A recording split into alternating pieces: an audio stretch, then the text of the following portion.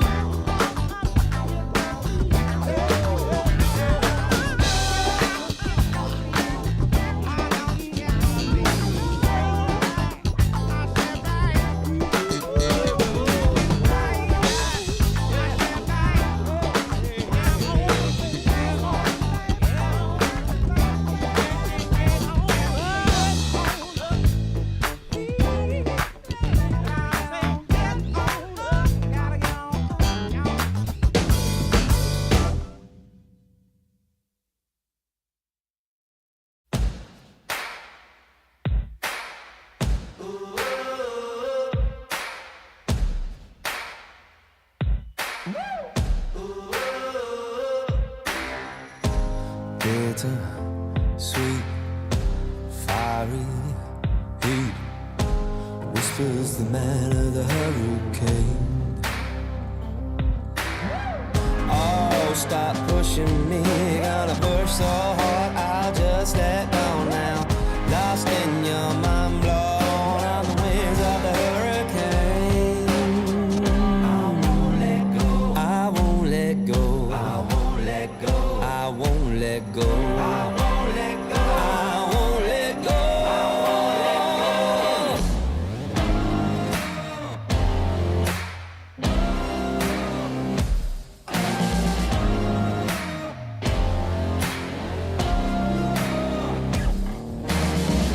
Ain't never giving up on you, gonna see this storm all the way through, gonna push right through the driving rain, gonna ride on the wings of the hurricane, ride on the wings of the hurricane, ride on the wings of the hurricane, ride on the wings of the hurricane, ride on the wings of the hurricane.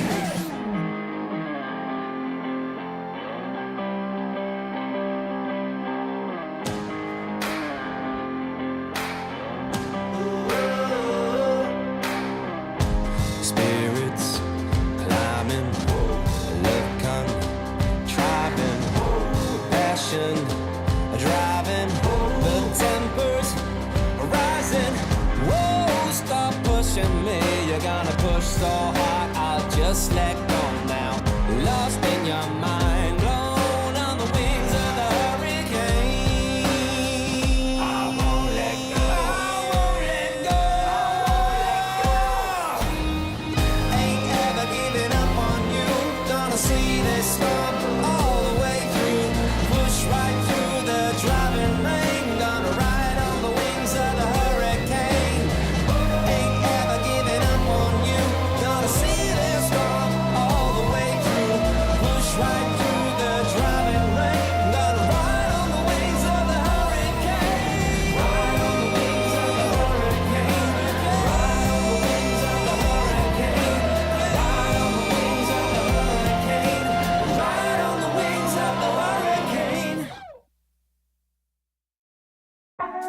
this, you know, 'cause I'm in control, 'cause I'm in control, you know I'm in control. I'm in control, you know I'm in control, 'cause I'm in control. I got this, you know, 'cause I'm in control, 'cause I'm in control, you know I'm in control. I got this, you know, 'cause I'm in control, 'cause I'm in control, you know I'm in control. Let me take you for a ride. Close your eyes, come with me. It's a heaven in disguise, just for you.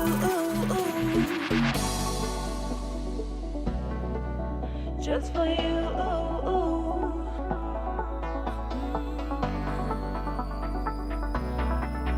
Just for you. You know I'm in control. I got this, you know, 'cause I'm in control, 'cause I'm in control. You know I'm in control. 'Cause I'm in control. You know I'm in control. I got this, you know, 'cause I'm in control, 'cause I'm in control. You know I'm in control. I got this, you know, 'cause I'm in control, 'cause I'm in control. You know I'm in control. Let me take you for a ride. Close your eyes, come with me. It's a heaven in disguise, just for you.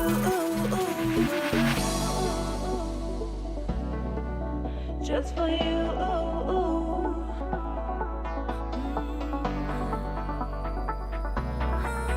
Just for you. You know I'm in control. I got this, you know, 'cause I'm in control, 'cause I'm in control. You know I'm in control. Because I'm in control. You know I'm in control. I got this, you know, 'cause I'm in control, 'cause I'm in control. You know I'm in control. I got this, you know, 'cause I'm in control, 'cause I'm in control. You know I'm in control.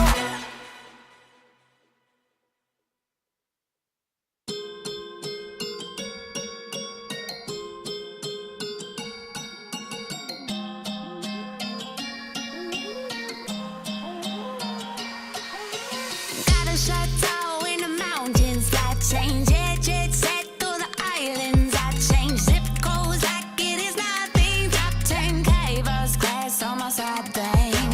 Shorty went viral on a TikTok. Got 'em doing moves in a big mouth. Rocking their head, doing pop like 20 million streams, so she won't stop, can't stop. 911, it's an emergency. Call your friends. Everybody follow me one by one.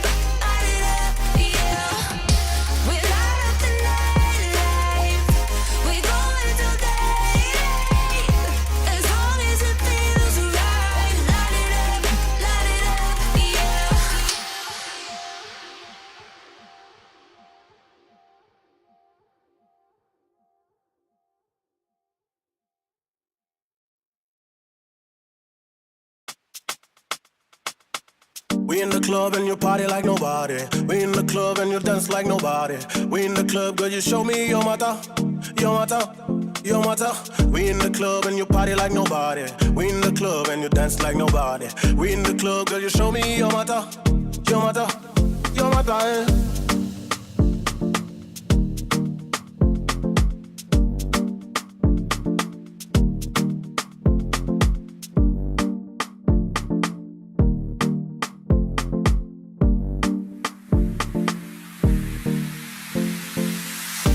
Club and you party like nobody.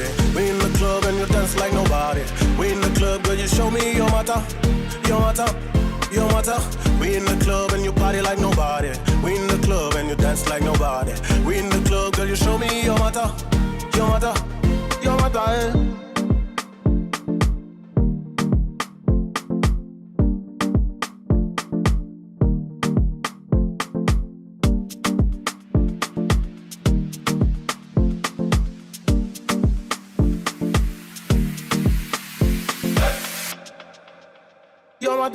We in the club and you party like nobody.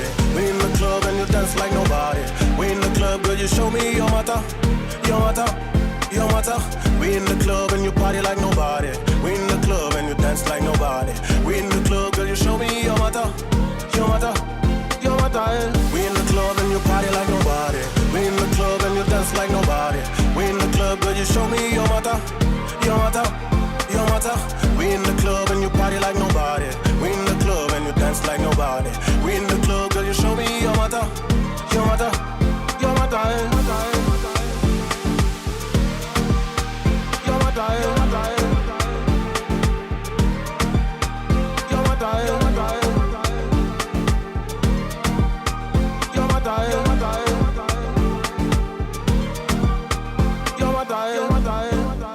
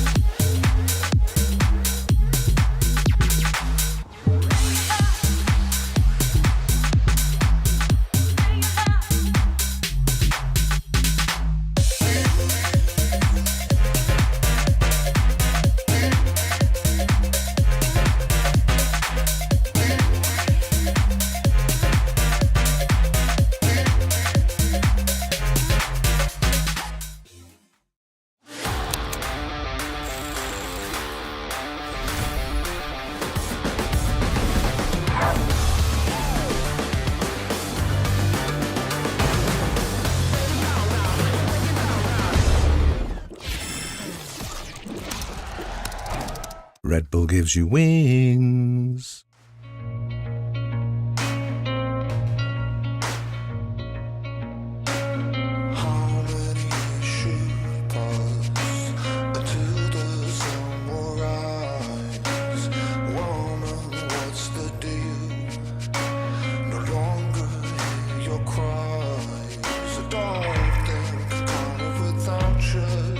Darling, I'll be just fine. You won't take over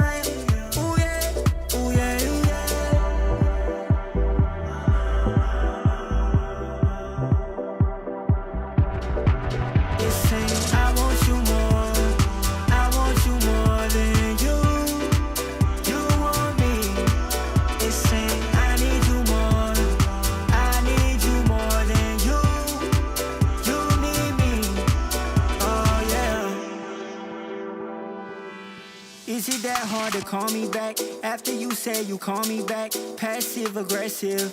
No, I hate when you call me that. You don't get the message. Playing these games while you texting.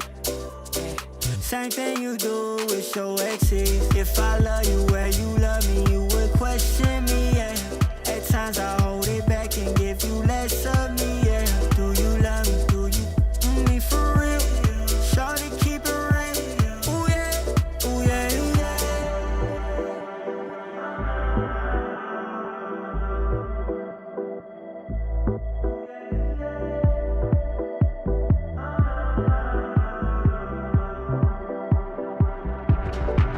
Listen, I want you more. I want you more than you. You want me. I need you more. I need you more than you. You need me. I want you more. I want you more than you. You want me. Listen, I need you more. I need you more than you. You need me. Oh yeah.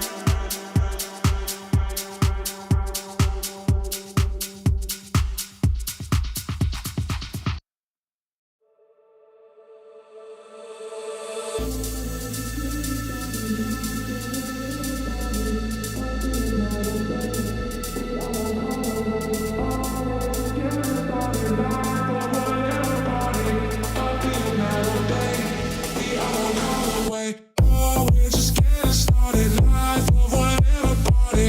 I'll be at night all day. I won't call away. Oh, we're just getting started. Life of whatever party. I'll be at night all day. I won't call away. Oh, we're just getting started. Life of whatever party. I'll be at night all day. I won't call away. Oh, we're just getting started. Life of whatever party. I'll be at night all day. I won't call away.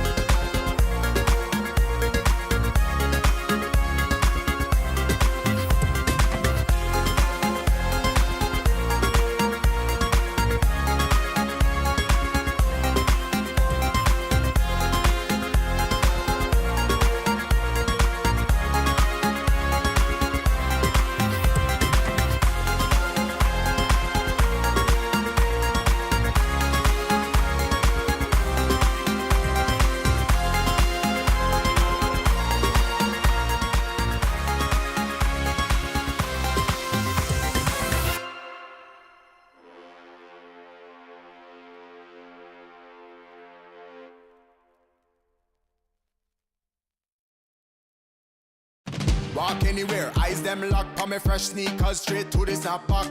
Pretty girl them smell, make alone get weak, wanna give me loose chat. Any boy try to take my style right now, better bring it right back. Come me look good in anything from the latest fashion, no throwbacks from a thrift shop. You hear that? Become a style so different. You see my style so different. Yo, watch how my style so different. Anywhere me go, yo, I'm just straight killing it. Ha, become a style so different.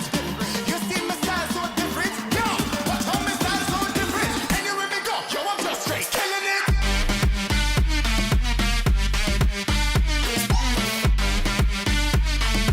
Anywhere me go, killing it. Killing it. Anywhere me go. Money on my mind, all I hear is ching, ching, ching. Some boy can't afford one chicken wing. Roll with top class, girl, no basic thing. Confidence in myself from the words we sing. Yo, become a style done properly, cause I must compliment the physical anatomy. With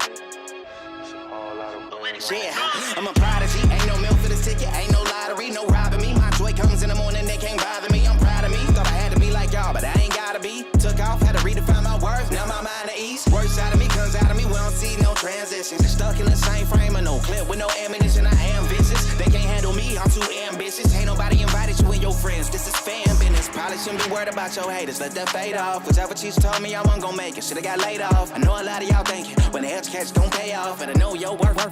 Add tax and take off. Take off. Yeah, I gotta win. I can tell they ain't want us around. They ain't gotta say it. Been doing this a long time. I put that on my mama head. Game recognized, game, we good. We ain't gotta play it. I've been in the gym all week. Leveled up though. Ooh wee. That's a whole lot of wins on me. That's a whole lot of wins on me. I'm a big dog. No leash. You all bark. No teeth. That's a whole lot of wins on me. That's a whole lot of wins on me.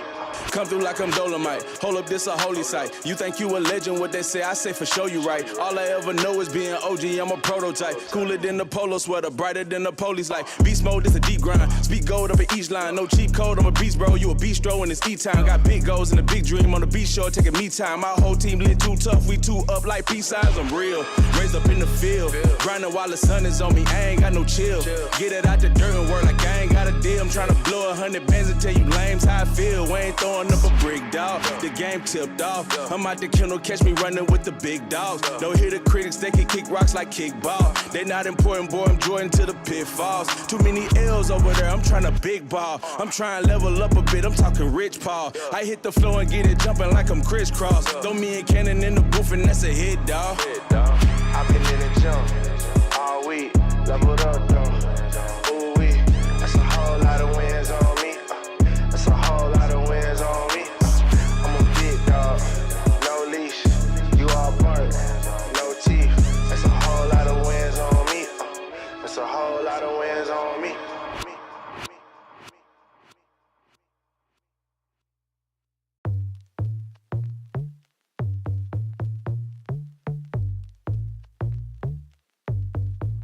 Who do you think that you are? Coming around nose in the air with your fancy car. Ha. You don't think you gotta work hard to see your name on a star on Hollywood Boulevard. You wanna run the world?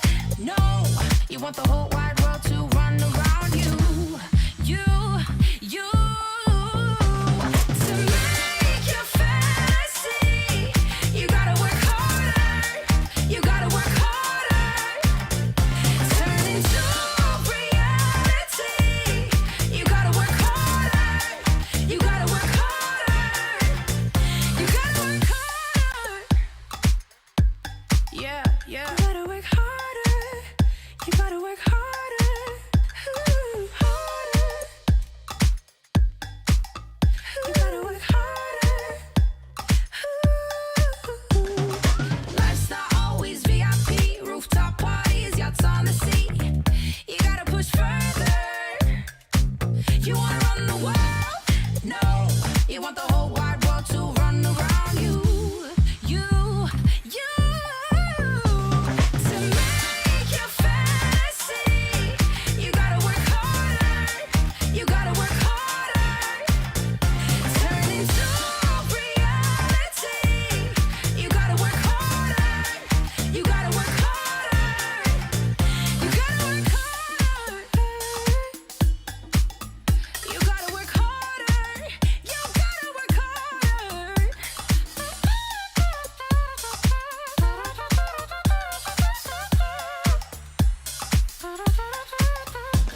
To make your fantasy, you gotta work harder.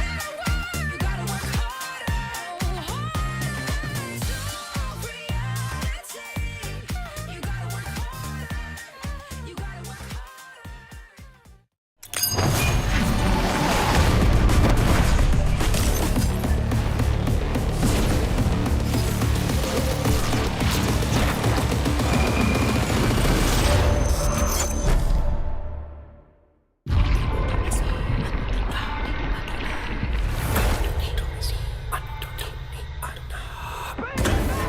They said we had to prove ourselves. So we did. They said we'd never reach the top. But here we are. We've broken barriers. We've shattered limits. Now this big fish needs to find a bigger pond. Now, it's not about proving anything anymore. It's about fighting harder, rising higher. Now, we are fearless. Watch us change the game.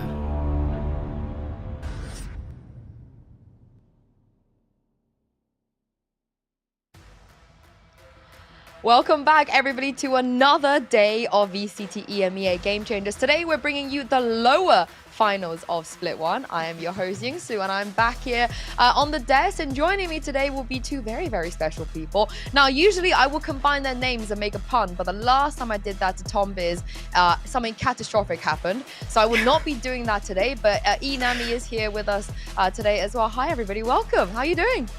I'm doing great. Super happy to be back on the VCT Game Changers and super happy to be in the lower bracket covering this interesting game. I like the idea of the nickname Tammy. That's what I'd be going for. Oh, but I like that. Yeah, it's definitely better than the one I think you accidentally said, but I'm still not entirely sure. I don't think we need to bring that up. But E-Tammy, how about E-Tammy? I feel like we keep the E. I like the E. I only get the T. That's all you're getting. As you should, as you should. But let's take a look at the overarching tournament format, bracket, and all that goodness, because Inami, we're slowly moving through everything because kickoff is about to come to an end.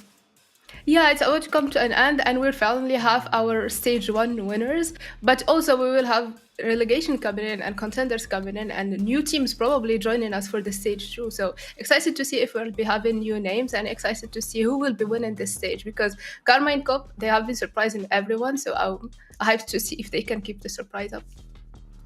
Yeah, I think always getting to see new teams come through, I think that's something that Game Changers in EMEA especially has been fantastic for, is every single season we come in and there is a new team challenging even some of the best rosters we have. So I'm sure it's going to be fantastic. We have seen some surprises though, because Tom, we don't normally get to the lower bracket of any stage of a tournament and talk about G2 Gozen. Yeah, this is the thing. I'm normally brought into this broadcast to just like bat chess G2 for about 10 minutes and go how like, they don't even lose maps. It's not even close. But yeah, they're in the lower bracket. They took a L to KC, who've honestly been on fire. Like, I've really enjoyed watching that team throughout the tournament. And obviously now for the GX squads, they get a matchup that we've seen many a times, but maybe a little bit earlier in the tournament than they would have liked. Yeah, that's not a matchup that always went on favor of GX, so maybe they won't be that happy about it. But KC, they've been surprising everyone with names coming in. GX said that she's here to win against Petra, and she just did it yesterday. Yeah, most importantly for a KC, they're going to be guaranteed some points of either the most they could get from this stage or the second most, no matter what happens. Because if we take a look at the circuit points, which of course Inami is super, super important if these teams want to make it to champs. Yeah, it's important because this time around, again, like last year, we'll be having 3 teams representing us in champs. And last year, the consistent top 3 teams are the ones who made it. So it's very important to start on a good foot. And also it's very important to start gathering those points. And what I see there and what I like a lot is SK Nabula being there on the top 4, getting already the 20 points. And that's a team that's only recently joined us. So if you are a new team, you can also make it. You can indeed. But sorry, Tom, to interrupt you because there's some other things I think we need to definitely talk about coming to this matchup. We've already spoken about how big of a deal it is that G2 Gozen have dropped into this lower bracket. But Tom, it's actually even a bigger deal if we take a look at some of the historical context into this.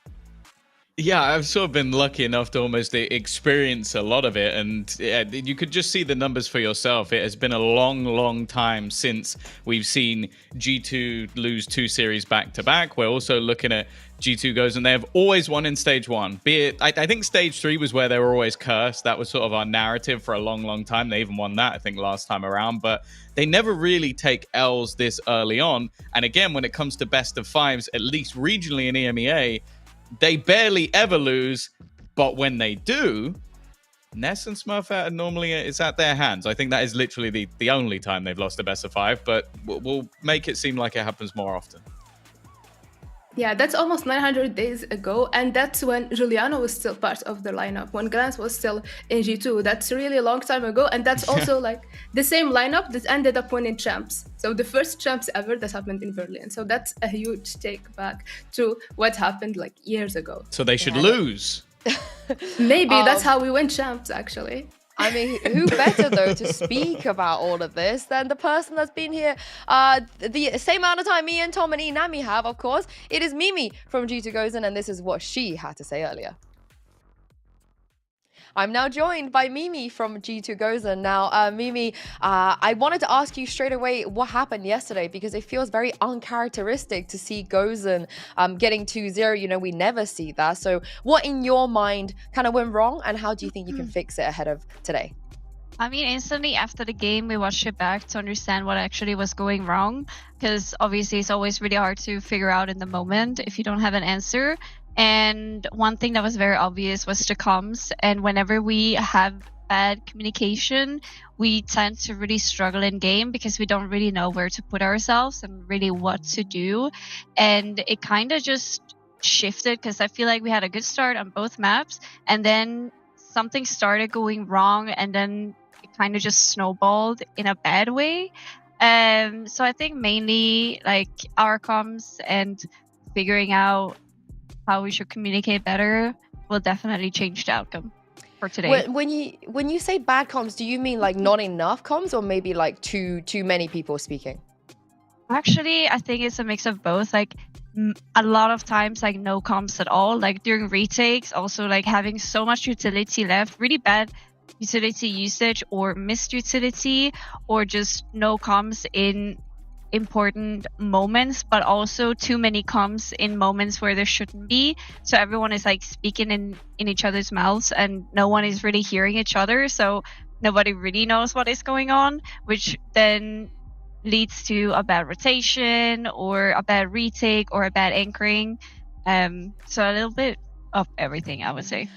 It's normal though. I mean, like, I feel like every team, you know, has those moments, but it's good that you reviewed that. Now, it will be a best of 5, and I think this is kind of where, like G2, you know, you're in your comfort zone. You guys in a best of 5 is just something else. We remember the reverse sweep and so on and so forth. So I wanted to hear from you on, you know, what is it about best of 5s that you think makes you guys so much stronger?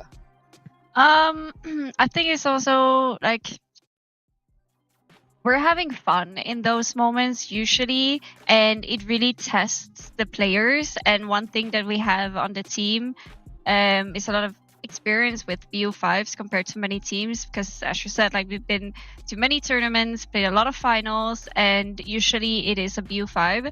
So we just have that like more reps on it than many other teams, and I think that just ultimately makes it more comfortable. But also we're very comfortable in our map pool generally, so we know that the deeper we go into the BO5, we will still have a good chance of making it out at the end of it, even though it's the 5th map, because our map pool is pretty deep.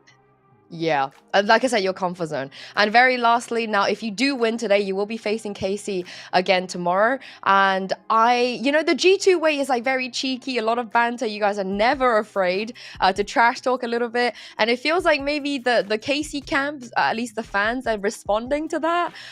They're kind of hitting back a little bit. Does this make you feel like there could be a rivalry, and maybe you want to beat them in a grand final even more? I mean, we have always tried to find a team that will be a rivalry, and obviously I think it's cute that they have their little army, because they finally are doing something in Jisoo, and I'm happy for them. But you know, we'll come back stronger. We will. Oh, you're writing the storylines for me, Mimi. I love it. Thank you so much for joining me, and good luck today. Thank you very much. It's just entertainment and a joke, all right? Like, everyone relax, everyone relax. It might not even happen, you know. They could lose to GX today, and then we don't have to address that again. But here is the thing, though. You heard it from Mimi. They are always looking for maybe a rival, someone that can match up to them time and time again. And sometimes, Tom, it has been GX. The times they played against each other, GX have been competitive, and they've even beaten them this year. Yeah, for sure. Like we've seen a couple of matches already within this year, and okay, one of them went quite well, the other definitely didn't. Like I think that's the problem. Is I think playing this team more than once is always going to be a little bit of a burden, but maybe they can hope for a bit more of a back and forth, especially in that playoff stage. On Icebox, they got absolutely battered, and of course that was with some of the newer changes going into the update in the meta, so it's definitely a great sign for G2 going forward. But yeah, I think that you even just talk about the sort of past of GX and how when this team has confidence, when the individuals step up, it does feel like they are one of the very few teams that could even be in the conversation for a rival of G2 goes. And so I think there's definitely some hope for today, especially after those tough defeats earlier, that they will have learned and managed to come back into this one. Yeah, one thing that's very good about losing matches is that it gives you a wake-up call, so you can come up strong. And you spoke about how these individuals are very insane, and we can see them right now. Like, the firepower coming from both teams is actually so insane. And then mix that with the strats coming from both teams and the adaptations that we've seen coming in. Yeah, you can only expect the best from this lower bracket final. Yeah, and these are not, you know, rookies. These are players that have been here for so many years, been in high pressure situations over and over again. And I'm glad you mentioned firepower, Inami, because if we take a look at this Sarah versus Nello head to head, it's almost difficult to, you know, pick out who lost yesterday and who won. They both had such an amazing day, but the stats are just off the charts. Yeah, those aren't the stats of someone who lost yesterday 2-0. Nell's stats are just insane. And the way she was holding the side is just so good. It makes you just want to watch her more. And I know we've been speaking about G2 being the champs, etc. But Nello has been an EMEA champs even before G2 came to the competition. So this is just something that just fits.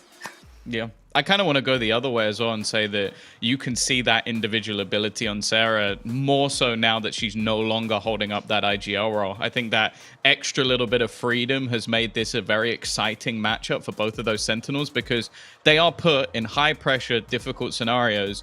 And yesterday, both of them were flourishing. Yeah, I'm glad you mentioned that, Tom, because I actually had a chat with Sarah a little bit earlier, and this is what she had to say about her growing confidence in her new role. I'm now joined by Sarah from Giant X ahead of today's game. Now, Sarah, we've spoken at length about, you know, some of the role changes we've seen from you and how comfortable you look. But I really quickly wanted to ask you about taking those first engagements on the attack side. We saw a lot of that yesterday from you. It was so successful, such a big win condition for your team as well. Is this something that you've been trying to do more? And how do you get comfortable in this new role and also make sure you got to get those first kills as well on a Cypher Killjoy, which is not, you know, something we see very often? Yeah, I've been trying to be more confident in how I've been playing because I feel like I was a bit scared at the beginning playing a new role. So over time, I just felt more confident and my team has really helped me feel that. Is there a certain playstyle that you kind of envision yourself doing on the Sentinel role? I mean, I was super passive at the beginning, but I'm trying to be more like proactive mid-round. And when my team makes pressure, I like to lurk a lot as well. I love lurking as well. I think it's the best way to play this game. You're doing fantastic. Now, it is going to be a best of 5 today. And I think, you know, unless something goes catastrophically wrong, we probably will be expected to see the Lotus.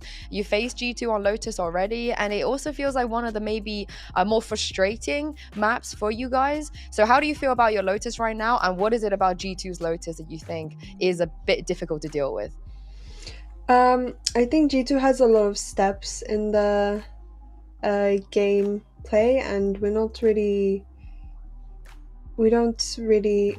used to that much when other Game Changers teams usually just Is it a, Yeah. yeah, So, is it a comp thing? I mean, I don't think it's a comp thing. You just have to play your comp well, and that's it. So, like a difference of playstyle, rather, you guys are not used to Yeah. as much. I guess, and a lot of it comes down to us as well, making micro mistakes, but it will all be fixed today.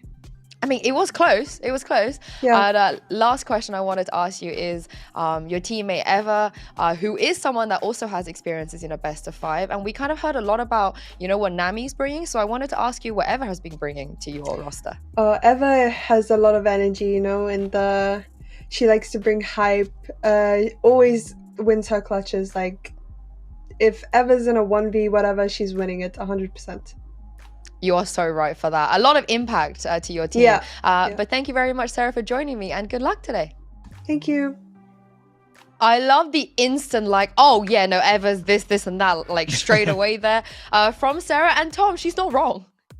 No, for sure. Like, this is a player I wanted to highlight coming into the day because I was waiting to see which team jumped on the opportunity to sign Eva, because obviously her ex-team decided to head off to another region. We've not forgiven you for that, Falcons. But luckily, they couldn't take the entirety of the team with them. So that meant, as you can see on screen, Eva is ours. So luckily for GX, this is just the easiest pickup of all time. Like, you're not likely to get your hands on any of the Gozen players anytime soon. And this was basically the next best thing. And I think that Eva flourished in her role throughout the entirety of the season, was one of the few players that gave that sort of contention to the likes of G2 Gozen. And as I said, like, genuinely, it was a no-brainer pickup. And I think that works also so amazing for Eva herself, because she mentioned how she felt like she's able to adapt even more because she has 2 Turkish players with her. So keeping that Turkish core and going back to playing with Turkish players has been so good for her. And she wanted also to play with these players because she's known them for so long. So I'm excited to see even how much she can grow this year. And maybe we'll see her again in Champs. I also, Inami, I love how personally you take that Falcons, Nah, I do. You know? Like, They took Manvi and Mary, come on. Hey, at least they won. At least they won. So, like, That's you know, true. they've shown us why, you know, they moved region. But the thing is, we hear from Mimi, they have a lot of experience in a best of 5. They have a lot of experience as individual players. But Inami, we have to also give Eva that kudos as well, because she literally went to Champs.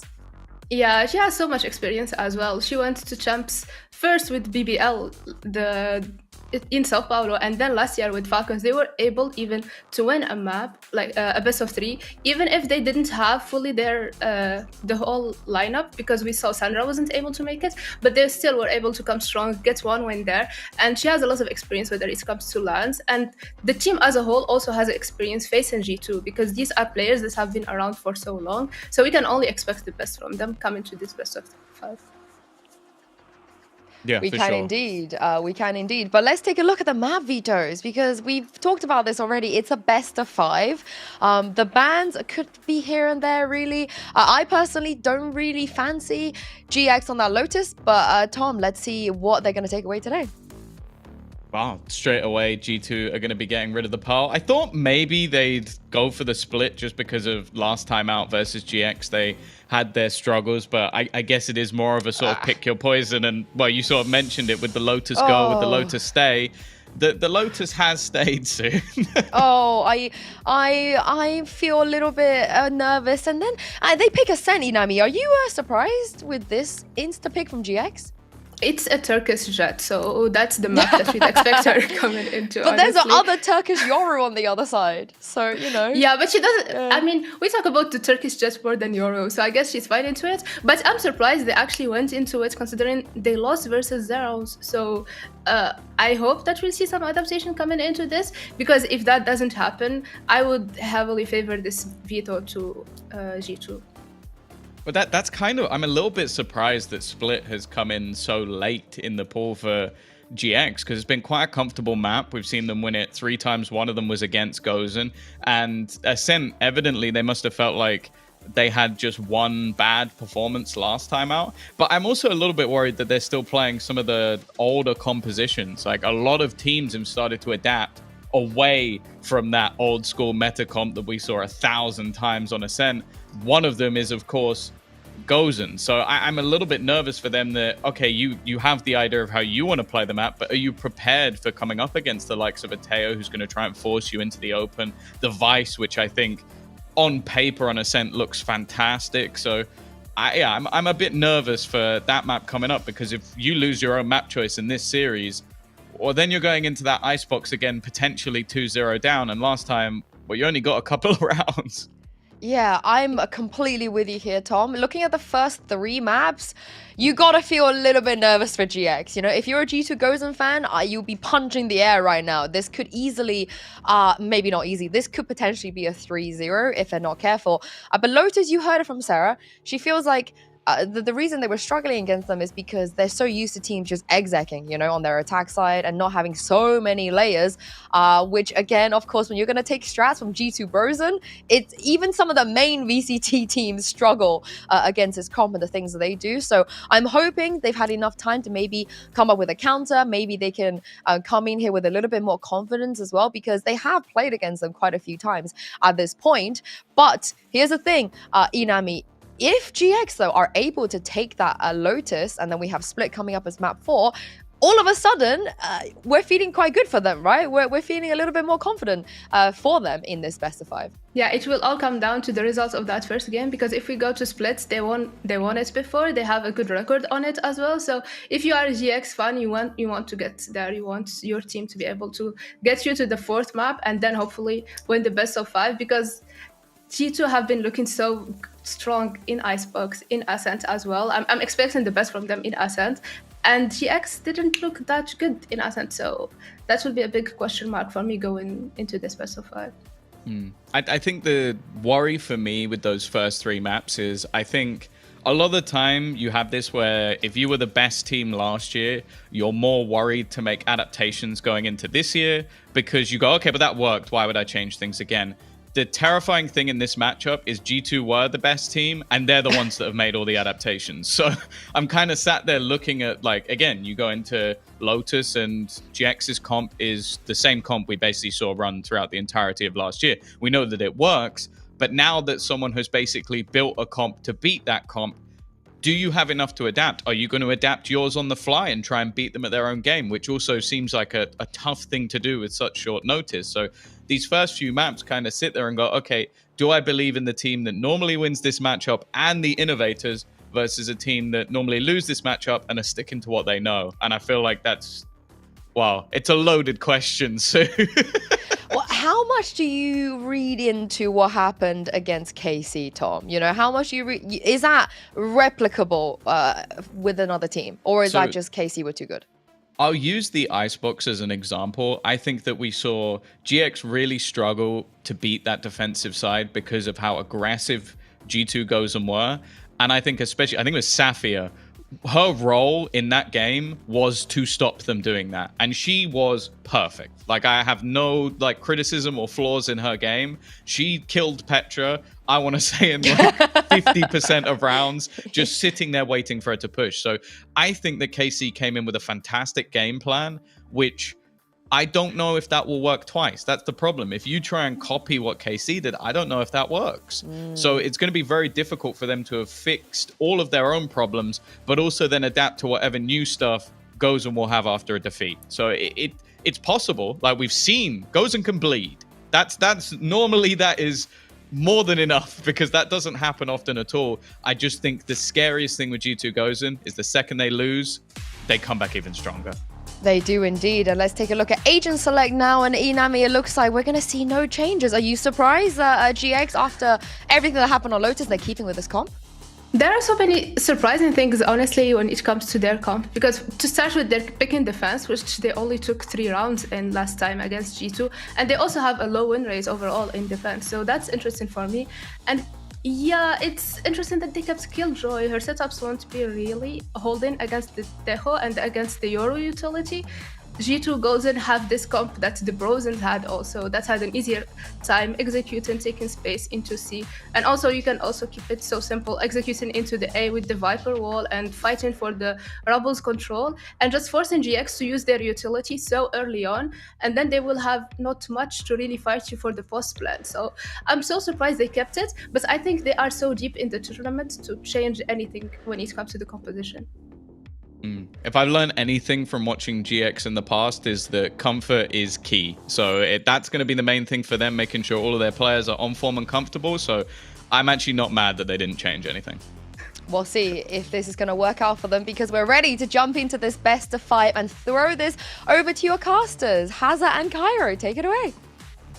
Yeah, thanks guys. Look, we've got a fantastic game coming up here. For G2, it's a dynasty of domestic dominance which they're seeking to protect. That flawless Stage 1 record which has been in place since the originals were signed those many years ago, and you've discussed it in detail. Lotus coming in, it's an immediate strong pick and a great way to start off this best of 5.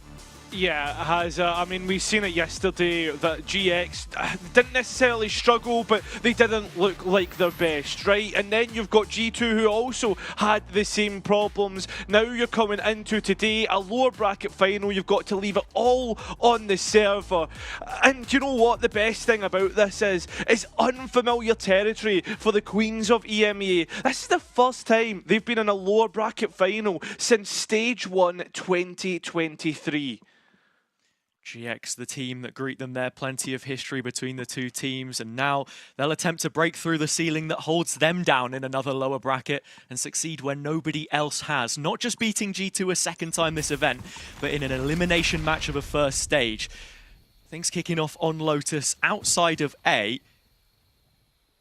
with Nami just second guessing this toxic screen. It's 5 G2 players grouped up, and the immediate salvos used by Amy. GX being proactive, they've already cleared out B main with a Prowler, and with all the utility coming through, you can see the rotations coming in. Nami feeling under pressure, a nice reposition, doesn't get caught, but well, the execution's now coming in.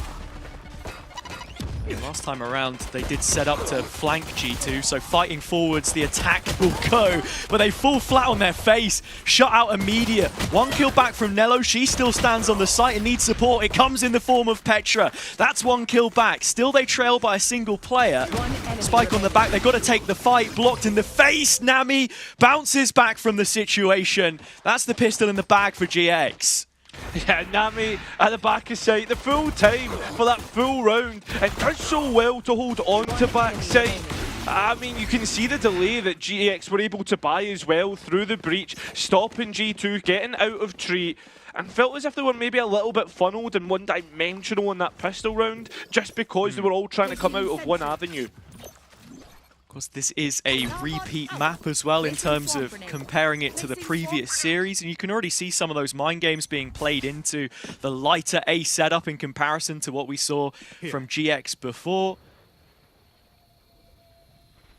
But once again, more mid-rounding being done, or early rounding I should say. It's the Prowler that clears out B main for a second successive. This time though, you're seeing Smurfette just being deposited there and left while the other 2 initiators go and rotate to support Nami if anything does explode onto the A site. I mean, you can see right now, GX are aware of stairs and not necessarily dealing with it at all. Nami only has the pistol and that ghost will get dropped. Not before the Bulldogs battle back though. Still plant yet to come in. Aftershock delays that further. Paranoia recommitted to clear out the backside position. That's where Ness has held the line and done decent damage, but so have G2. 3 of the weapons lost. And Sarah, I don't think is going to be able to get her hands on that second Bulldog either, so it's just the Stinger that she'll keep. I mean, you've always got to expect that G2 will be able to do the damage. I mean, I think Nami just gets caught in a position similar to what she'd got in the first round. That Euro TP being able to like close the gap and almost make it a crunch. At the same time though, we now look towards the rifle round, and there is still buys coming through, like Nami for instance has bought up a rifle here to work with, so it's not completely easy for G2 in this round. Now he's willing to immediately get out of dodge on C-Mount, TPing off. And there's a trap play set like you said. SK did well to deal with this yesterday. G2 not falling foul to those kinds of issues either. There was no turret contact last time. Will Petra trip it against GX on this occasion? You can see just how reserved they are, though, in terms of the positionings for G2. Two players so far back, the Euro just behind Mound, just in case they get caught off guard. But they're still sticking around. So much tension built up already. Just waiting. Look at the pings. To be released as soon as that turret is hit. It's the stealth drone, actually, which Amy's going to throw out first. Finally, the contact comes through. With the suppression onto Nami, the paranoia can't be pulled. And for that reason, GX go through the door without the support that they would be relying on. Nami, finally, holding up her end of the bargain and cleaning things up on the site itself. That's where G2 have failed to cross. Nami holding the line again as Mimi is thrust into a 1 versus 3, to which she can find the first kill and disengage with the spike. I mean, the fact that there's an opportunity here. Stun's still coming back up. One flash as well to be used. I mean, we see Mimi try and play on the front foot. And you look into what re-clear utility that GX have coming through. Realistically, it's only that one. Yeah, Mimi is getting closer to the fault line, like you say. Flash goes out main, now on the off angle. Trying to dodge it, but eventually has to break. Both players getting stunned. A little bit more time in the back pocket for the Danish IGL. The smoke doesn't quite cover the angle completely. She's got to go a little wider. First shot hit! Second follow-up is delightful! That's a triple kill and a Red Bull clutch from the captain to get G2 on the board.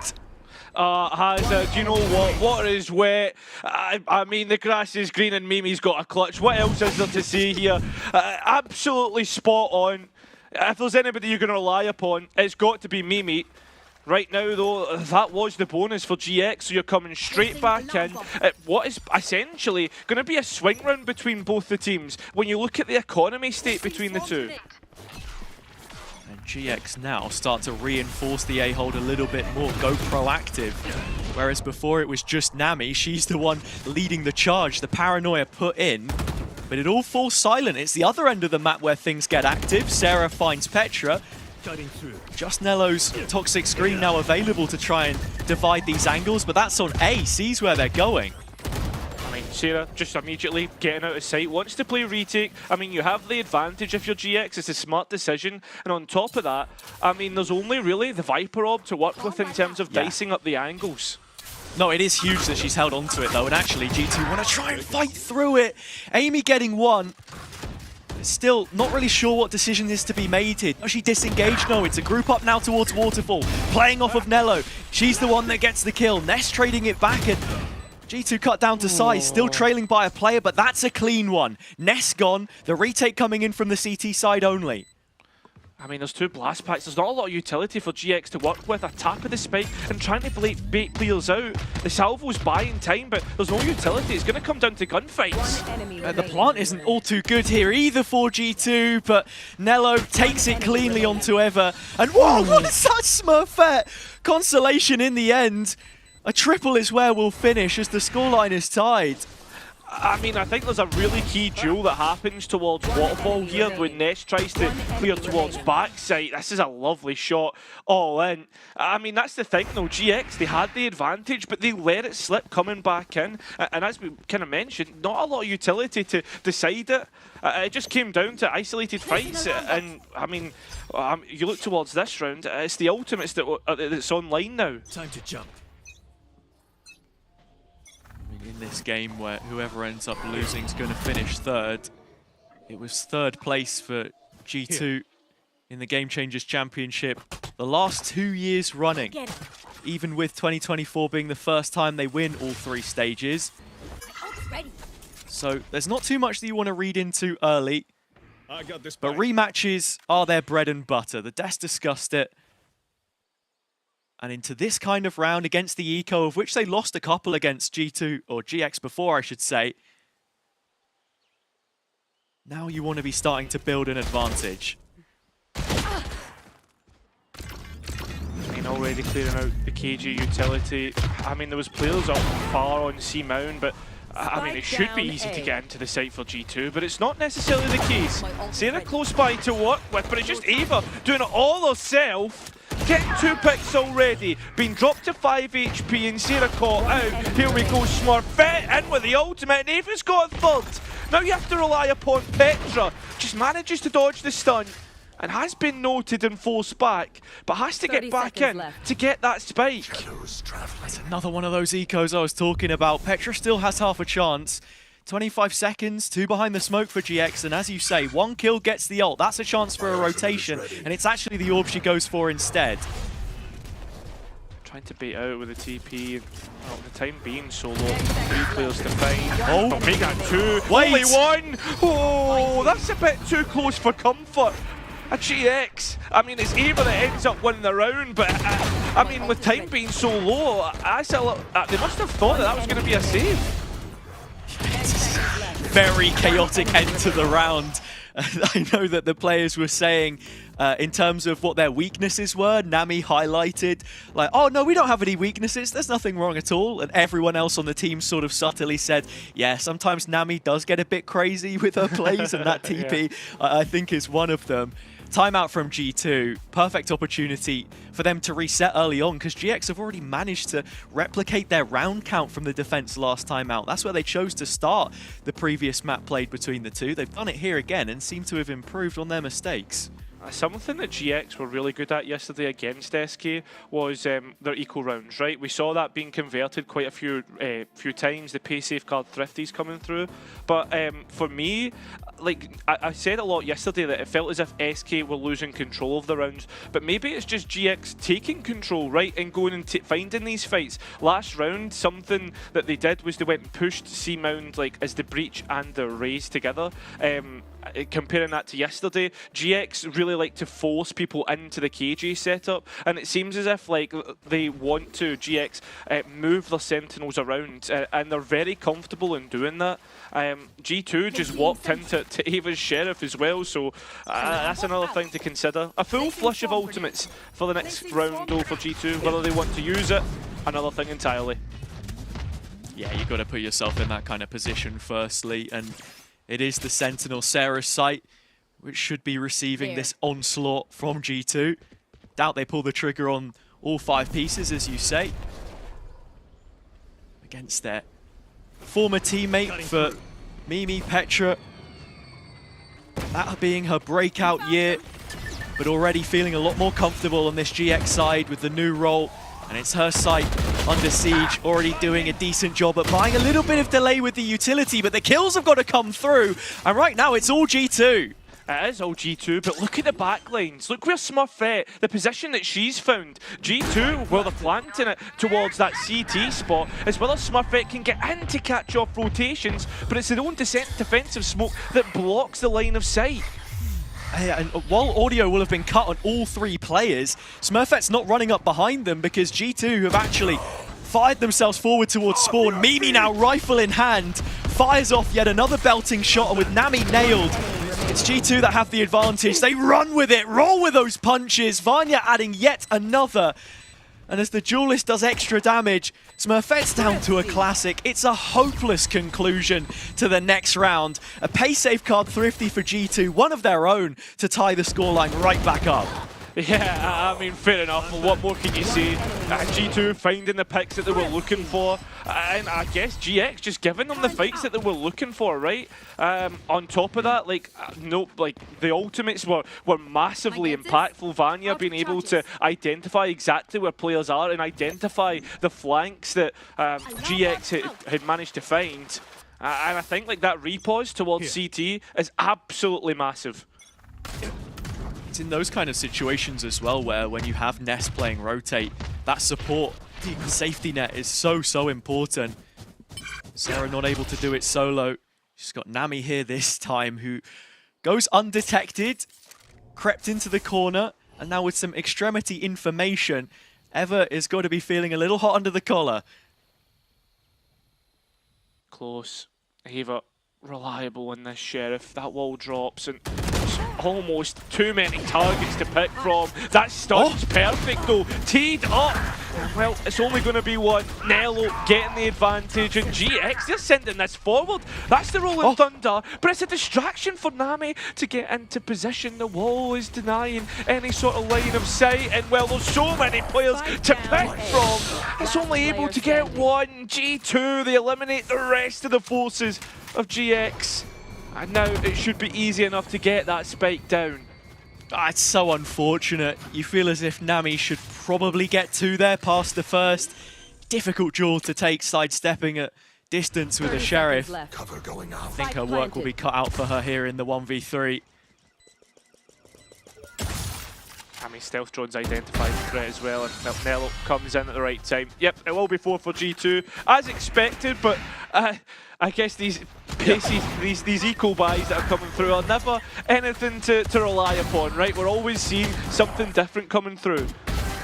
And just on the replay there as well, it's a fantastic stun from Ness as GX look to re-engage that rubble position with Ever being, you know, sent so far away, casted to an island of which she is never to escape, of course. And the investment of the Rolling Thunder, perhaps a little bit ambitious, nearly pays off. It's the grass fight which doesn't go down all too well for them. And now G2, having set up that conditioning on both sides of the map, they're going to follow suit of what the VCT roster does a lot, and that's go for a quick B play on the rifle round. Yeah, I mean, the fact they've got ultimates to work with as well, but Sarah is the first to get onto Petra, and again, smokes offline the rest of the round. So, in terms of what you're going into, GX have the pick of the angles. Vanya, though, has a pick of the map and towards the defenders, or the defender's spawn. And GX are worried about this. When have we ever seen her before, right? It's usually the Omen. And actually, there's one right walking straight to her doorstep. Armageddon pushing all of GX exactly where G2 want them. They've managed to unlock the site and bring this to post. Spike can go down, maybe one closer to her ult, but it's Nello's Viper's Pit which will now enshroud the site. On top of that then, Smurfette now coming in like on that flank once more. Catches Amy but can't capitalise! That's a disaster, Hazza! Certainly is, but not if you're G2. This is a chance now to put some serious distance between yourself and your opponent, GX. They will stay on 3 rounds. As the last couple of players, Ness and Ever, are just going to be saving out here, so that's a very good result for them in the end. As I say, you know, they've shown A, they've shown C. It's time for them to go B. And while I think GX did a good job adapting to what we saw quite a few times in the previous series as well, of these B pops, they had the smoke in place, they had utility right behind it. This reaction then towards the C site is fantastic. That's something you've always got to commend G2 on. Their ability to mid-round so effectively with the sheer experience they have between the players. Yeah, 100%. The fact they've been playing together for so long, playing through many best of 5s, as Mimi was talking about. And the last time these two played in a best of 5, Hazza, would have been that split 3 grand final. Yeah, it would have, right? That there is plenty of history between the two in that regard. You speak of the experience, the 8 titles, the GC championship that both Mimi and Petra have, but then you've also got to remember Ness and Smurfette with their own appearances at those international events, and that was through winning, you know, the 3rd stage in 2022 with Guild. That was the last time we saw G2 lose a best of 5 series. It's against these two players yet again on a different team, of course, and a project which has changed quite a lot over the amount of time it's been given. I think it's important that we address this timeout right now, though, and one of those new players in the team, Nami, and how useful she is in these situations to reset, as she was yesterday against SK. I mean, that's it, right? Like, the amount of times that we saw, like, GX find themselves on the back foot, SK looking to go on and take advantages, which they weren't quite able to do. Now moving in towards the next few rounds, we're looking to see what adaptations have come through. The KG switching from C towards A. I think that's the 2nd time we've seen it. And the other aspect to it is GX are pushing G2 back. This is them trying to force a reaction from G2. They did this last time out as well, but what G2 will do, where SK failed last time, is they want to re-clear this space. They're not going to be shepherded straight into an A take. They will do their due diligence, and at the very least, you would think give it a go, but actually, they do want to follow this up onto A, at least initially. Create some pressure there. Could easily just bait GX into staying towards the A side. They'll probably be here on the Tahoe stealth drone as well. But you look towards GX's setup, they're not completely convinced that this is going to be A just yet. Smurfette still towards B, and Nami is still on C as well.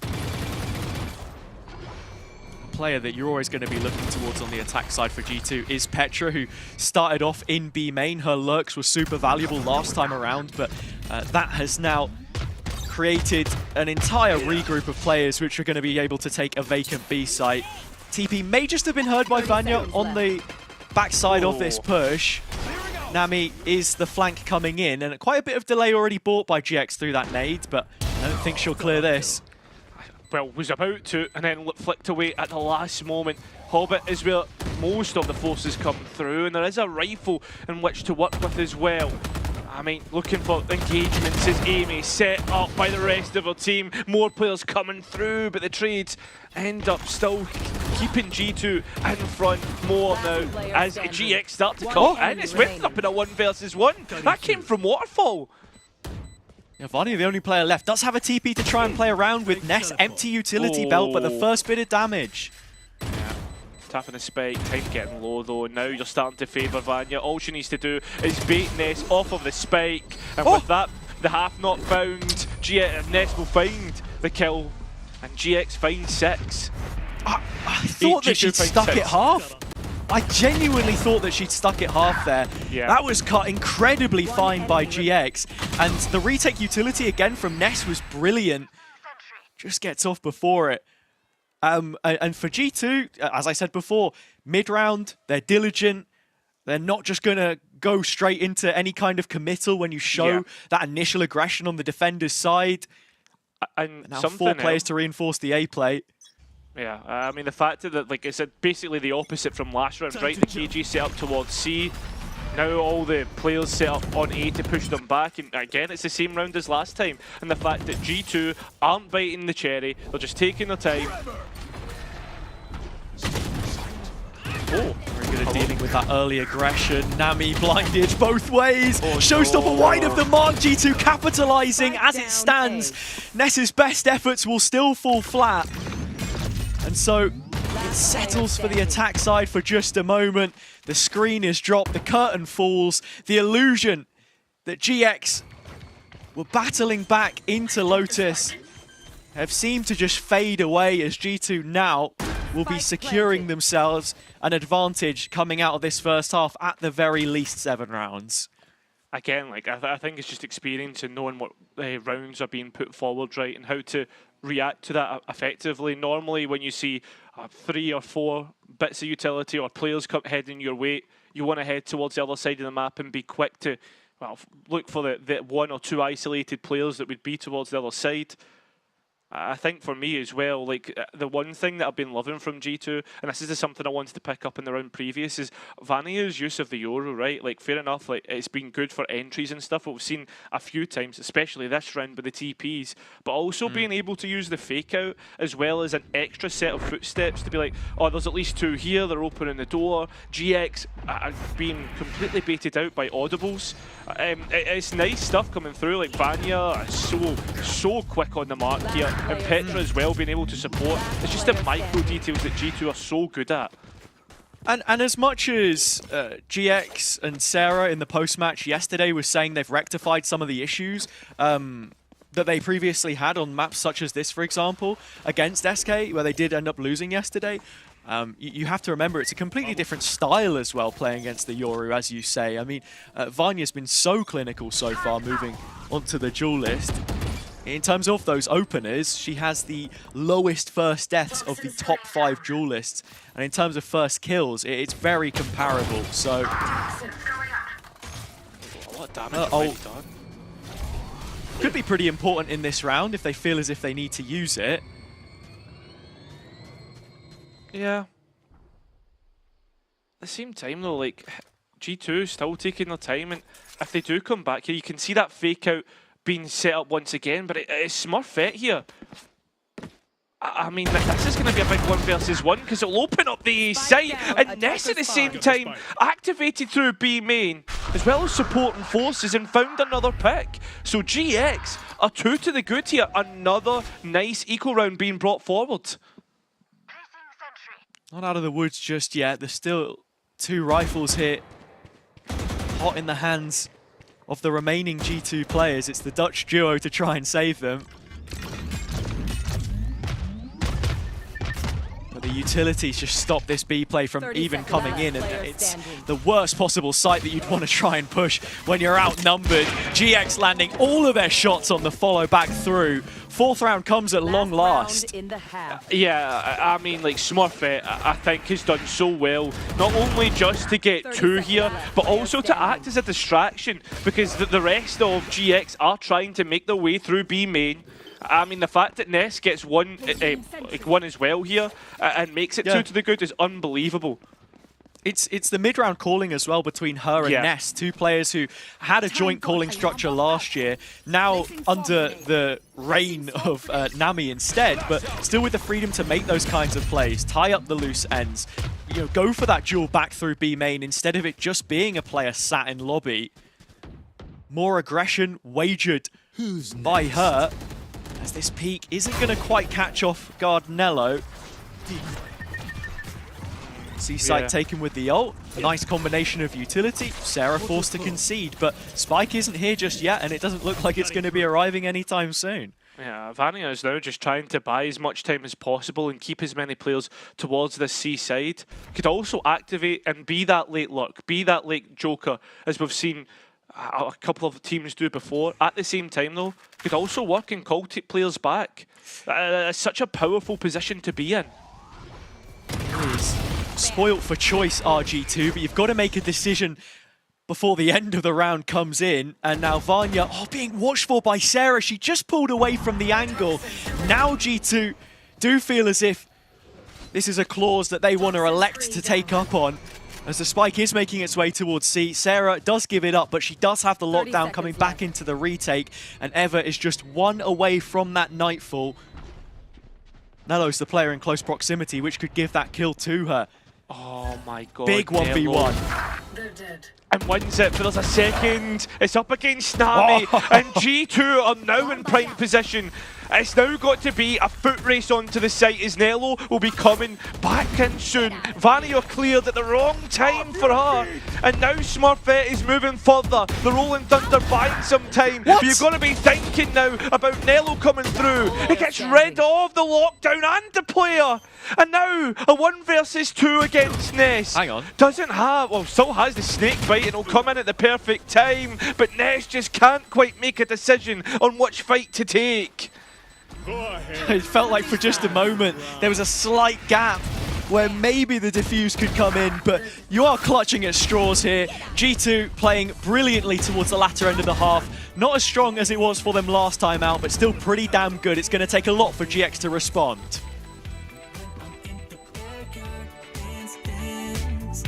When I'm in the graveyard, we dance. When I go back to sleep, I dance. In the realm of dreams, I dance. When I'm in the boneyard, dance. When I'm caught off guard, I dance. I got a feeling I can't shake, but I'ma try to shake it anyway. I got a move that I can't break, but I'ma break that thing anyway. Not gonna tell you twice, we're gonna dance all night. Not gonna rush the beat, we're gonna move our feet. Not gonna tell you twice, we're gonna dance all night. Not gonna rush the beat, whoa. You know I got to wake up and dance. You know I got to get up and dance.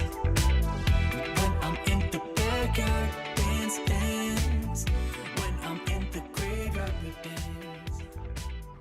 When I go back to sleep, I dance. G2 firmly in front coming out of the opening 12. It's not 9-3 this time, it's 8-4, so GX have made improvements. You can't say that they've lied about that, but it's to the extent which they need to recover now on this attack side that we're really looking out for. I mean, you move on to the attack, you're feeling a lot more comfortable as that 3-site map, right? But if you look towards this B main, and you look already, G2 looking to play on the front foot. Smurfette walking up, supported, but outnumbered. G2 with players here to try and take a fight. The catalyst would have been the stun, but it goes traded. Someone Ness's own utility, stopping them from making a move so far. This defensive Viper will always prove to be an issue, especially with that Hobbit door broke. GX not wanting to go towards the other side there. And G2 don't have control of trees, so they're trying to respect it and focus their efforts towards main. Good delay though, and that's now a fight which G2 are prepared to take towards grass. Kills back forever, Ghost gets 2 in the process. But Sarah is still estranged from the rest of her team here in rubble. Fortunately enough, G2 not willing to re-clear that just yet. They're regrouping through the middle of the map. That's left C open. And it's where the spike should go down for GX. Should do. The only issue that I have with this is whether Sarah gets there on time if they do go towards C, right? Doesn't seem as if that's going to be the case. Sarah now exploring further up towards that A side. And GX coming back. I mean, realistically, GX just can't let this fall into an advantage towards G2 coming back in on the retake. Sarah's found such a key position. This is crazy pathing from her. And her old IGL feels the brute force of it. Sarah does eventually get traded back out. Nice work from G2 to re-clear that space. Spike going down with 5 seconds or so to spare, but just enough to get this post plant in position. 2 flashes on both remaining players for G2. But the big thing here is Smurfette has nade and has 2 blast packs. This utility in post plant is going to be so good for delay against G2. Currently playing from upper. Vanya with a TP to cut across as well. Line of sight denied by the first smoke. Second drops to Smurfette. She's going to get the first player on the jump back through. The second round the side is Vanya. She'll win it out with a triple kill. And while G2 were able to pick up both pistols last time, they'll have to settle for just one here, although it's the most important that they could have hoped for. I mean, this entry from Nello's so good. You get rid of Ness, and the brawl ends up being even, right, all in. Nice little mid-rounding, and I think as well, like, Sarah does excellently to find the space that she does. But it's just that the 2 remaining players, right, communicating, being calm, knowing that they have so much utility to isolate fights or put themselves in an advantage for the next one that they find. All players have got a bye here, so this round is gonna be chaos. I don't think we saw GX go for a single force buy yesterday. It's very different to what you'd expect from them, but it's a sign of the times as things stand. Util goes traded, Toxins able to deny quite a lot, and Smurfette's basically dead as soon as she satchels through. 1 point of health simply doesn't cut it. Petra playing from backside now, has her blind to try and work with, but thinks better of it. Yeah, rather play the advantage, right, but also keep in the back of your head Sarah's positioning once again as that spike goes down. Needs to get this kill, but Vanya wins out the duel once more. Player already detected towards Ben, suppression goes on to them. G2 know the state of play, win this round, and it's pretty much the map in the bag, and there you go, double digits. They will deny GX forcing their way back into the conversation, demand all the attention for themselves as they often do, sat at the crown end of the table. And with just 3 rounds now separating them from a first map win on that war towards the grand final. Yeah, it looked as if it was going to be an ace up the sleeve, but right now G2, they have a full house, right? You're looking at this next round essentially being a bonus. Sure, there's the GC Sheriff, but when you compare these 2 teams and the maturity that they have, right, you're fully expecting that G2 will be comfortable enough to convert this one. We're looking at 11 and GX with a mountain to climb. I don't know, man. I think if there was anyone to beat on that drum, probably be me after yesterday. That picture-in-picture of the Sheriff still haunts me. Couldn't sleep last night. GX, yeah, they're good at it, man. They got 2 players in the top 4 for headshot percentage. Ooh. Up against an outlaw. Petra, not really getting anywhere with that one. So, hey, we have liftoff. Listen, that's exactly what you're looking for, right? And now, I mean, Amy's table isolated in main. Surely not again, right? GX, like, sure you've got the Queens of EMEA here, but I think GX are the Queens of Ecos at the minute. Don't get up. I mean, G2 though, well-being under pressure, proactive, find one back in the conversation. Vanya is just grounding. Brings us right back down to earth. We still have Eva, the insert in main. She'll turn the door, and now they turn their attention towards the C site. Still so much utility. A stockpile for GX to work with here, whereas G2, little light on their feet in that regard. Oh no, the next shot goes GX's way. Nello isolated as well. Advantage still towards GX, only momentarily as Amy comes through once again. 10 points of health up against that old teammate. Can she come through and haunt Mimi once again? Can't go near that turret because of the damage, but Mimi's looking for that angle onto the spike plan and will find it. Tumultuous waters is what G2 found themselves in, but they'll find themselves getting towards land ashore. Yeah, very well done from G2. Just some of these fights, man. And then right at the end, can we put this in slow motion? It felt like watching a slow motion car crash anyway. Like Mimi just peering her head creepily around the corner. Something out of a horror movie, man. Mate. But yeah, I mean, look, that was a way back in for GX, and it's immediately door shut. You come into the rifle round though, so technically you got a better chance here. But it's the context, the gap in terms of rounds. Vanya with an op back in her hands. I think the big thing that you've highlighted here is the context of this round. And I think you've always got to know is G2 are on the defense. These rounds have been close. And this economy, could be broken if GX win the rounds. That's another thing to note. I mean, the other thing to note, though, is that GX, they don't know that there's an op in play, right? That's the other aspect to this. And in terms of the structure, they're very happy to just leave Vanya as this sole C player. We saw them do it on the pistol last time when they were playing defense. It's just given so much room to the rest of G2 to stack up on A, but it means nothing if you take fights solo. GX massively punishing as Amy is the next domino to fall.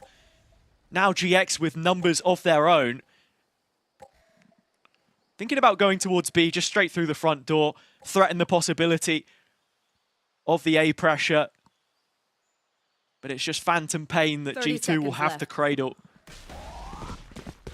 I mean, GX look as if they're going to have this B site easily enough. At the same time, G2 have cleared out all of A main. They know that that's clear and there won't be any late lurks through that way. As for C, they're just going to leave that beat and have to retake with an op. It wouldn't be a bad idea to save here, but instead, Dimensional Drift invested. G2 fancy this. Yeah, G2 have rounds to play around with, so why not give it a go? That's, 3 of the 4 players spotted. Smurfette tip of the spear is now stunned, and 2 of them stuck out in main with no way back through unless you get decayed. G2, all the kills, reaping them in boatloads. Eva needs a clutch. It's a 1 versus 2 for her to try and take. Gets the first. The second is there, of course it is. Red Bull clutch, as that will be number 5 posted, but at a hefty cost. It is a hefty cost for both teams, but the biggest cost will come through on G2's side when we look at their buy in the next round. It won't all be there, or it's going to be very, very light. Nice work coming through for the Red Bull clutch, and there you have it.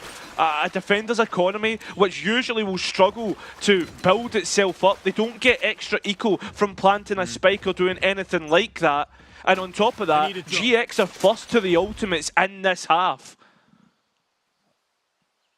And with G2 throwing that op into the mix there as well to just give it a go, unable to convert the 1 versus 2, it's something that I want to keep coming back to, I think, because that's one of the big distinctions for me between the group stage game that we saw with these teams and then the one most recent in the upper semis was that Vanya's now playing with the op. She didn't get a single op kill in the previous meeting, and then into playoffs, things changed. Apparently the free gun is all she needs here. Nice bit of aggression as soon as G2 sniff out any presence. And as you say, Sarah is isolated. Oh, looks away. No one's really going to converge on her position, though, so she gets away with absolute murder.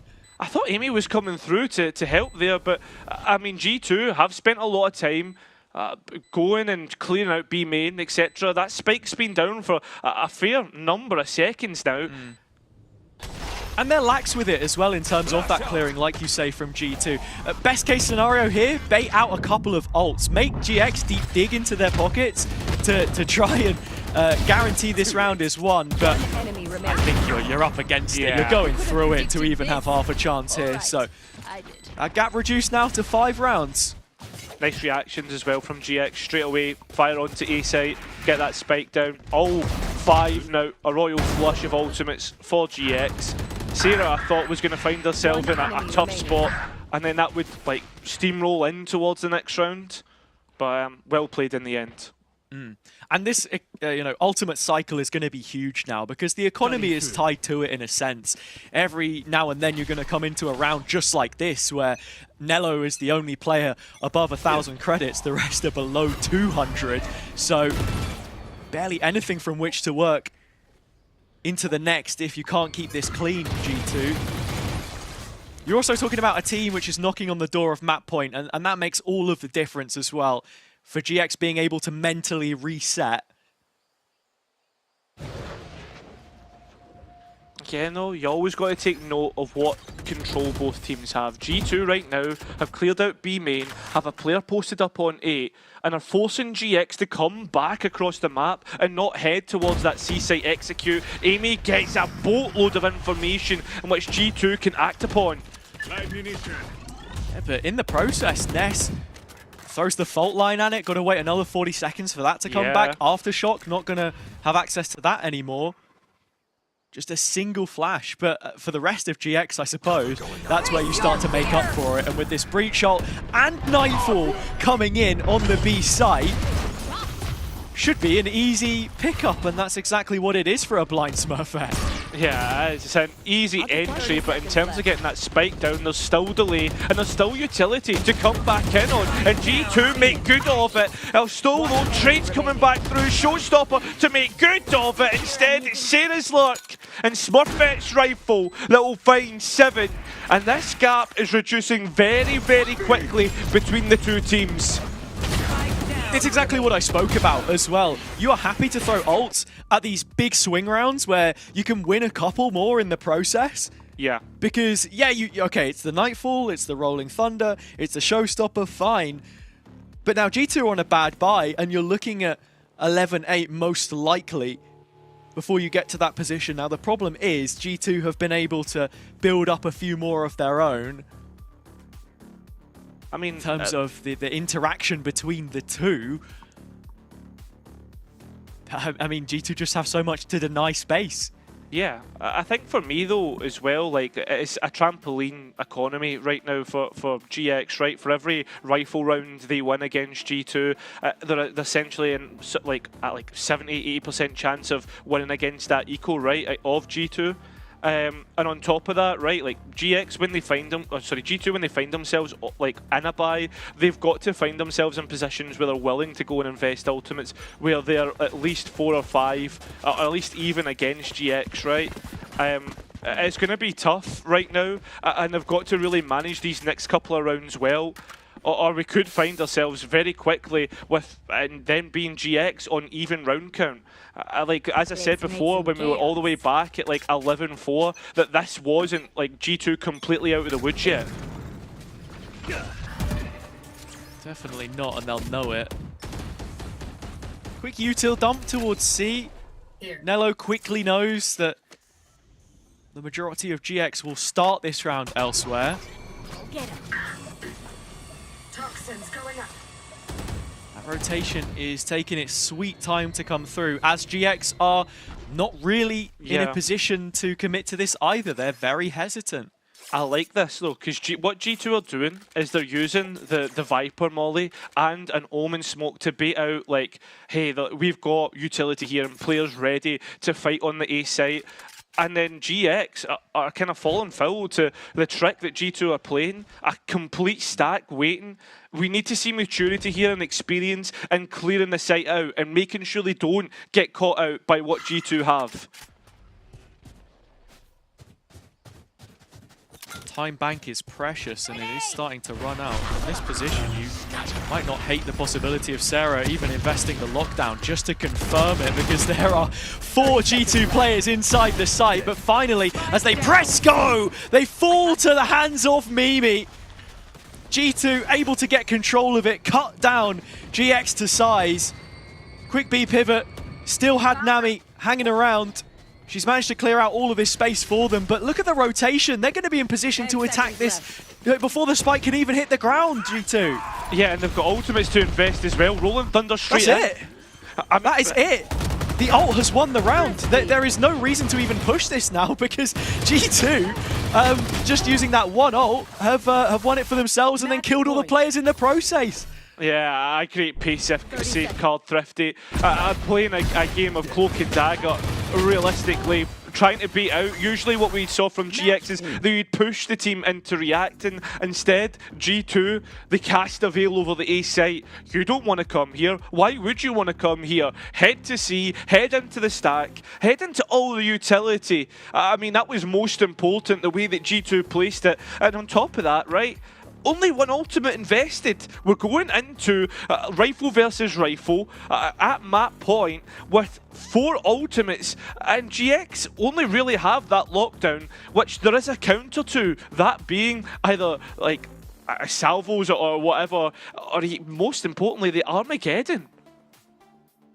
G2 just have so many tools to work with, but more than anything, rounds like that just demonstrate how well oiled they are on this map, how good those protocols look. You're talking about a team which is 5-1 as things stand here, and for GX, they're 1-4. It couldn't be more opposite in terms of their performances. And that draws back to everything that Mimi was talking about, how G2 have been so willing to gel with this current meta of Teo and Breach, with the support of Shaq, the assistant coach on the VCT team as well, and to take on board those ideas and to remain humble and sort of fully implement it, where perhaps GX are still running something so standard, so by the book.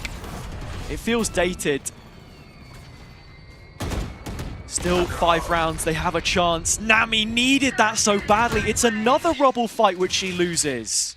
And the Viper's Pit invested, right? You can be a little bit loose with your ultimates. Stop GX feeling like a reposition towards the C side. Why would you try and go through a Viper's Pit? Now, realistically, the best options, looking at A and B, and Smurfette looking to try and get one back for in GX's favour.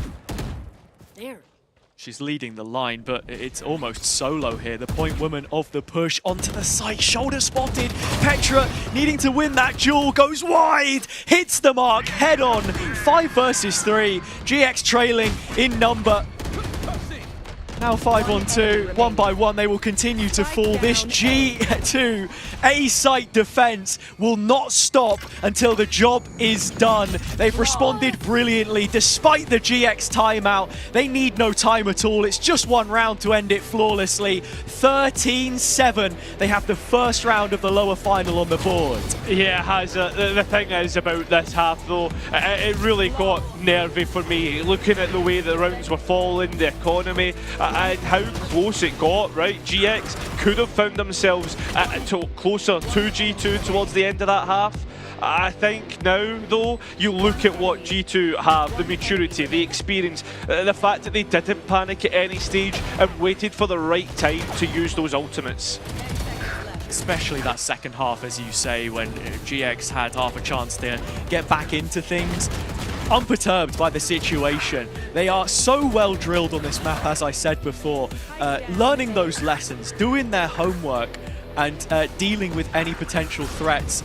Sort of playing every game as if it might be their last, which in this series, it just so happens to be. Elimination on the line, unfamiliar position for them, but they approach it with the kind of class that you expect from this team. Yeah, 100%. I think there's no other way to look at it. But in terms of improvements and what GX have brought forward, I think it's fair to say, right, it did look better than the last time that they played against G2, and I'm really happy about that. Now moving into the best of 5 now, in the further maps on, GX will be thinking to themselves, right, that was G2's pick, let's think about our pick in the next map up. Yeah, and that's going to be Ascent as well, and I'm sure the desk will discuss that in detail when we get to it, but the point being is this is a place that we've not seen in a very long time, and you want to talk fundamentals, all of these things that GX have tried to put in practice, the changes they've made to the system, the personnel adjustments which fit the character to set them up to succeed on maps such as this. We've not seen it from G2 in ages, and we'll get to that very soon. But we're heading to a quick break first. When we return, all of the analysis waiting for you.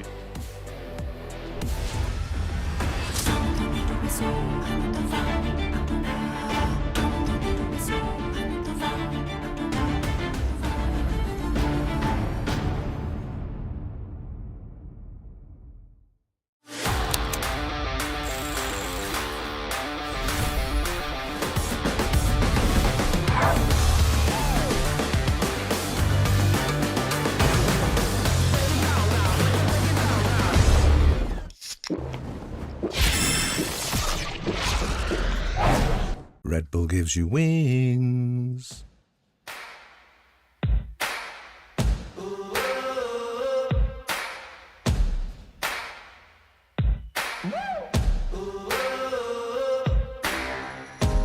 Bitter, sweet, fiery heat, whispers the man of the hurricane. Oh, stop pushing me, gonna push so hard, I'll just let go now. Lost in your mind, blown on the wings of the hurricane. I won't let go, I won't let go, I won't let go, I won't let go, I won't let go, I won't let go, I won't let go.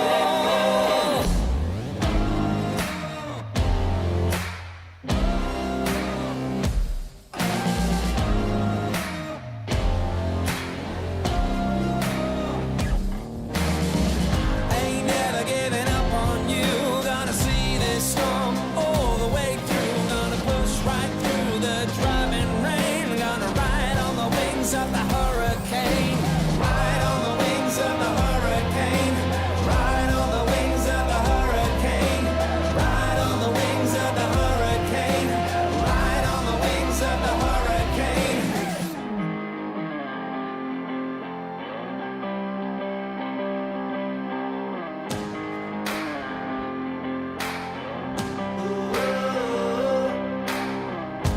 Spirits climbing, love coming, driving, passion driving, the tempers rising.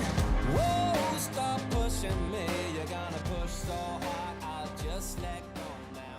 Lost in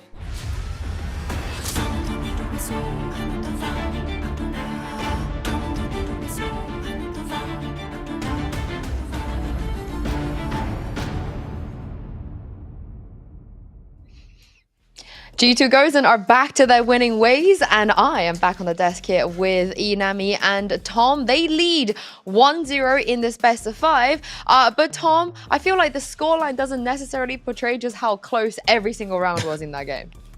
Yeah, it was the crazy clutches, the back and forth, the thrifties, sort of like everything came together. I think we're going to take a little look at the thrifties right now because it was such a crazy early start to the game. And I do sit here and look at these sort of rounds and go, okay, if one of these doesn't happen, mainly the one that went against GX, this could have been a very different story because I feel like it was just an immediate momentum breaker after you win a thrifty, after losing a close bonus round.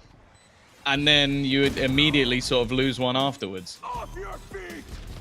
Yeah, both teams have been coming in some insane thrifties every single time, and that just made it so that the economy has been so shaky for both sides, and we didn't really get to see these players like shine the way we expected them to, because we've seen a lot of whiffs here and there, a lot of clutches also coming from Mimi, coming from the entire G2 roster. So yeah, this game hasn't been what we expected as much, but the score doesn't do it justice.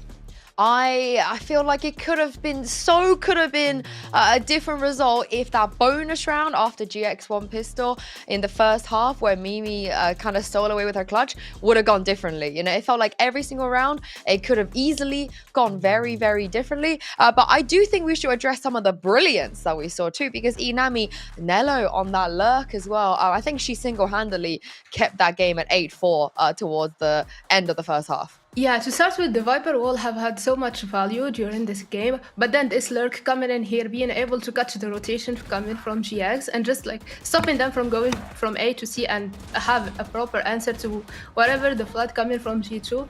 And then just being able to just break the ult here and just finish it up on a kill on Mimi, that was just, a kill on GX, that was actually so beautiful, and a good call from Nero. That's what we expect from her.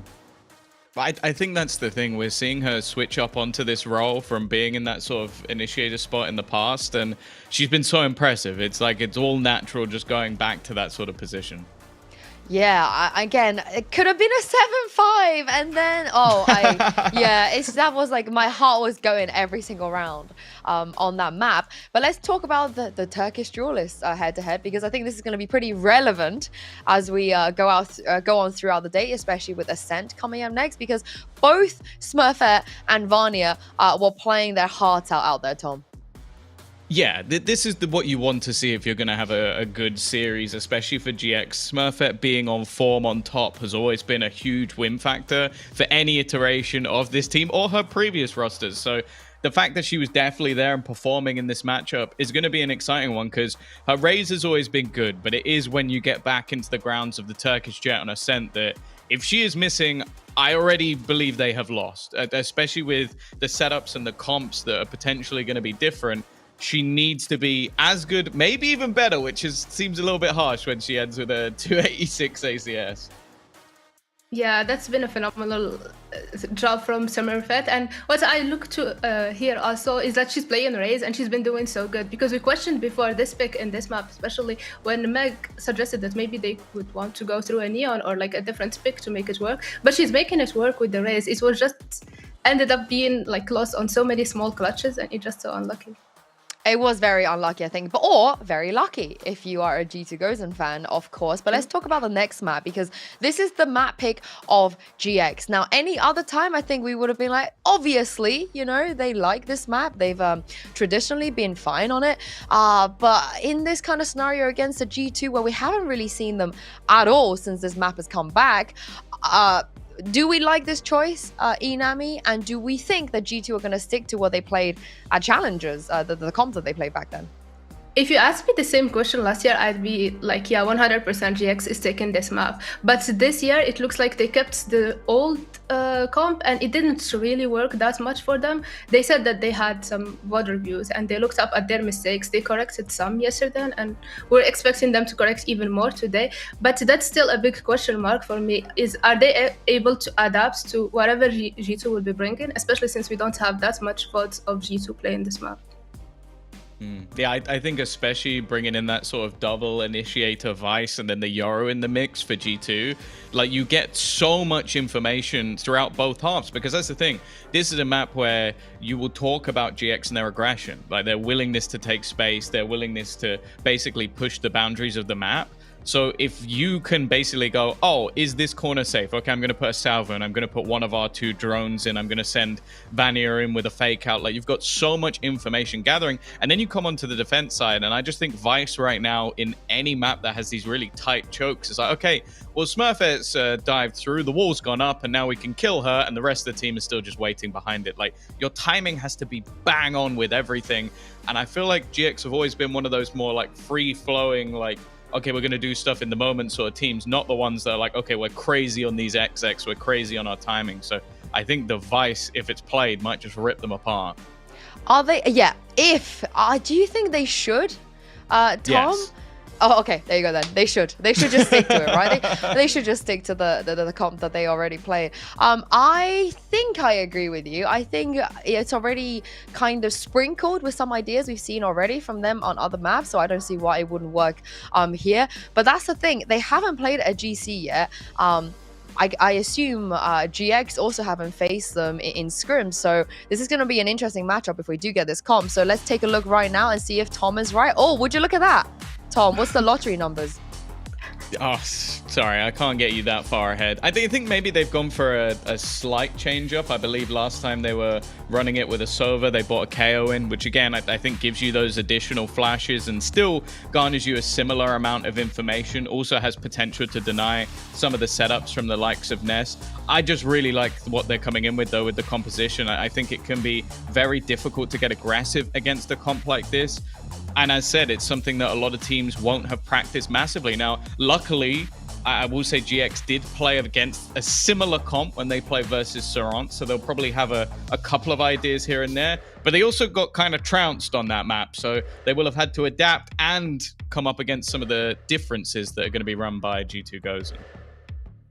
Yeah, Sorry. looking into this map, it will be mostly for me how much space is Smurfette able to get, and if she's able to take this fight, because if she's facing the Vice, then it's probably like a GG if she's isolated. So it will mostly be about Smurfette being able to take the space and her team being able to enable all and not leave her isolated. Sorry, my cat just decided to do cat things. But beautifully analyzed by the both of you. This is going to be a very, very important map, because if GX do not win this map pick, they put Hazakairo G2 on match point in the lower finals. Take it away.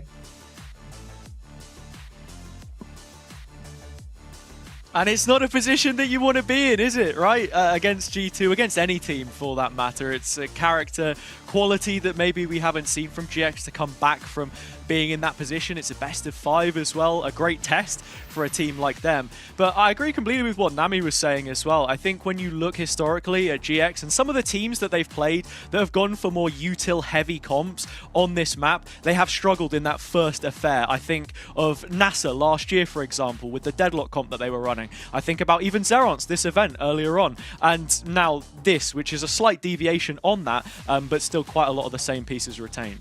I think for me as well, like not even just talking about Ascent and kind of going towards other maps as well, you look at Peril and the delay that SK were able to buy themselves. Sure, like we saw GX end up winning it out, but you could see the struggle coming through there, right? So heading in towards this one, I feel as if there could be some real problems for GX as they head into it.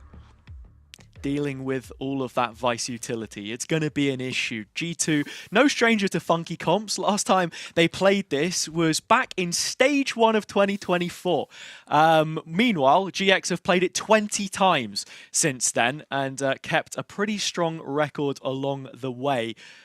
This is a huge opportunity for them, and I think, again, you've just got to reiterate to focus on what they're doing right and how exactly they're setting up stylistically. It's the attack side which they will start on, and already looking to default against these setups.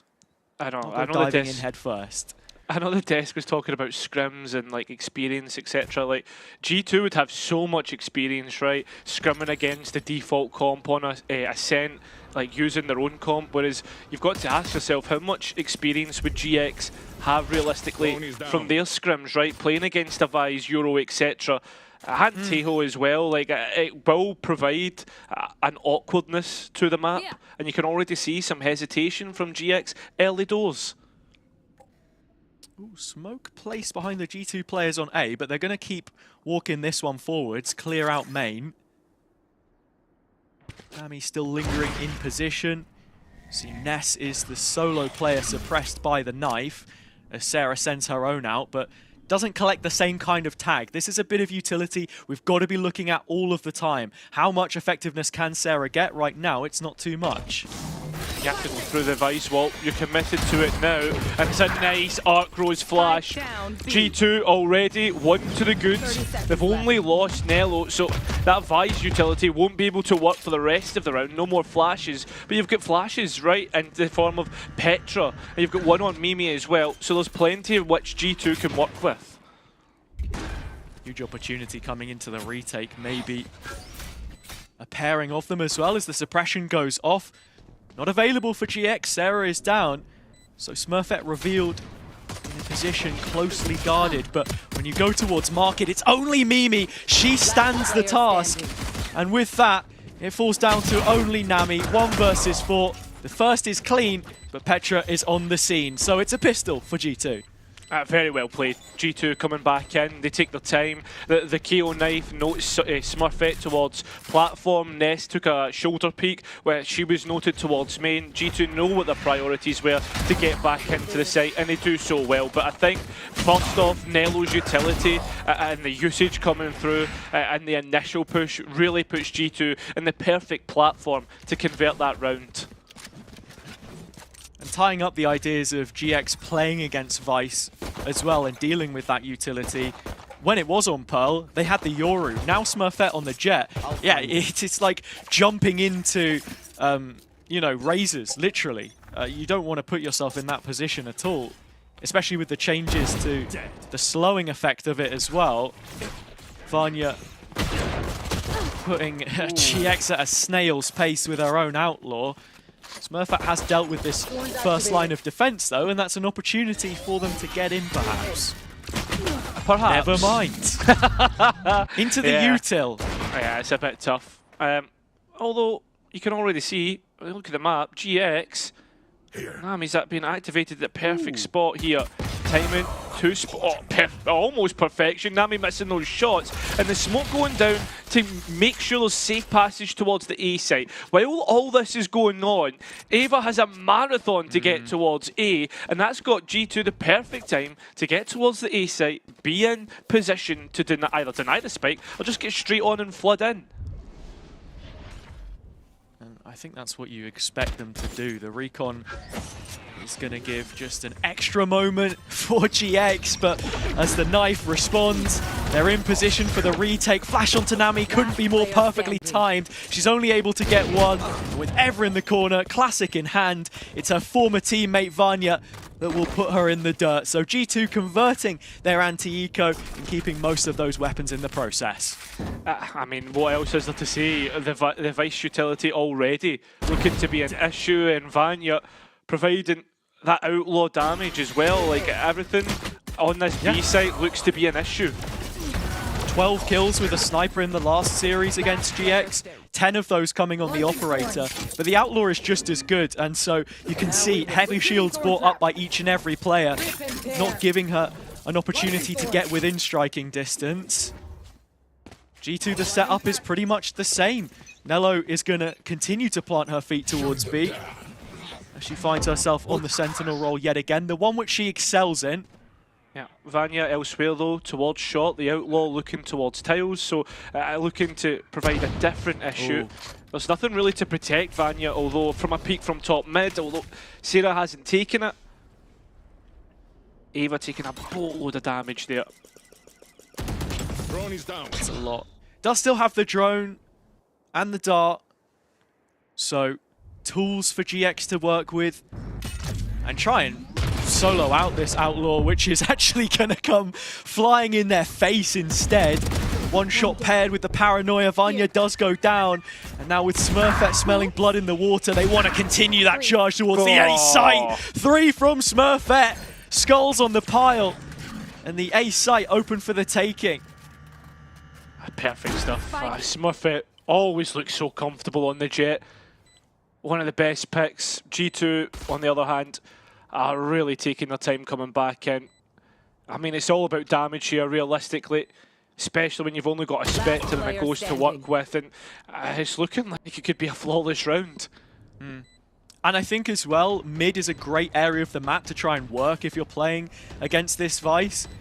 Short, market, areas which Smurfette will want to try and exploit, and you can already see her reap the benefit of that. G2, their reactions expected, and the main players getting isolated from both ways as Nami has been continuing to play through main as well. This is fantastic, a flawless round for them to start building up this attack side. Not only that though, it's highlighting some weaknesses towards the A side, and while G2 continue to keep the Sentinel towards B, I'm always wondering, like, what's that setup going to look towards A when we get it? Keep up. Pretty much the same setup as you've said. G2 aren't hindered by any sort of success that GX had in that last round. The big question now is, Can they find a little bit more comfortability in terms of these openers? Because that triple from Smurfette doesn't feel replicable. She has been played in to clear out the main space, but that's as far as it goes. I was wondering what's GX going to do next to try and break the Vice utility, right? They've now noted exactly where the positions are going to be. Instead, though, mid they go. Vanya and Mimi got flashes ready to go.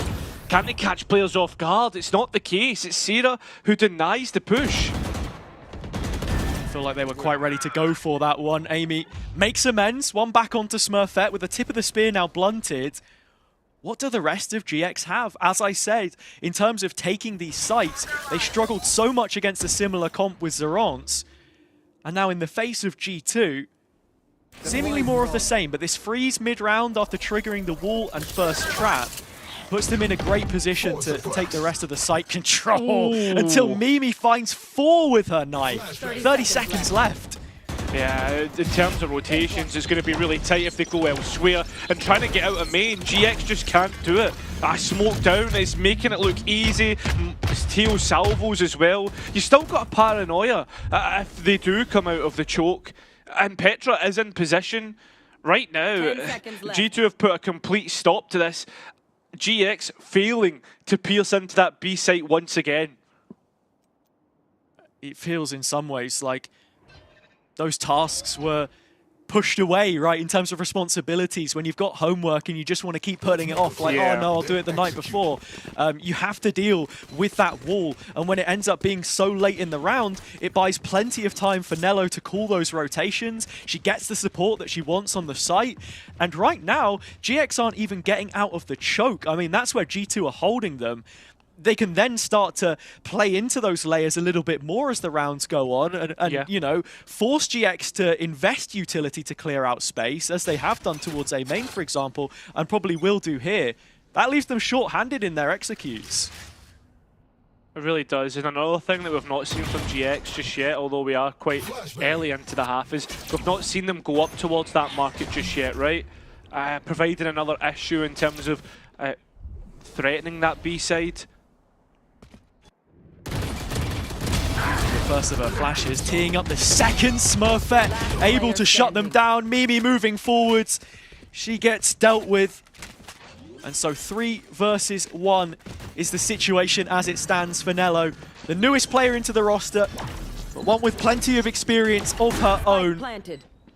A GC EMEA winner the last time that G2, as it was, failed to get a title in the first stage all the way back in 2021, those many years ago, and 3 years later, looking for yet another. But she's already given up the game here. It's not going to happen. It's a rifle kept into the next, with only 0 credits to her name. Yeah, I was thinking about that 1 versus 1 in mid, but it seems when GX can get out of A main, when the TO utility isn't put down, and GX kind of persist if it does, the G2 are almost struggling to hold on to it. Second time we've now seen A site fall under siege and GX actually win those individual duels. So, I mean, if you're looking at it, if Aim Broke don't fix it right now for GX, I would want them to go back and hit that A side. What they're going to do is another thing entirely. Yeah, isolated duels are always going to be a big thing between these two teams. You've got some crazy individuals, some heavy hitters. One of them would be Smurfette, has the blades, no command in play. You anticipate that Mimi would prefer to use this for something a little more offensive as they queue up in mid. There is a play ready to go from G2. Yeah, this is looking like a Vision Strikers, although it is a Euro rather than a Jet Dash to push out. Tails bought a little bit of time, stopping players going out B main. Out into B main, sorry, and G2 get the first 2 entry picks. Job done as far as they're concerned. Yeah, Amy's salvos did stop them moving any further, but GX entertaining those duels, get put in their place, now forced to make a rotation, or at least that's what you'd think. There's 1 minute 15 seconds left on the clock, but G2 were prepared for an A take. Vanya, deep line, ult available. Got to hit a nice shot to kill her off here, and it's not going to happen for Nami. I mean, that was close. Dimensional drift though, being brought out. I mean, you know that Vanya's low anyway. And on top of that, she's got all the utility that all the information, sorry, that she should want for the players coming back in. It was used up, and yeah, it's going to be yet another null command there. 2 players in the smoke towards the door. Can GX find a fight for themselves? Doesn't seem like it's going to happen. Nami though, trying to push out, trying to get something back in their favour as G2 hold on to shot so successfully. Perfectly called round from the get-go. The reset after the push, and then on top of that, GX didn't know if the Vice had rotated or stayed on that B side. They get caught out, forced to play on the site. G2 stop any sort of post plant that GX could have wanted. That's not, it's just beautiful, man. It is. Sometimes all you can do is sit back, sigh, and say, you know what, they are bloody good at what they do. And even having that dimensional drift to fall back on the Yoru ult was really nice. Sure, I think maybe there's a case to be made that Vanya used it pretty quickly in response to that pressure on A, but even then it just confirms, okay, is this a full take or just pressure from GX with the amount of time left on the round? I think like that's the thing though, you say like she was pretty quick to use it, but I think G2 were also pretty quick to re-clear it and get in towards that short position. They were set up for the retake as soon as the dimensional drift was finished. You can pick and choose what you want to take away from that last round, but at the end of the day, like G2 were just so successful. As for Giant X and what they're talking about here, I think surely you have to be talking about this B site and how unsuccessful the GX have been with dealing this Vice. Yeah, absolutely. I mean, the fact that Ascent falls through into the veto here would have been unexpected, I think, for most viewers, to be honest, myself included. Looking at how G2 have rarely played it, right? It's been a year at this point in time since we've seen it, more than that now. But for GX, as consistent as they are, they take wins against other teams playing the same kind of comp with the same firepower, but when you throw something a little bit different at them, it feels like it takes so much time for them to adapt. It's out of those timeouts where they can then begin to respond. In terms of what adaptations we're seeing inside the first 30 seconds or so, it's the same default with Nami outside of A. She's felt the early aggression, but Vanya is on an aggressive angle and doesn't look like she's going to give it up either. Yeah, I think as well, GX, they've created an adaptation in terms of moving the Vice wall away from the B main choke and towards Switch. You could see GX like considering the idea of pushing market, which we discussed previously, with Vanya discussing the idea of taking A main for herself, and now if GX try and take A, they've got another angle to worry about. It's 2 more kills for G2 in the meantime. Both Amy and Nello through the center of the map find kills under the arch. That's where GX's hopes and dreams in this round seem to be dead and buried. Sarah will want to take the spike to the open B site, but look how far she's got to go with 30 seconds. So G2 do give respect to the remaining players. You just know that when it comes to crunch time and they've got to put their foot down though, that bite back through is going to be huge. Look at the utility they've got. Yeah, I mean the thing is though, Smurfette has proven that she can pick the team up by the scruff of their neck if needed, although she is under siege. She's got so much to deal with, so many angles to dance between, and while G2 continue their dance of death, it will be round number 5, and it always seems that it is just in such a dominant fashion. I think as well, sort of coming into this map with it being Giant X's pick, you let G2 get their pick of the litter in terms of what side do we want to start on with our comp that you've never seen us play before. Our setups that you're yet to really test, and even in that previous round, how much extra info do you get on what it looks like? Not all too much. Vanya once more showing the freedom that she has in this new role. So effective in the first blood department, the best success rate of any player in the stage as it stands. With another TP ready to go, and even Amy considering this Armageddon, it's another rehearsed opening from the defenders, you think. It's not even a comp that you can turn around and look at the attack side and say, oh yeah, there's maybe a weakness here or a weakness there. At the end of the day, we are essentially waiting for the trigger on this Amy. Yeah, they can cover all of Gelato from this point. So where's Smurfette going to go? Straight into the ult, the jaws of the beast itself. And G2 walk away with a free kill off the back of their own knife. GX throwing their own as a statement of intent. And it's an ult for a kill. And I think when Smurfette's the player that falls, the one who we said so much and the desk mentioned, this heavily relies upon her succeeding. You're out without a chance already in less than a minute and no space taken. Ness just trying to trigger the wall without being caught as well. Give away information, but it was Audibles instead that she'd given away. And it's brought players back. But not entirely. Wall does get trapped, so at the very least it's something extra for G2 to think about, and they are seeming to believe that players are here, but this is now where you make that late gamble towards the A side when you know that this is where you need to give coverage. Yeah, Mimi just got the fragment off and the salvos as well, so there was delay. And on top of that, a steel garden to bring players down to pistols. Oh, that's what I thought. No, apparently Sarah still had hers. And still, though, it just puts Nami in such a bad spot. Sarah being in the down but not out state. And Nami being stuck with not being able to get that spike back. It's all down to rifle fights and how much damage can realistically be done. But G2 have done so much damage, they're guaranteed at least to be even on the next half. Yeah, it's really rough as well. With the suppression too, so Smurfette can't dash or updraft away from the ultimate at all. She doesn't have that extra movement buff that you'd really be looking for in that kind of a situation. Still with the blades though, as she was dispensed of early.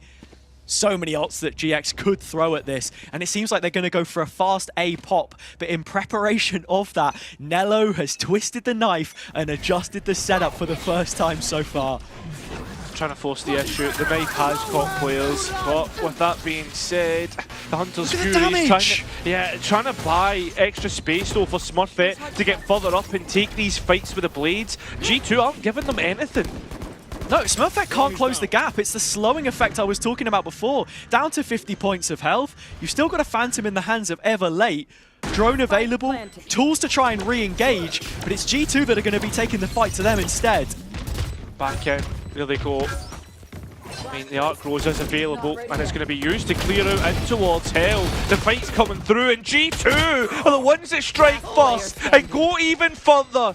One player left. This was a bit of a buy that came through from GX. Ava providing something different through the intel dart, but at the end of the day, the spike has been diffused.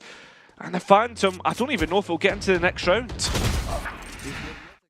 Oh, I don't think it did. It was literally just before the transition. I think Eva did a brilliant job with that drone to get what I believe was a double tag onto the players coming through Heaven on the retake. So it did slow G2 for just a moment, but bucket loads of utility to throw at GX. On their eco, sure, you do get an ult invested there for your troubles, but we need to see a couple more rounds now from this attack side, and Nello has just doubled down on the A-hold again. Not caught by this early knife. As I said before, GX are using this initial utility, which they are going to so very much need to actually take the site in full. Yeah, when they actually start to come into the site, like the fact that there's going to be so much delay, as well as that combined with tail utility, like I'm not too sure that GX will be as successful as what they think. Oh, we got one player in, that's Nami. Okay, sure, you send her on her way.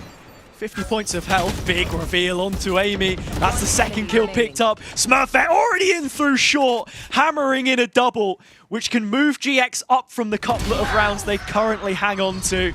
Ness finishing touches, flawless it will end, and I have to say, with how it looked when the barriers went up, I did not think that that would be the conclusion we ended up on. Yeah, you know what, I was a little bit hesitant to think that GX would have been in a good spot, but they've won all the fights and Smurfette finds the perfect gap to manipulate. On top of that though, now looking at the next round, there's no ultimates that GX can use to push themselves forward, and Vanya now has her op available as well, and this is the first time we've seen it on this defensive side. And I think in terms of this KO war of attrition with utility right now, GX are happy to just use that initial 0 point to clear out a potential position for Vanya. This time, reallocated towards middle, op in hand, mental timing. Have you got it in your head? Yes, she does. The clock ticks. It's to the rhythm of a G2 opener.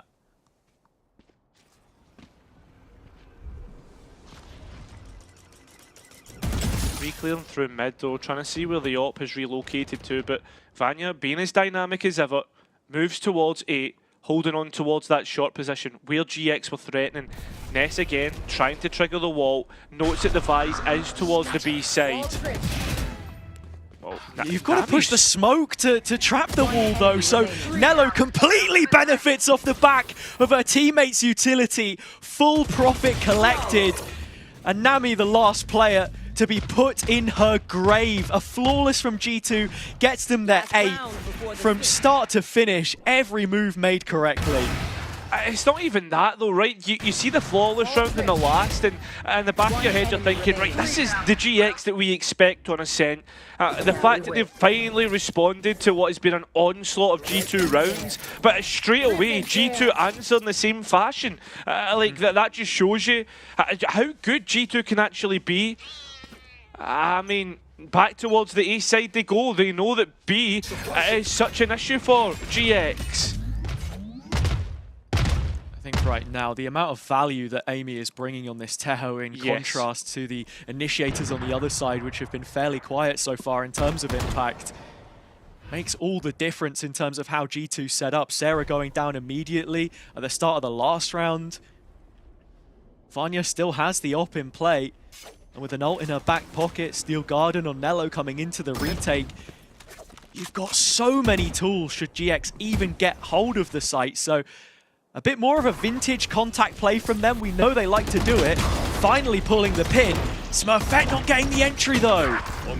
Yeah, Eva has at least got that last pick, and Amy activating the right time, as well as the Steel Garden coming through. Ness nowhere near the site to provide any sort of assistance to her teammate. Eva, I mean, knows where the spike is, but realistically is waiting for Sarah to activate. Oh, sorry, Ness. Sorry. It's a wicked switch up on the timing as well from Amy to just go barreling out of the door. Now the first point of contact. Nello instead cuts in line. G2 queuing up to win this final round of the half, which would make it 9-3. Time running out if you're GX. All of the hopes resting on Ness. She'll try her best, but can it be enough? A 1v1 up against Vanya. Flash from the Yoru. Still an op in hand. Playing up close with a shorty. The top of her head's been spotted. Down to the pistols. Headshot, no kill. Vanya drags them over the line. G2 posting up 9. And it's another 9-3 half, which GX have to fight back from. Unbelievable defensive half from them. How does that attack look, and how did GX respond? We'll find out in this next half.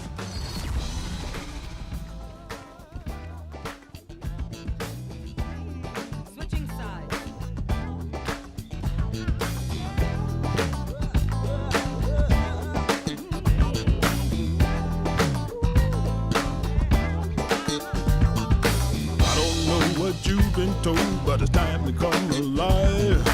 If you want to party, babe, you got to feel it deep inside.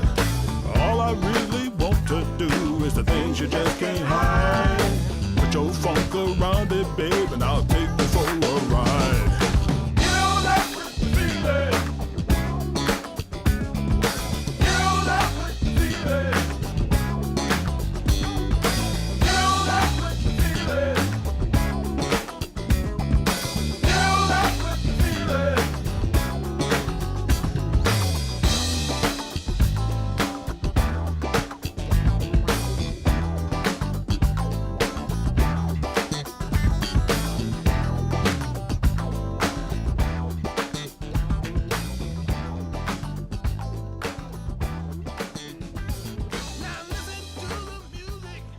GX barely any time to dust themselves down after an enthralling first half dictated by the dominant G2 yet again.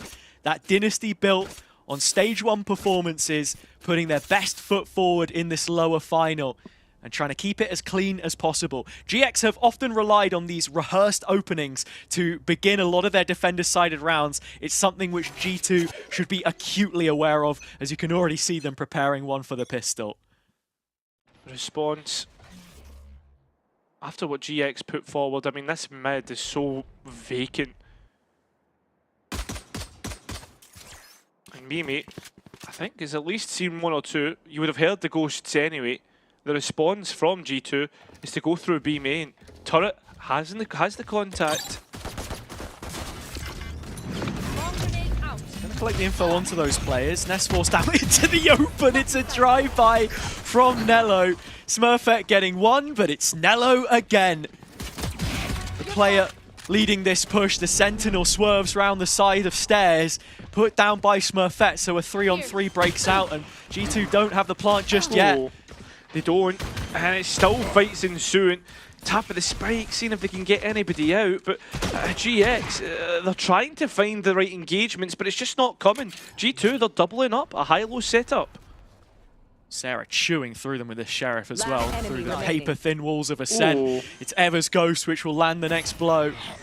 Amy 1 versus 2. Her Teo has been right at the very crux of this G2 side, but from the defense to offense, she is the one charged in the pistol round. It's a 4th for GX and a very much needed lifeline. Yeah, it's a nice little gap that Ava manipulates through the attack side smoke. But at the end of the day, the brawl that just ensued on the site, unfortunate. G2, they're wanting to get Nello into that post plant for the utility. That is so useful, right? And delaying getting back into the site. She's quite eager to get into that position herself, right? First player forwards, just thundering through. GX, with a slower tempo to the way that the previous round started, I think we'll see them quite a lot turn that dial up a little bit, as they do here. Smurfette with the Marshall this time. Because when you're playing against a comp that has so much util to try and work with, that can just dump it all on your head, if you can beat that trap, get ahead of the curve, get in their face, that's maybe a window of opportunity. But as I said before, G2 expecting these kind of plays to come through. They'll bag an orb for their troubles and move away from B. I think that's the priority here for G2 right now. They're just looking to build up the Steel Garden, which is already halfway done. Another one here that Nello can scoop up. That's if she can beat Nami. Biding her time. Less than a minute now from which to work. And well, Vanya doesn't have any utility, no fake out. She's got to run it straight through. Belt empty. Try and make some noise. Steps given away. 3 players towards this side of the map, and Sarah is starting to drift up short. Nami could very quickly be isolated as she comes back onto this angle. Oh no, but this is where the real damage is going to be done. The charge that we thought at close range would do well doesn't end up working. And now it's in G2's hands, and you're looking at Smurfette coming in late. Spike can go down. GX though, they're here. Petra just gets the smoke off before the suppression as well, so it would have stopped the first player at least, but GX disrespect it. They are right out in the open now. Vanya noted from main through the Marshall, but GX are on site. There's utility to work with and delay. The paranoia being that, but at long range, you're never going to favour a classic, you're never going to favour a judge, you're going to favour GX to get that number 5. Expertly done by GX coming into the retake as well. I think not making any mistake of the situation. Quick retake of the control from Heaven so they can get out onto the site just as the spike goes down. Nice opening kill from Smurfette. And I mean, here I thought Nami would have been raking in the kills, but yeah, doesn't quite work out for her. And I think once more, something we've got to think about, GX on this defense, are players getting isolated? Does Nami have the support that she needs towards main? And how are GX responding protocol-wise when that aggression is being put forward by G2? Again, this is still the 3 players towards this side of the map. Looking to try and see if they can get Smurfette on towards the angle. And with the KJ being caught here on the suppression, it'll be easy enough to get rid of that turret. No response at all. And GX respecting B main. A smoke put up of their own creation as well means that there's no info towards Garage. G2 have the Vice wall up. They're pretty comfy in that regard. Ever on the other side of this wall and this smoke does have utility to reveal players, but could very quickly be compromised in the corner. And you can see EMEA's got those salvos ready to go. Not cleared the corner though, and that's where G2 need to be careful. A flash in. G2 don't muzzle go for flash. It. Yeah, the thing is though, like Eva can activate off a timing here if she gets the chance. Instead, stays in position. G2 have shown their hand, but at the same time have given away that they're no longer in mid. Eva watching on as the round creeps closer to crunch time. 3 rifles in the hands of players on the GX side. Only one of those towards A as it stands. That's Sarah's Bulldog. But well supported with utility and a nano ready to go. Players are able to say, Nami's taking a great time, and so is Sarah. Out from short. Vanya at least gets the trade, but Smurfet's Marshall isn't quite hitting. Eventually it does. They've walked into a trap of GX creation. And G2 lose their rifle round. A bonus for GX.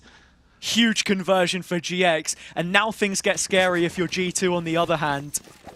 3 rounds the gap, that can change oh so quickly, and already you can see set up for a 7th. It's the pistols you've got to get past, and so Smurfette brings out the Outlaw, drops the Vandal to a teammate. Nice economy management with the potential for maximum potency. 3 players on B. I feel like GX might just be ready to deliver G2 some of their own medicine here. The missed knife isn't going to make things any easier. Neither's the entry pick. I mean, further delay coming through. The utility can't be activated because of the stealth drone.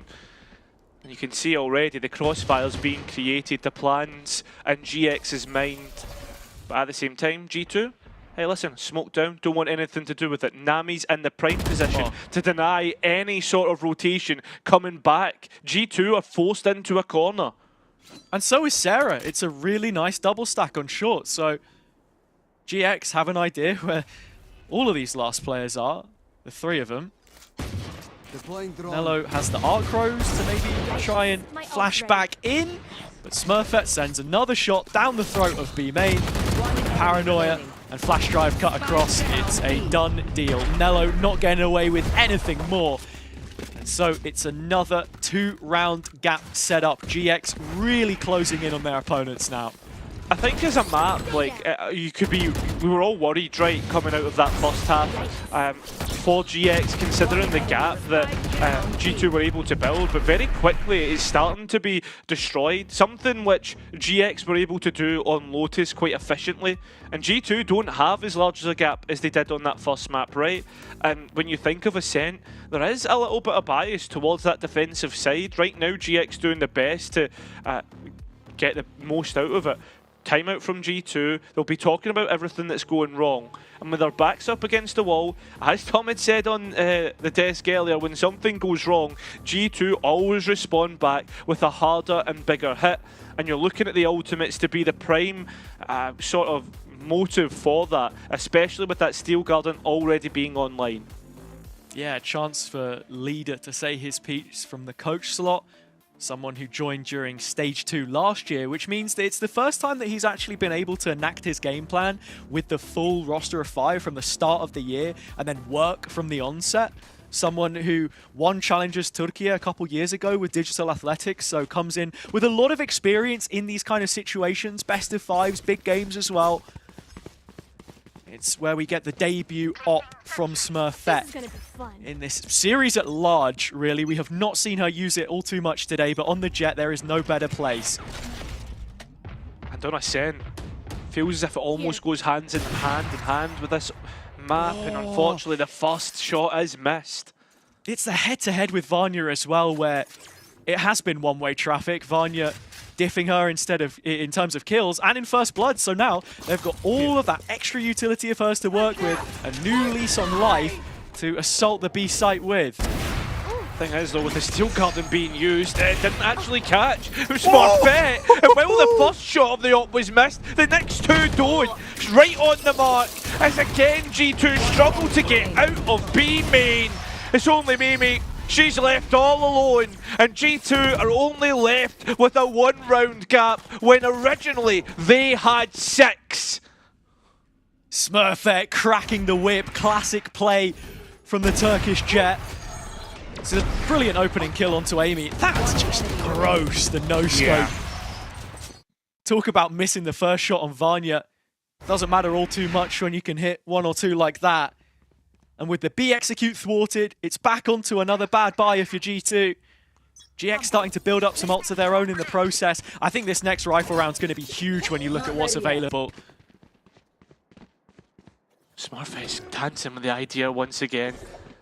That wall deposited. Smurfette knows about that and will be calling to the team. Listen, the Vice was towards the B side, and that could be the isolated luck. Ness being the point. Contact, but Smurfette coming straight in to scoop up exactly what's hers, the entry pick. Quick 1-2 punch, and the reveal is working overtime in mid as well. Brilliant use of utility from Eva. GX pulling the strings all across the map right now. This defense is remaining active in the right areas as they look to fight into a main. Petra, unlucky maybe not to get another one there. Vanya will pick up the pieces. That's now a 2 versus 3. TP to get across the gap as well with the spike to go down. GX unfortunately missed the time, and yeah, you've got to be looking at the utility though, and what G2 have in post. They have nothing. They're going to have to fight their way through this. No, but when Amy gets the plant, the Armageddon comes up. It's a straight line which she can use towards heaven. It could be a great denial of the space when this retake comes through. Playing from under a little risky. Does she want to invest it? Vanya has the ult as well. I guess right now they're just so concerned about the possibility of a push coming through in short. Salvo's now back up, the timing working out in G2's favour. So are the fights, but it's only momentarily as GX find that last round. 6 in a row as we go all even in the round count. G2 cutting it fine, it was close. GX get through, tie up the score. And while they don't invest the ultimates, they have banked a few here coming into the rifle round. So that will be key. Still openers made. You can't give up a round against G2 here at all. No write-offs whatsoever. In this one, the field is stacked against GX for once. So many tools from which to work, and I think that interaction between the two null commands is going to be absolutely paramount. I'm glad that you highlighted it, mate, because I'm thinking here, if G2 gets stalled out by a null command that Sarah has towards the A side, it could be really, I guess, difficult, frustrating. Only one player highlighted here, but there's far more than what's known for GX. And after those first few rounds, G2 not really exploring B whatsoever. Fragment that comes into the corner. Petra put down to a nice amount of health. Next? Smurfette through middle as the round continues though. GX continue to lay it on thick. Sarah 2 kills from main. She's unrelenting in position, but gives up her life in the process and sells out Nami. Yeah, that ultimate won't be able to be used. Nami now has to step up to the plate and unfortunately can't quite do it. Now GX have to retake with the operator, and you've also got to consider Mimi's null command is still available and it's used straight away. Doing a double shift, holding back GX for those precious seconds as they tick on further. They've done brilliantly to get the rounds, 6 consecutive to find themselves in this position. Now a chance to take the lead right in front of their face, but G2 continuing to bear on down. Smurfette doesn't care. She's not distressed by the situation. Won't hesitate to find one back, and now Nello, so much on her plate, unable to contain it. Vanya put into the clutch, and when it's her turn to face the music, nothing happens. She falls silent on deaf ears. G2 go. And it's the Gozen that fall and GX that find themselves in front. Double digits achieved and not a round answered back by G2. Unbelievable. And the fact that they've done this without using an ultimate, Sarah does so well by herself in A main. It was like an aim lab routine. And unfortunately, Nello had a chance there to maybe get something, deny any sort of extra push. And I'm not surprised by this, as it has to be said. Leader has used the second timeout in about 3 rounds. It's a very telling state of affairs for G2. They have not been able to stop the rot. Everything they've tried has simply not been enough so far. And looking at GX, I mean, how many ults do they have here? They didn't need to use any of them coming into that retake. They just respected what was put forward by G2. Vanya clearing out all of short with the Yoru. Mimi delaying in post.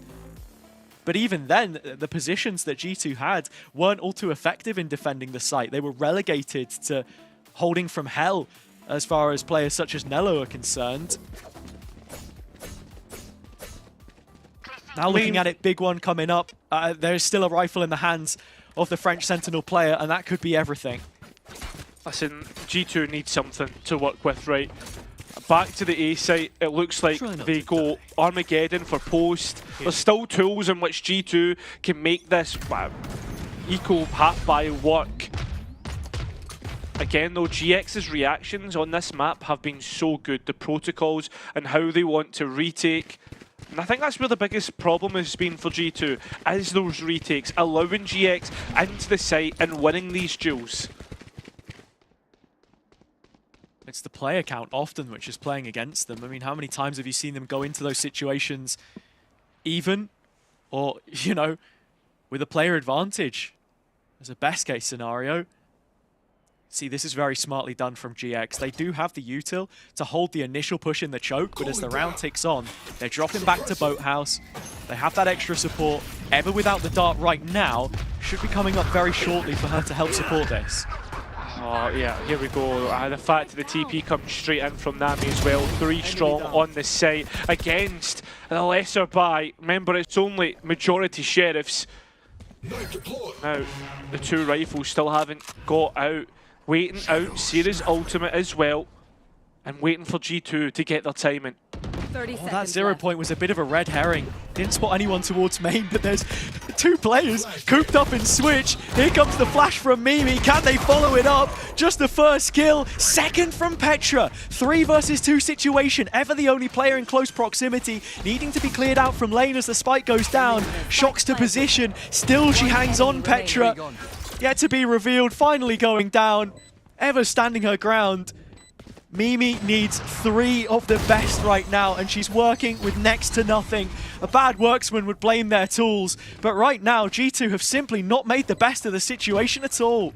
And Hazard, the one thing that I'll say is, when have we seen a round get into post and that Vice utility ready and raring to go? I think that's the big thing for me. G2 consistently have been finding themselves in positions where they can push it over the line.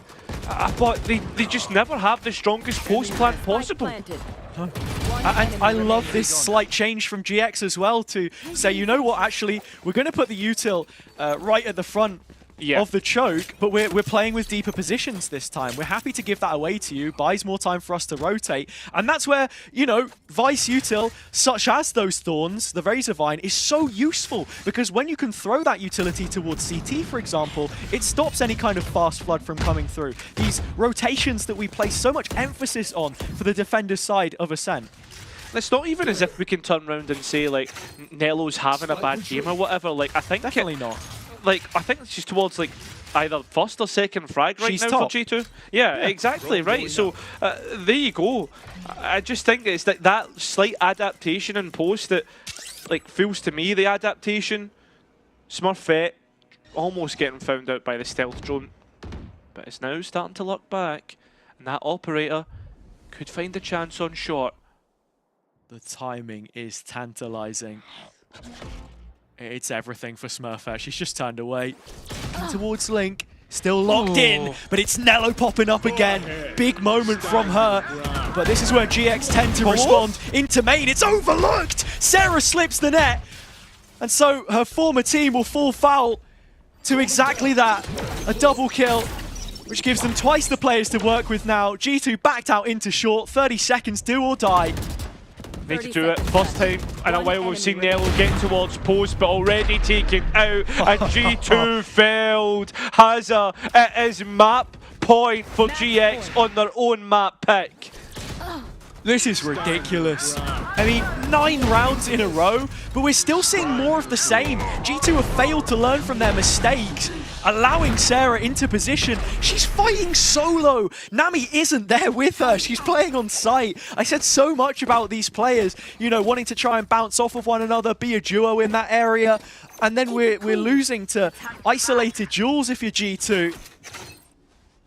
Yeah, I mean, that's the thing. You always hear try and break the weaker part of the push, the weaker arm of the push. Sarah does that all by herself and has actually stalled out A main with just her own 0-point knife.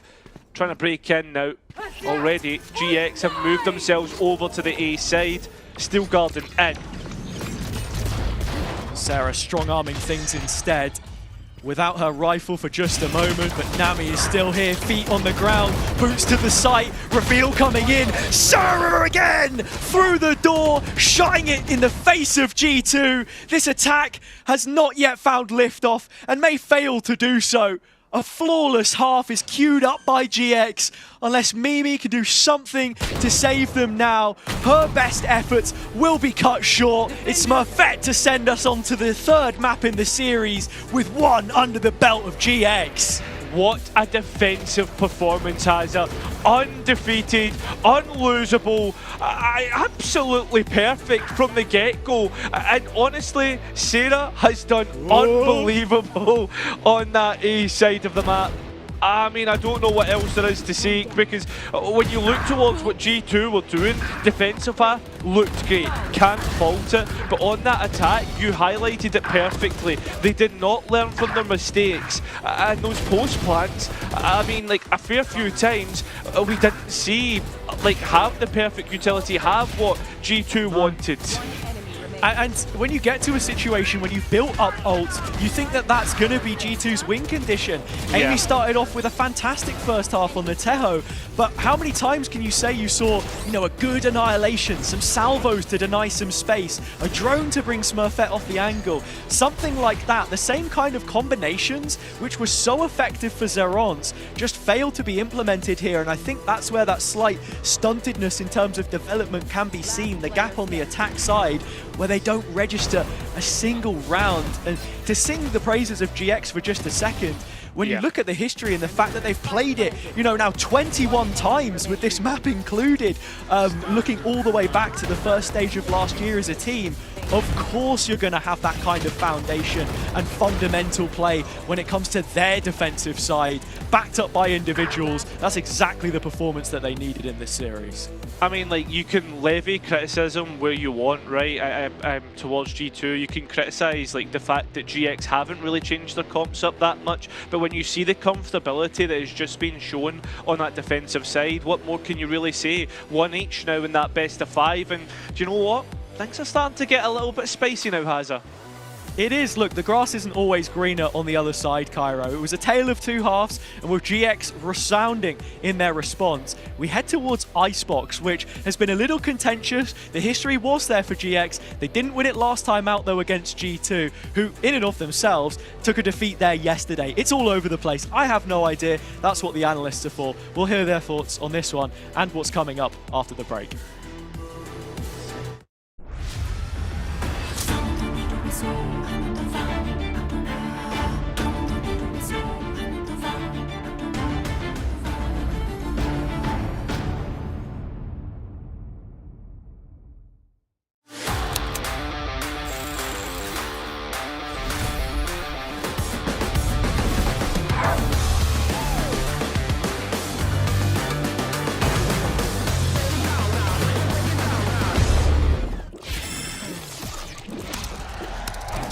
Red Bull gives you wings.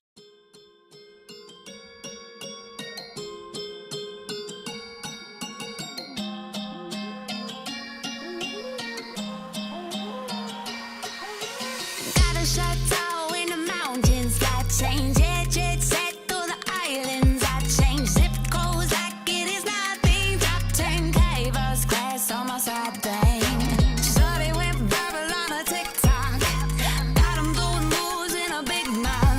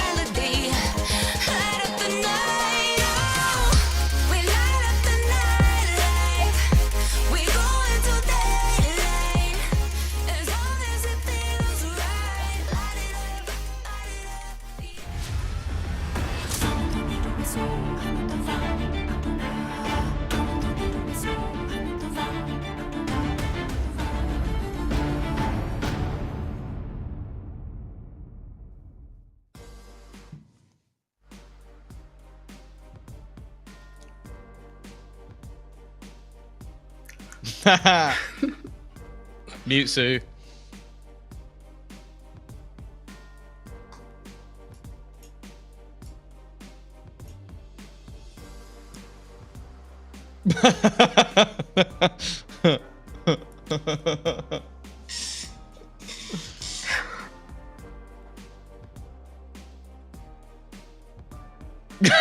I love the cat is. It's amazing. This is my favorite dance. Yeah. Am I still muted? Oh, lovely. My other cat, sorry. My other cat ate my microphone. Yeah. Tom and Inami, you want to talk? I'm I quite think we happy should to all talk. apologize to GX, honestly, because I also didn't believe, especially after the 9-3, but I've never seen a 9-3 curse work that well. They just won back to back to back, and Smurfette has just been so insane in this map. Yeah, I wonder if we can get some of the stuff from that first half, because I believe that we were going to be kicking it into some Nello highlights, and I think one of the things I really enjoyed about that first half from G2, because let's be real, that first half was something that you can sort of talk about as a highlight. They were fantastic at the device setup, more specifically Nello, with being able to delay and basically trap these players in position. It definitely seemed like the side of GX really struggled to piece together any rounds, and any rounds that they did normally involve getting towards that A side of the map where this setup didn't exist. So I think in terms of the defensive competition, they were in a fantastic spot. The issues started to arrive later in the game. Again, we even saw some of these aggressive setups as well, where they had these sort of cool combos that basically made things very difficult for them to get through, guns being taken away as they entered the site. Like, I was really impressed with what we saw in that first half.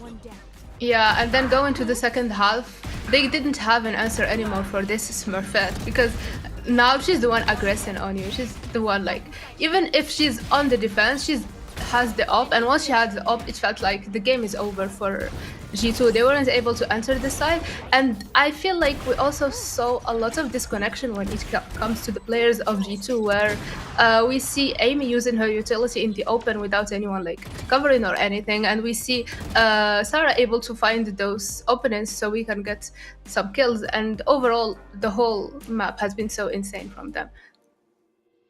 Yeah, like just going back to the overall stats, I think we sort of started with saying Smurfette performed incredibly well when it came to map number 1, and then going into the second, it really didn't seem like a change. It's kind of the question of, can she keep this up throughout the entirety of the matchup? And if that's the case, this genuinely could be their match to lose, because I think an in-form Smurfette is something you always have to fear.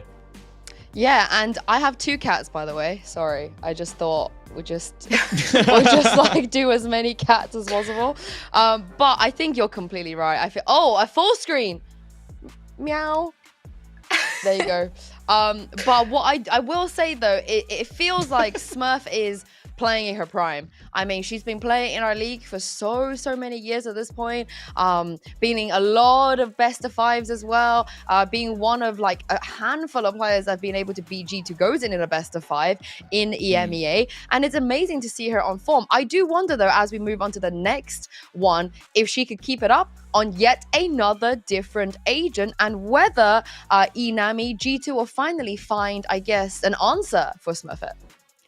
I think that yesterday's game of Icebox of G2 versus KC showed that they can have some weaknesses. So probably there is something there to look for if you are part of the GX roster. And also GX just won an Icebox coming into this, where Smurfette was able to find the space. Sarah also was able to find the space and express herself. We will talk about that later on the agents. But I think that we will for sure at least see a better Icebox coming from GX this time around. Yeah, I like the fact as well that they're going to get to start over on that defense, because you look back to that sort of decimating defeat, and it was the fact that they never really got to do too much over on their attack side. So potentially getting that better start might help them out at least a little bit with some of that confidence, especially because when you're playing that Neon, I do look at that agent as still one that can be incredibly difficult to find mass value of on this map. I wouldn't mind if she just opted to swap up back to the Jet, but I do think with the overall synergy of the pace that you can run with that agent alongside the Gecko, it fits if it's working. Like if it's working, I think they could potentially steamroll this back in the other direction. But when it goes wrong, it feels like you have a very, very limited setup to what you can run. I also do feel like we're living in a world where it's not GX that picked the Icebox. Another team dared to pick the Icebox into them. And I think that kind of says a little bit about, you know, what happened last time. But also, I don't necessarily think it might work out as well as G2 could think, because GX historically amazing on this map. Yes, they lost that one time, but Inami coming into this, if they were to win this, I don't even think I would consider it as an upset against G2 on Icebox specifically. Yeah, both teams have been so phenomenal on Icebox, so if either of them wins, it will be no surprise for us, because we've seen them win. Maybe they were surprised a little bit by G2 being so aggressive on this map. So right now they had votes to watch. They had also the KC game to watch. So if they win it, it will totally be like a lot of work coming into it. But we've seen them win it before. Well, let's take a look at Agent Select and see what we are going to get here. Now, Tom would like to see the Neon go. Honestly, me too. But I'm going to come to you here, Inami, because they haven't made any changes.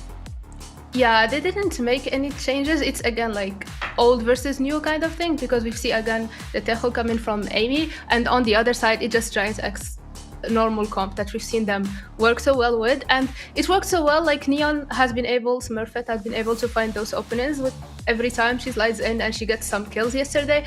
Sarah also said that she likes the Killjoy, and has been able to find a lot of good lurks and good timings when she was in the mid. So I expect her to do the same again, and hopefully this time it won't be that much of a stomp as last time.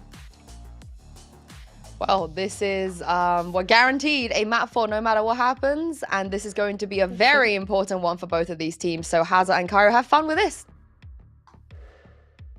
Look, that's what we're here for, having fun, right? I reckon I'll struggle to get a meow out of you, Cairo, but a question I will ask is, do you think that momentum is going to play a factor coming into Icebox for GX?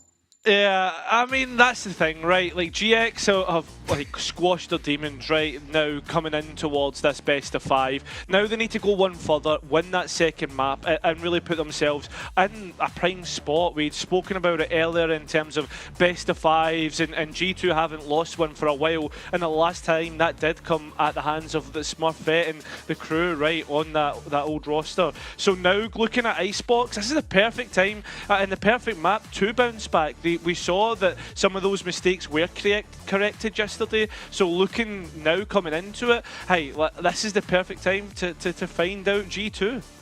And I think for me, this is the biggest map that we're going to see in the series so far, because while G2 have picked into this one, it's the map of their selection. GX, we know that they're a very competent team on this map. They have a brilliant record on it as a whole. 10 wins, or 11 wins I should say now. Only one loss. That was the defeat to G2 that we saw over the stages that they've played in the last year or so. However, if they end up winning this, you then go to Split and the record just gets that much better. So it feels like a requirement if G2 are to keep themselves in the series as things stand. It's been a while since we've been in a position like this where G2, I feel as if they're almost on the back foot. New map to bounce back onto, one which the record, especially against GX, looks favourable. As they make their way through the A site, GX are already in position to fight back against the push. It's just one player back site though, which will be Ness. Smurfette not yet walking out onto the rafter. Finally, she does make her place in the madness, and it's 2 kills volleyed out of the Ghost. Ever following up with more of her own. And so the site locked down as far as GX are concerned. Mimi gets away with 1, but she needs 3 more. It's another clutch that she finds herself in. Pretty damn good with a classic, as we know. First headshot is a decent start, but the rest is just far too much to amount to. So GX, that's now 11 in a row across the last 2 maps. Hey, it's incredible. Well played from them. Another defensive round to add to their acumen in a row. And not only that, with that pistol round starting, you're looking at going even further, right? G2 only able to get 2 kills on that last round. And again, we talk about defensive protocols. GX have it nailed down to a T. We saw them tested to their very limits yesterday in that series against SK Nebula. This one was the decider, and while we're in yet another 3rd map, it's placed right in the middle of this series this time. That one 13-11, of course. Sarah walking around the side. Ghost, double headshot, couple of players taking a lot of damage. Eventually finding that 2nd kill as the rest of GX are in on the act as well. Very clean double up, but little investment made at the same time. A couple of ghosts in the hands of those players means that maybe there's a chance to actually put some more money into this round, and that's looking like what we're going to get with a couple of Vandals. Bonus round looking pretty dangerous, and again GX just so quick to support each other and play as a team.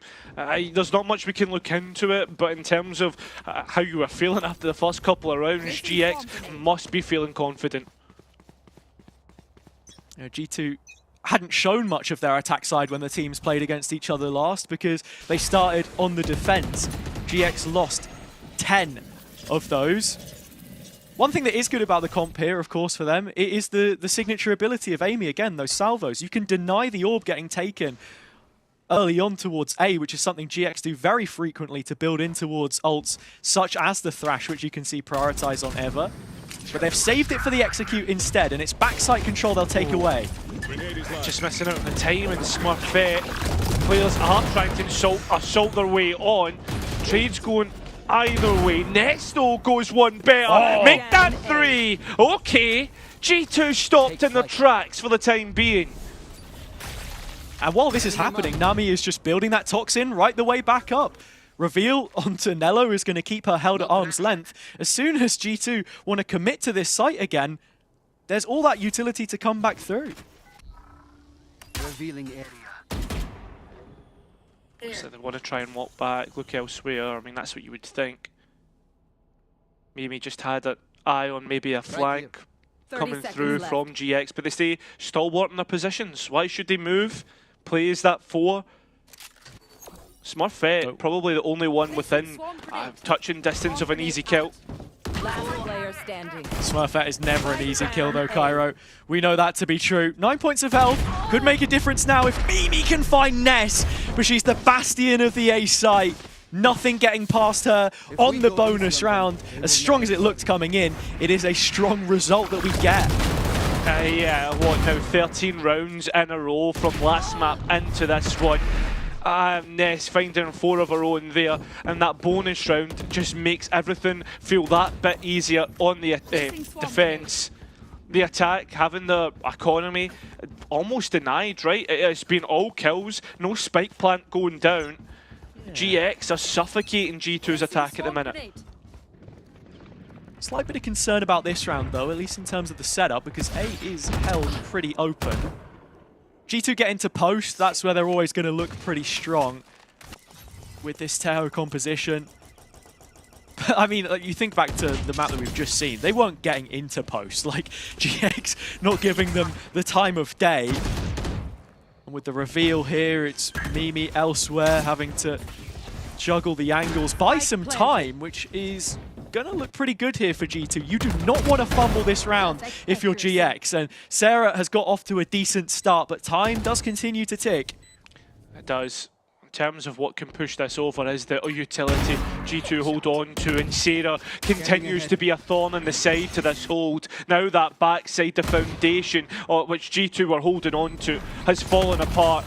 A utility coming through now, trying to stop the players getting onto backside, which G2 cannot do. That spike is under threat, this round is under threat, and Smurfette has collected it. That will be 4 in a row. Another which GX managed to get through quite successfully. Only 7 seconds separating G2 from a spike detonation. but those Sheriffs couldn't do enough to dissuade the retake coming in. GX holding their nerve, and G2 needing to hold a moment now, a timeout, just to recalibrate themselves. You've got Vanya's ult to play around with. This Yoru was so pivotal in kicking off a lot of those executes, closing the gap.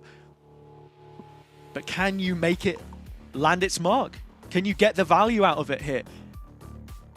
I mean, that's a question which we have not found the answer to for now 2 maps, or 2 halves at least, right? When you think towards that last half of Ascent, we were asking G2 on the attack, right, where does the value come from the ultimates? Where is your win conditions? And to be honest, we didn't see it at all. What are G2 going to do differently? It's a different map entirely, right? Icebox, there's different ways in which you can open up this or either of the sites. I mean, that's now 3 timeouts in a row that G2 have used unanswered by GX because they have been so successful now. Yeah, we're just going to keep half an eye on the score as it continues to trend upwards. 14 rounds consecutive for GX. Momentum playing a factor. Placing swarm grenade.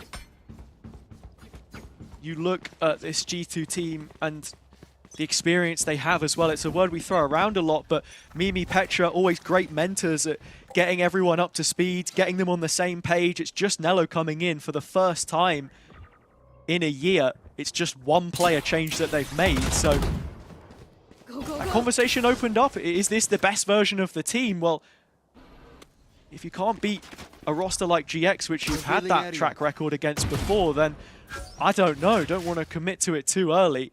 And neither did G2. Early B long space, still no execution. And the big thing about this right now is the Sarah's positioning, right? You've got to be looking at the fact that she's so deep in mid and can be so quick to react to what G2 are doing. The thing is, there's that big 1 versus 1 against Mimi to try and win out. Here. How much longer does Sarah sit around? Vanya has gutted out the B site, and Sarah is so disciplined to hold her nerve with bated breath. Mimi falls, and now the backline is a threat. A threat which they can't contain. Sarah again. Mate, that's the second time in a row that Sarah has went on a flank and got 2 kills. Tap of the spike, baiting players out, and the utility is spot on from GX. And they're not even ready to hold the site itself. It's Sarah with 4 kills. Coming up from behind. The flank unprotected, left completely open for her to give the maximum punishment. 5 on the board now for GX. That was the rifle round. Yeah, I don't know what to say, man. It's just speechless. Yeah, I think for me though, like the desk was highlighting it as well about that mid space and how it was going to be manipulated by both sides. How was the defense going to deal with any late lurks? I mean, it's G2 that need to deal with the lurks. They're going to address it this time round by actually pushing it and trying to see if they can upset what GX have been doing for the past couple of rounds. But in terms of what G2 have done differently, they've at least been able to get that spike down, right? There's a success story there to which to build upon. For those who thought losing to straight sets against KC was a shock to the system, this could be even more so. 5 times they've played, 4 wins for G2. All of those in the upper bracket, all in playoff stages. And as GX have begun to have a look into round number 6. Not all too much spotted on A, but G2 starting to give away a couple of clues as they've signposted their authority here. Smurfette wants teed up. Yeah, they want to go. Smurfette, though, finds Vanya. That could be a tell, because that's the duelist. Sarah continues to fight in mid, and this time only able to find 1. That was Petra. That was the Omen. It's a pretty telling duel as well, because the fact that Sarah's even able to reset the gun and find that one without just going down. G2 are looking shaken right now. They need to get 1 on the board. The lockdown to take away the A site, or the B site, sorry, and the deep site control currently being held onto by Nami is huge. She doesn't have a molly to deny this, neither does Ever. They can at least look to try and get the spike down, but the Hunter's Fury's bought all of the time. There's barely any left. Well, Thrash is coming straight back in. GX so quick to try and flood back through. They should know that G2 are forced all the way back towards long, but Ness's shot is spot on, denies the Viper's pit, and well, the wingman, he's also been denied. It's unfortunate, and GX are stunted in terms of trying to get on that spike, and Ava has done so well, and G2 haven't. It's going to be 6 in a row, 16 including the 10 that came from the defensive half, and the last map. Unbelievable stuff from GX, so quick on the mark, and it feels as if they're reading out of G2's playbook. Back-to-back defender-sided dominance, and it started with that shaky duel in mid to the unforgivable timing on Nello. So unfortunate. They look rattled right now, Cairo, a shell of their former selves, and with all the ults thrown in from both sides, the GX winning that round is so huge. You look at this team and the changes they would have made coming in. I mean, it was literally just a quick role swap, putting Ever on the Gecko and getting Ness back on the comfort of this Sova. GX playing with the same setup for over a year now. Yeah. But as I said before, comfortability doesn't matter if you're just that fundamentally good and everyone's performing. Exactly the case. Locating targets. Again though, look at GX and look at how they're wanting to play the map already on the backlines, and Sarah isn't all by herself. Nami also here. Oh, and it's a stinger at long range. Dude, but it's happened again. It's like, oh, I was gonna say, how are you letting GX get away with this? Smurfette has called in extra backup artillery. It's gonna be the finger gun that comes out. And actually, Petra has to use her from the shadows to bail from the situation, get on B, and let that one wear thin. The only thing to note here though, this isn't GX in a winning position. Sure, they've got a player to the good, but G2 are looking towards Snowman, pushing it further. Nice ideas, but it's been completely denied by Smurfette and Ness as well, who combined to make it 7. A guaranteed advantage on the next half as G2 are struggling to even get one round. Oh, this is just a sight to behold, and the question is, do G2 even maybe want to put a second timeout on this and stop the rock? Because from the bootcamp perspective that you're on right now, if you're G2, that's where you're able to get those emotions in check, give each other that kind of support that you need, because even the Angels are looking so shaky. I mean, how many 1v1s are we seeing that they're unable to win? It's so uncharacteristic of this team. And sure, you can have an off map, but then you go into GX's pickup next. This is not the place that you want to lose at all. This is the biggest map so far in the series, as I said. It's been a long time since we've seen G2 in a position like this. A long time. I think the last time you could probably say like 2023 stage 3. I know that the analyst desk will be happy to correct me. A long time away from that just yet, before we can count G2 out. As we look towards the A site once more. I think that was both flashes used by the Euro as well, sorry, only one. GX have been pretty reactive in their calling so far. With Smurfette on the Neon, you can get her in position pretty quick, and she likes to initiate these engagements. Again, preferring that rifle over the operator. Look at the money that GX have left over in this position, where G2 are scrapping for every last credit. On the corner. Fast lane to get out if she needs, but fully committed to this angle. I mean, winning out the duel as well. You do not doubt her for a second. And that's another stop to this push. The mid space, though, has been won out by Nello, and that lockdown immediately put down. It's going to buy more space, and let's think about this rotation. Time is going to be really low in terms of whether they can get that spike down, and Sarah sent it down mid. The spike's on the ground. It's gone all cold on Icebox. It's another round which GX will win. G2 still haven't thawed out from bloody Ascent. This is 18 rounds in a row which GX have won. I spoke about momentum with you coming into this, but yeah, I don't think anyone could have foreseen this. I like that you brought up the history there a little bit. Maybe time is truly cyclical. That's the last time that G2 were absent from a Stage 1 Grand Final, being Nello's first ever title in Game Changers with 10-star. It was the same event that Ever and BBL Queens knocked out the Originals, which then went on to sign for the organization that we see on our screens now, trailing by 8 rounds. This is just ridiculous. So I said coming in that things feel a little bit different today, but this could very quickly get out of hand. Yeah, I mean, that's the thing though, right? You say things feel different, but like, I don't think they felt this different. This is just something completely, entirely different. I mean, G2 might be stunned, but I think the whole of EMEA and Valorant, the Valorant community as a whole, will be stunned at this if it continues on. Got to remember, it is only map 3. It will put GX surely on series point, but there's still a long way to go. And it's not done yet in terms of this first half. If GX can turn around a 9-3 on Ascent, absolutely no reason why G2 can't do the same for themselves, but you've got to start building yourself some kind of a platform, a raft, to get over what has been a very bumpy course through the center of this series. I mean, you say build a raft. Someone from G2 needs to answer the SOS call first.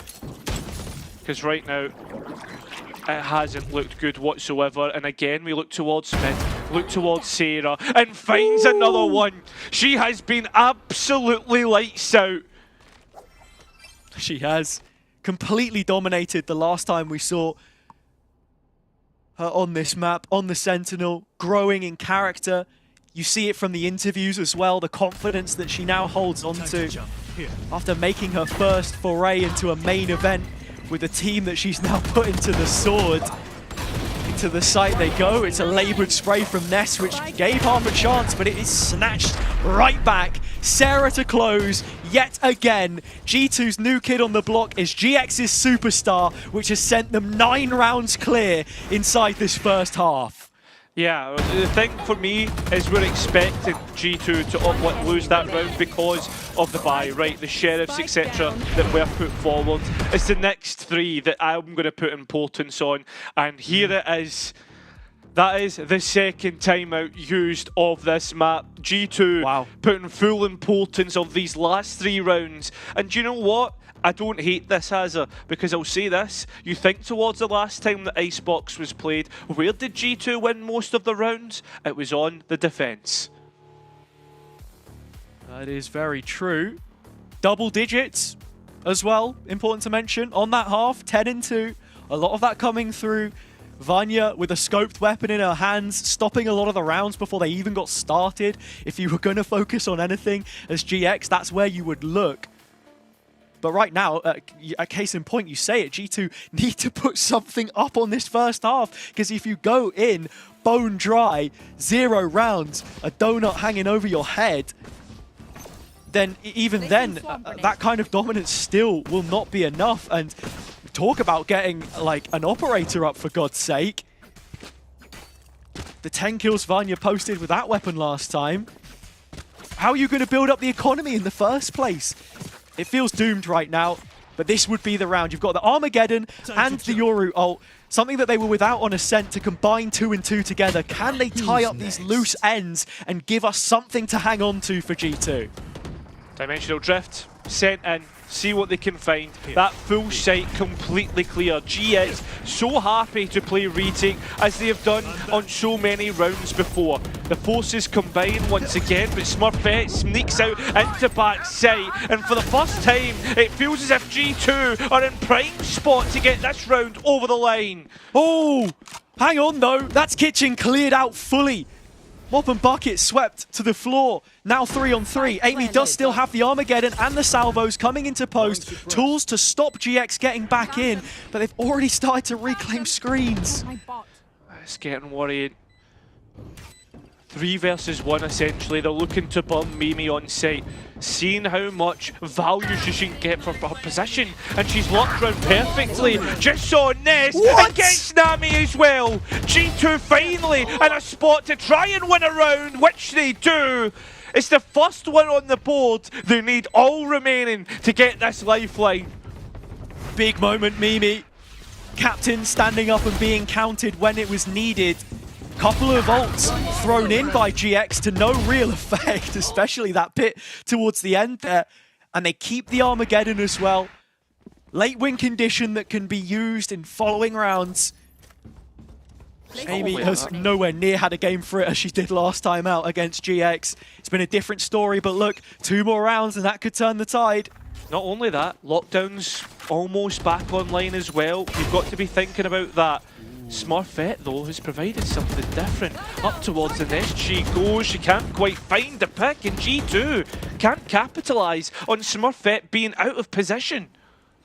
It's the first time we've really seen her start to get aggressive as she likes to do towards Pipes on the A-hold as well. Drone perhaps incentivizing a little bit more of that play. Brilliant movement from Amy in the stealth drone. Does suppress 2 players. In comes the Armageddon. They have to try and fight forward towards the maze here. TPing behind it all is Vanya. But where are the rest of the forces? Each one of them sent to the Forever Box. Packed up in the graveyard. Mimi 2 more impactful kills to just keep them hanging off the olive branch. But it's slipping away yet again. GX's turn to put double digits up defender's side. Is another 1v3 away, which Nami can nail on right now.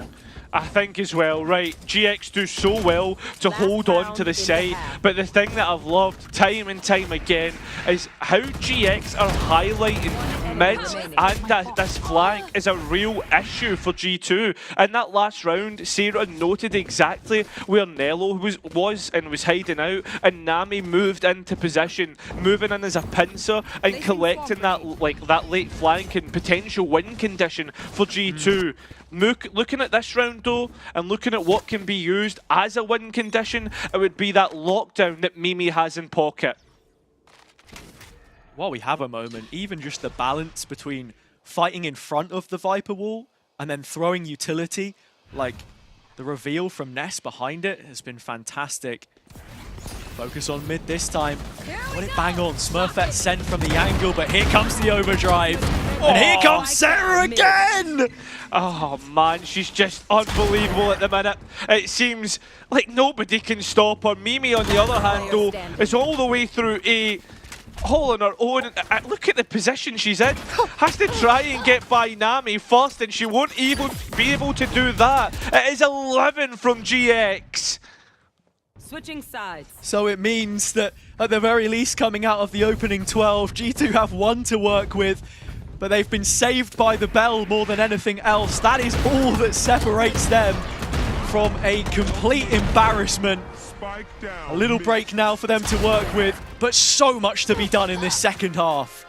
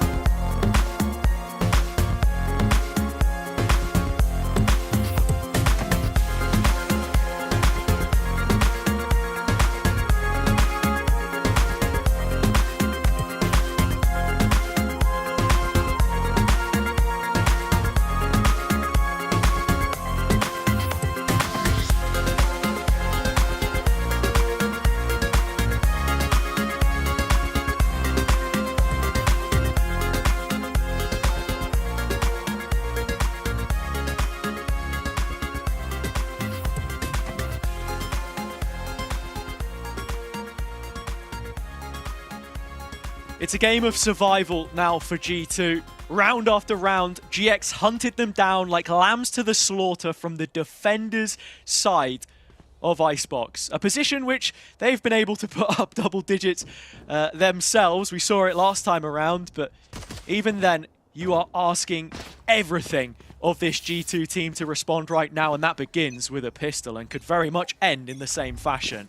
I mean, that's it. But with that being said, the confidence G2 fans can take is that G2 have showed dominant defensive sides, especially on Icebox and especially against GX. Early aggression from Vanya outside A. TP's away, that's information back to GX, who are doing some digging of their own. Drone sweeps around the side, yet to spot out Nami. That's the Dizzy thrown away, a tool which Eva will not have access to as they're moving closer and closer to the B site.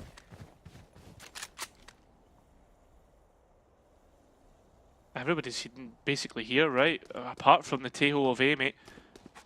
This is going to be a brawl. Powder So slow around. from GX. There they are. Spike planted.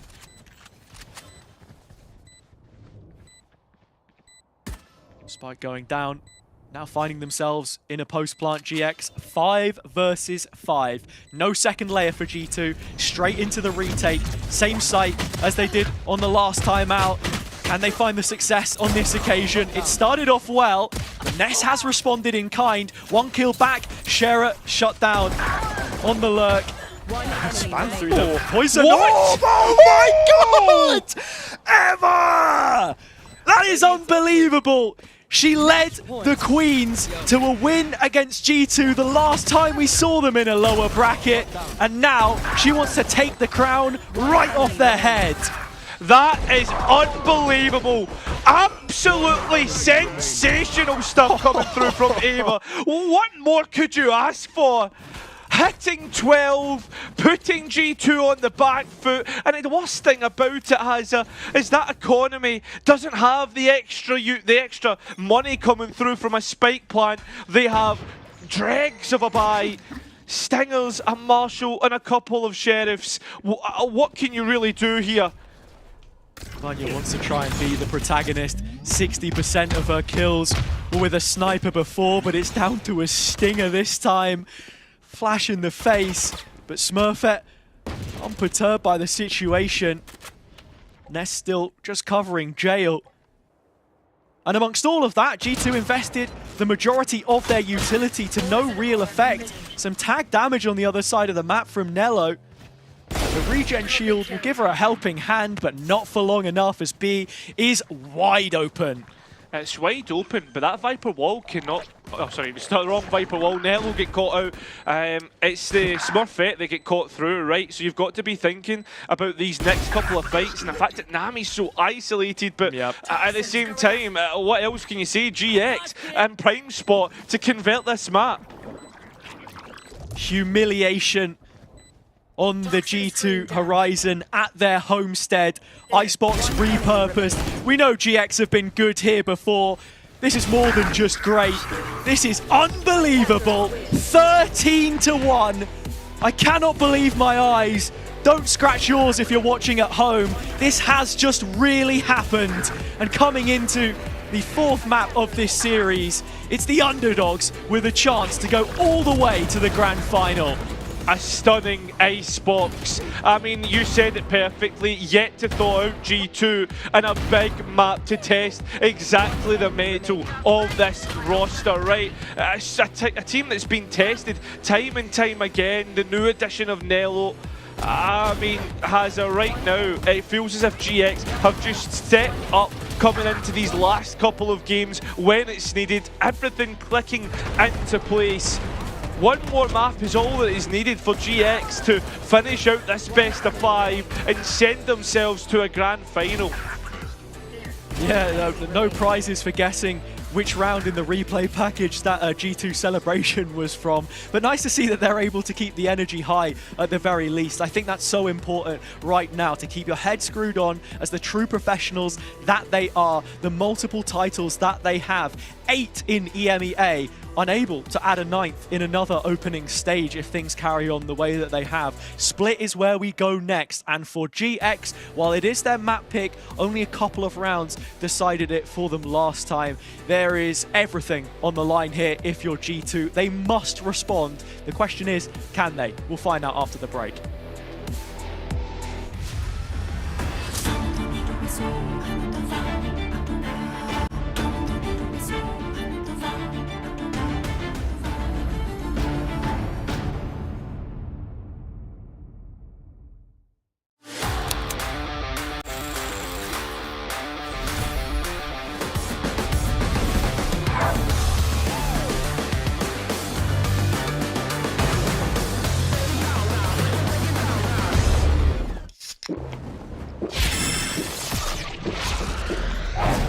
Red Bull gives you wings.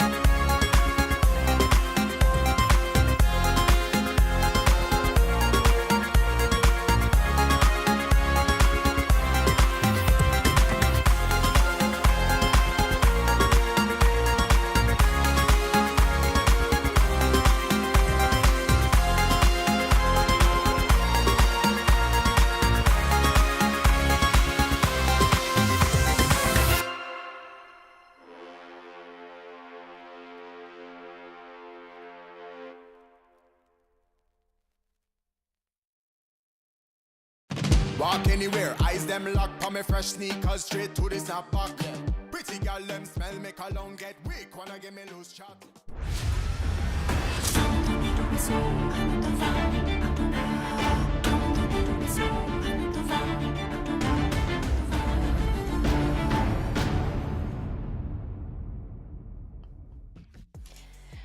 If you had any doubts about how GX are going to approach this Icebox and whether they have what it takes to beat the G2 Goes, and I feel like those have been completely answered. I'm your host, so I'm back here once again with Inami and Tom. That was a quick one. Inami, did you expect it to be as dominant as it was in the end? I did not expect it to be as dominant, but I expected Sarah to be able to find these lurks and these timings. It was just so well done in a very dominant way. And oh my god, 6 first kills. When did you see Killjoy being able to take that many first kills and being able to also translate that into a round win every single time? Yeah, she also had 0 first deaths, so if that's not a telling factor of how the game went, I don't know what is. A truly impeccable performance from her, 364 ACS, but across the board, it just seemed like they could do no wrong, even going into those sort of late round pistol clutches. Like, it was just a performance top to bottom. And well, I think when we eventually move on from this, we're going to sort of talk more in depth. But I don't even know if G2 can come back from this at this stage. That just felt like a trouncing. Tom, do you not remember how G2 won their first global title? And do you not remember how they did that? It was Mary's in Pacific now. It's a different team. It was a reverse sweep. If it's anybody, if it's any G2, any team that could be completely fine after, you know, getting dominated like that. It will Did be they G2. lose 13-1? No, but they ended up winning the last 2 maps like 13-3 or something like that against Shopify. But I'm glad you both mentioned Sarah, because one of the things that was incredibly impressive about her in the previous series is those first bloods. She was the only player to go positive in first kill, first death against SK. And right now, Tom, I think she's 11-2, which is insane. Yeah, I think there are some players that are meant to IGL and some players that are meant to be stars, and Sarah is meant to be a star. Like, I think that she still did fine as an IGL, but just seeing the sort of freedom she has on this Sentinel, like, this is like Alpha-esque performances where it just feels like there's nothing opponents can actually do against her. Like, 2-3-2 ADR, like, that's disgusting. Like, you're talking about a player that's getting like over 1.5 kills every single round in damage. Like, it really was just impossible to play against her. And even rounds you go, okay, like, G2 have a bit of an advantage, you would always pick up a multi-frag. But like, first blood percentage of almost 43%. Do you understand how ridiculous that is? Yeah, that's insane. I think we can credit this to the fact that she's been playing every single role. Not only IGLing, but also she used to be a duelist for G2, and then she swapped to smokes, and then she started IGLing, and now she's on Sentinel. So she knows what every other role wants to do, and she knows exactly how to stop them. And she mentioned that she wants to like work on her ability to find all these timings, and I think she's been doing just that. Yeah, and in her interview, she was like, you know, I feel like a little bit too passive sometimes on the Sentinel. I'm just trying to gain more confidence. I think she's gained that confidence. Yeah, and I love no more confidence needed. Yeah, I want to see what happens if she gains even more confidence. You know, that would be absolutely crazy. But we will be moving on to Split. Again, this is a map that both teams have already played against each other. And interestingly, Inami, this is where GX, they are willing to play the Tejo. They are willing to kind of get onto the meta, which is a little bit more different compared to the rest of their map pool. Yeah, and surprisingly, this is the map where they consistently has been winning as well. So excited to see how much that works against G2 right now, because for the moment they have the momentum coming into like this fourth map, and they have every card on their hands, so they can be able to win it. So excited to see if they will be focusing again on these picks and if G2 has any answers for that. Yeah, I think the interesting thing as well is this will be sort of like another rematch. So they did the same when they played against Zorant's Mint earlier in the tournament. They played a close first game, and then they played them again on Split, and they absolutely dominated. And with the way this series has been going, them going back to maps that have already been played in a series have actually looked very, very good for them, which is a rarity. Like, it seems like they're improving as they go. It seems like confidence is firmly in their favor. Of course, I do believe that G2 will have worked on this. Like, I think you go into a map like Icebox where you won 13-2. I don't know if there's going to be much to learn from that. You're not going to be picking apart like the 2 rounds you didn't win. Whereas if you have a loss on Split, a map you know that's going to be coming in this series, and you know the comp your opposition is going to be running, that's where the work can be done. So I'm hopeful that for G2 goes, and this could be a turning point.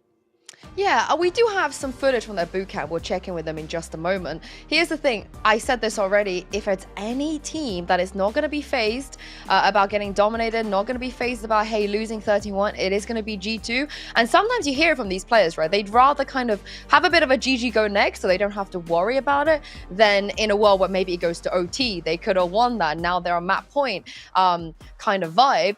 And again, this is a team that's been here many, many times. They have so much experience on this roster. They're going to have a lot of fixes even coming into this. And Tom, the pressure though, it is on them, right? They're expected to at least make a final, especially after what Mimi said earlier. Yeah, I guess if you're gonna, the thing is, you can't lose another game to KC if you don't actually play KC. So there you go. I don't think it will help them from the Twitter fiends coming up afterwards if they're not able to get into that final at least. But hey, we've just seen the G2 account come out and tweet maybe that's a bit too much content for today. So clearly they still believe that they're going to come back fierce in this next map. But No, it's definitely a worrying sign, but yeah, there's no doubt that within both sides of the server, there's a lot of high caliber players who've been in these situations before, who've had to make comebacks, who've had to turn the tide. So I don't think that they're the sort of team that's just going to completely choke out of this matchup and just disappear and have to rebuild for the next stage. I think this is still on. This is still definitely a battle, and GX need to make sure that the momentum they have continues, because otherwise this can very easily go back in the other direction. That's true. You can never count G2 out. Mimi mentioned earlier also that they have the most experience when it comes to best of fives. They played so many maps. They're so used to this. And they're also like, even if we didn't see them play a lot in the lower bracket in GCC, in GC, but we've seen them playing in the lower brackets and having some good runs every single time and ending up winning. So I have no doubt that they are able to come in so strong, especially since right now they have Nello, like, who can be a better hype man than Nello? Yeah, I mean, Nello is also performance-wise, I feel like she's very consistent right now too. Those experienced players, you know, Mimi, Petra, I do want to kind of look at them as we move on to Agent Select soon, because even on the server, Tom, this is where, you know, Petra won't be playing smokes on Split if they stick to that comp. The Taeho duty will be on her shoulders.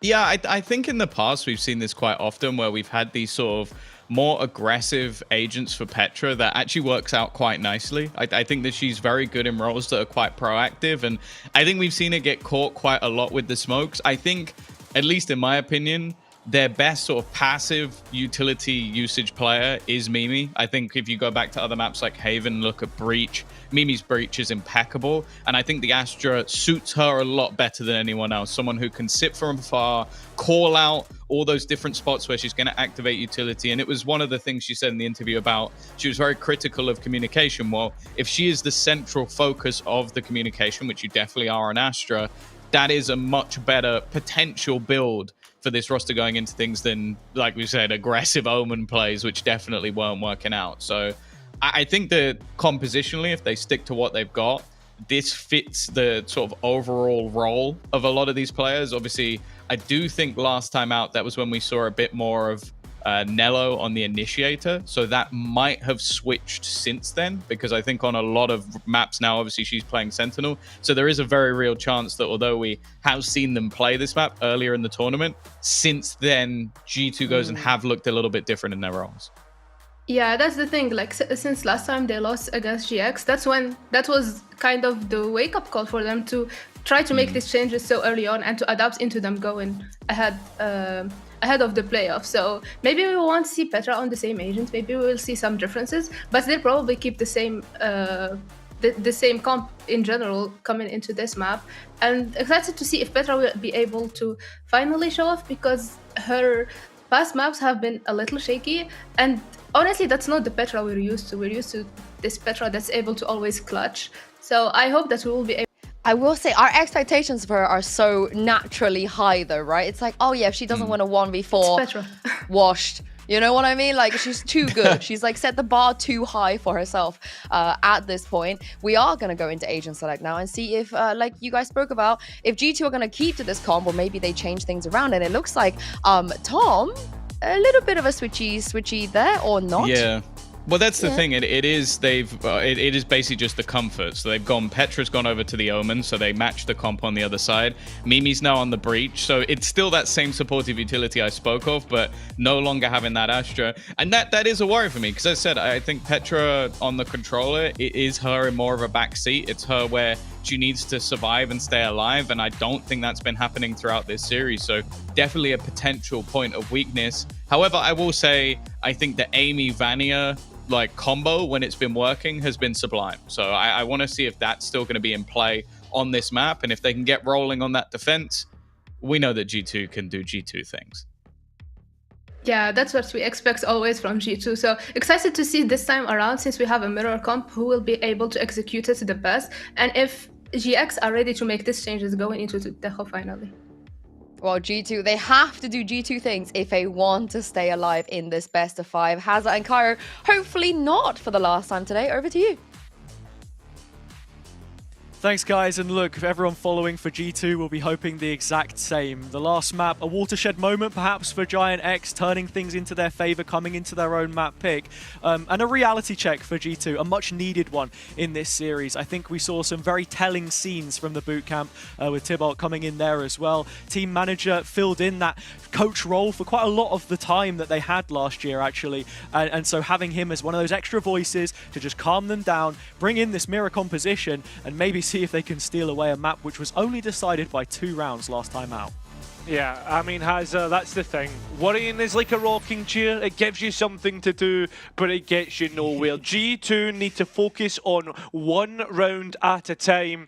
It's been a while since we've been in a position where G2 were going to be knocked out of a lower bracket final. It would be all the way back to 2023 since we had the grand final which didn't feature G2. This is a monumental map coming up on Split. The joint most played between the teams, 3 appearances, but that 13-11 winning groups for GX, the first time they'd been able to pry it from the hands of G2. A second attempt here, as it's a side swap from the last time. Ramp is where they go early, shown away by the defenders. Yeah, straight away, G2 looking to answer any demons that they've had in previous maps. First 2 entry picks found. Sarah, on the other hand, looking to try and manipulate mid.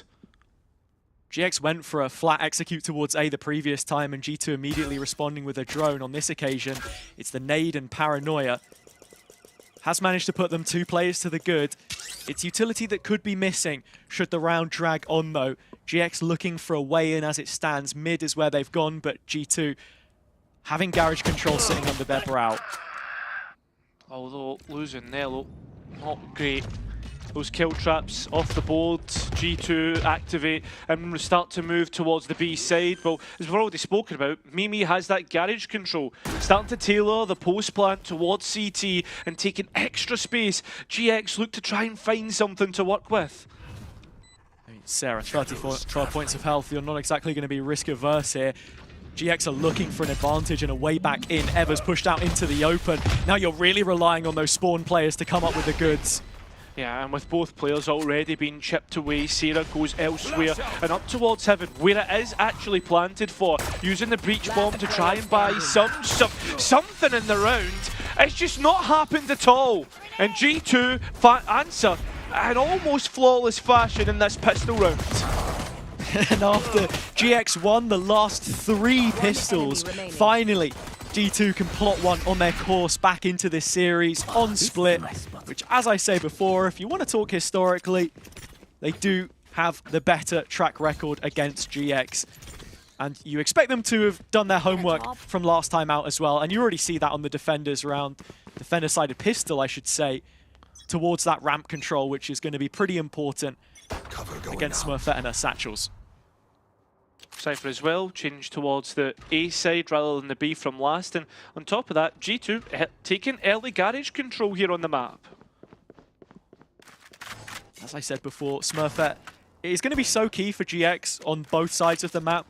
You thought that on Icebox things got a little bit isolated. She loves to just go searching.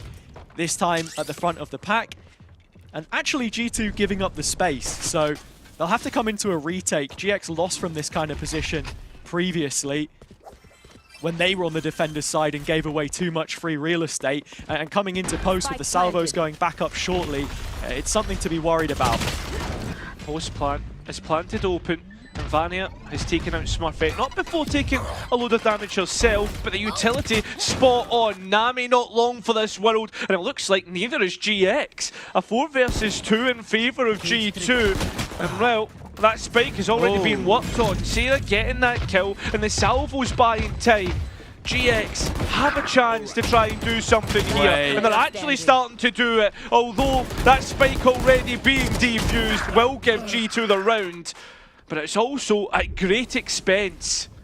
Just one rifle makes it through, Cairo. It's the Vandal in the hands of Petra. She'll save the day with the stick in the smoke. Spike defused, but look, both teams have shown this, and speaking to this G2 comp, which GX have molded themselves around here, one of the great benefits of it is the delay in post plant. I think the fact that we don't have an Astra in the server anymore is probably going to strip back some of that extra util, the Gravwell, that will help you out. Big fights already being taken in Garage. And still G2, look at it, ready to stick around. The rifle passed over to Petra. And with great effect, entry pick got. And not only that, that's a potential upgrade if G2 can grab that Garage control back. Smurfette with this Outlaw is just premium punishment. They're able to catch that first tag. Still no kill on the board, and Eva is fighting solo ahead of the line. Good enough. More than good. In fact, it's great from her. Next player spotted towards Vent, and with Sarah already scaling up ramp, GX know where they want to go. That's A. D2 are cottoning onto it, though. Most valuable player from the last map, but the value won't be found. And again, those rifles being at a premium here. G2 think that's the luck, run towards the other side of the map, and GX should have the perfect post plant here. Plenty of time to set it up. First trap hit, and finally, the personnel on the G2 side will be redistributed. Salvos to clear out screens. Less util to use. Less stopping power in post, but you've still got the nade for Smurfette.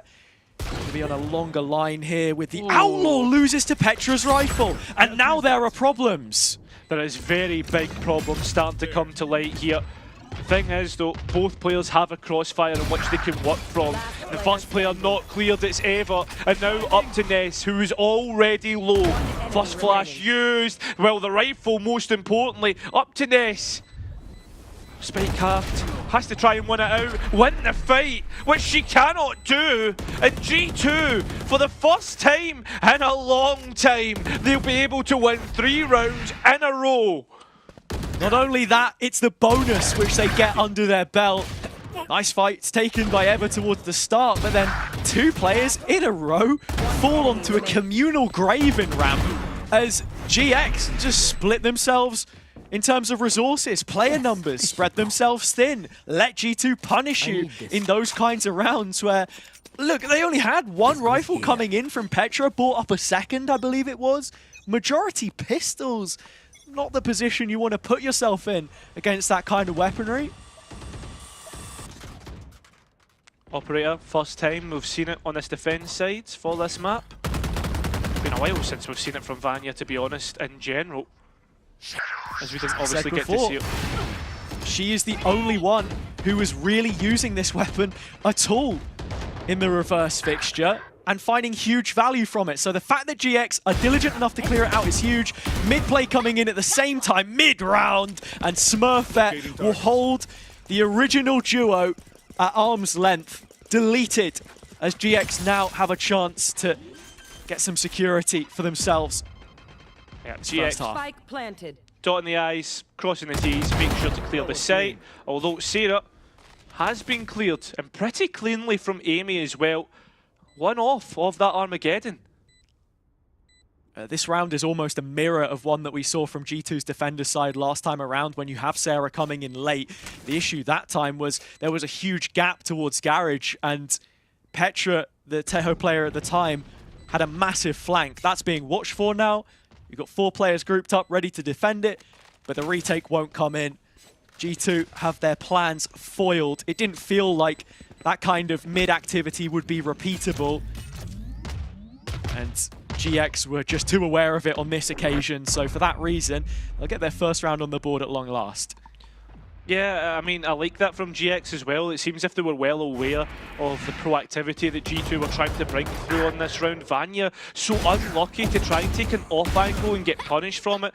There's that mid-play we were talking about. And from there, like, I felt as if it was always going to be a long task. Wanting to keep those rifles on hand as well, moving into this next round. And now with the Annihilation available as well, GX like to commit hard in terms of executes with it. Whether it was a backside A clear or a tool to split the B site through tower. It's usually what they would go for, but against a couple pick and mix of pistols, all sheriffs in fact, couple rifles, it's a much slower approach which they will bring to the table. And perhaps just something to think about in the next round, because they do have some really good ults here, and I mean, so do G2. Although, this is... Sarah again. Yeah, a little bit worrying though, because we've seen GX fall to eco rounds before, very willing to commit in towards sides and commit into fights that maybe wouldn't go their way. Vanya very lucky to escape with her life, and Nello noting the players that have taken that heaven spot. The Armageddon not hitting as like it should. Nello trying to bear the weight of the site hold, but she was separated from the rest of the team, and so GX fire back in unison. Post-plant opportunity now with the tower control still under their banner. Both teams willing to invest ultimates here, and well, GX looking to go one step further. Smurfette looks the wrong way, and now G2 with a rifle to work with. In fact, make that 2, but 1 has already fallen.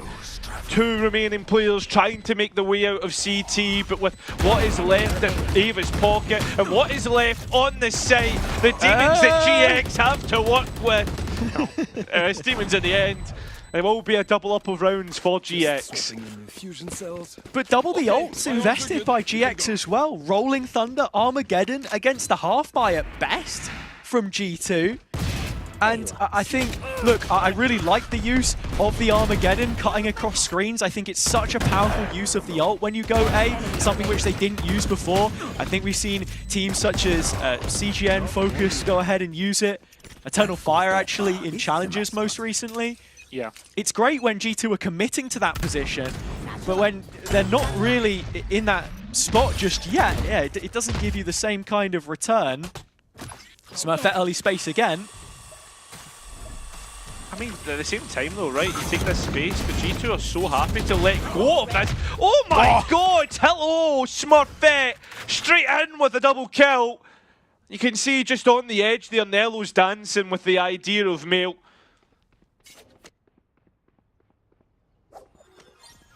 It's not something that you want to touch with a 10-foot barge pole. Sarah has to be so careful here. Amy's walking up, shoulder spot, face check, running away. It's into the trap that she's going to go. And there are reinforcements grouping up in the sewers. Oh no. Ratty play. Smurfette slips the net. Amy needs the call for support, but Mimi's hung her out to dry. Now to fill the gap up against 4 players on the right-hand side. Nello nowhere to be seen. Paranoia cuts across the face, and it's Smurfette on for an ace. Hey, listen, it looks like GX are going to try and give her it as well. And she looks searching towards CT. Nello want nothing to do with this. Looking to try and save up what is the last remaining rifle, right? You look at the rest of the players that are in G2's side, they've got about, like, what, 400 max credits? And GX are flush with cash. This bankroll can finance following rounds. The coach in the back of your head right now is saying, you know, why are we giving Smurfette this final kill? Come on, let's put the orbs on someone who doesn't have their ultimate yet. So Smurfette goes as cannon fodder. But now they know where Nello is and can play to her position perfectly. It's Sarah to pick that one up. And I'm pretty sure she had the neural theft as well. So, like, guys, come on. What are we doing? At the very least, it is the rifle removed and the round 1 as far as they're concerned. Yeah, that's such nice shooting from Smurfette all across the round. Actually, I'm just wondering here, is that what all coaches sound like in your head? No, just certain coaches, I suppose. But right now, G2 calling upon theirs. Timeout called. Defenders' side started well.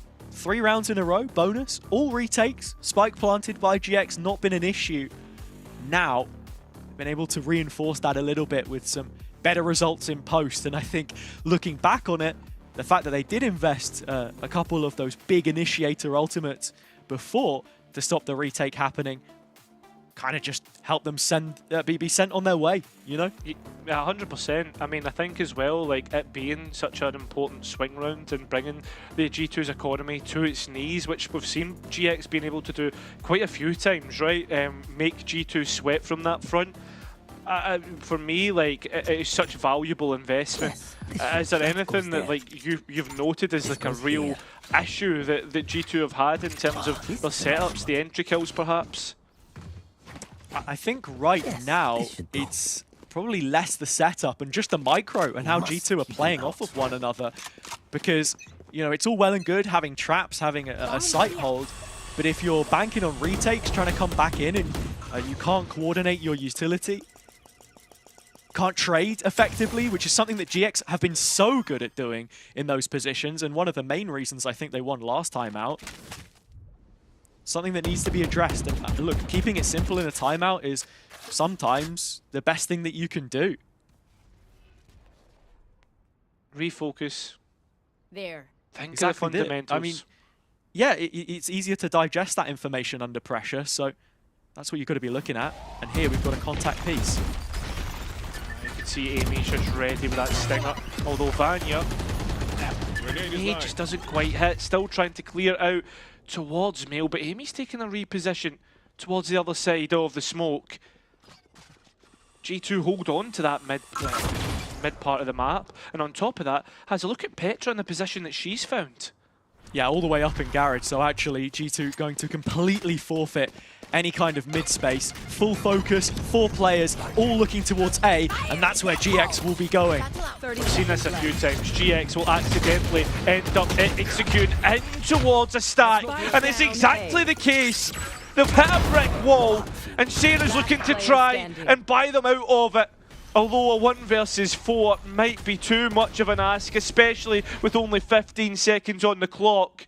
10 seconds left. Think, yep, take the knee, wave the white flag, just accept that this is going to be a G2 round. They win more ecos, more thrifties than any other team. Spoiled a little bit there, but you expect it, right? One on time in the end.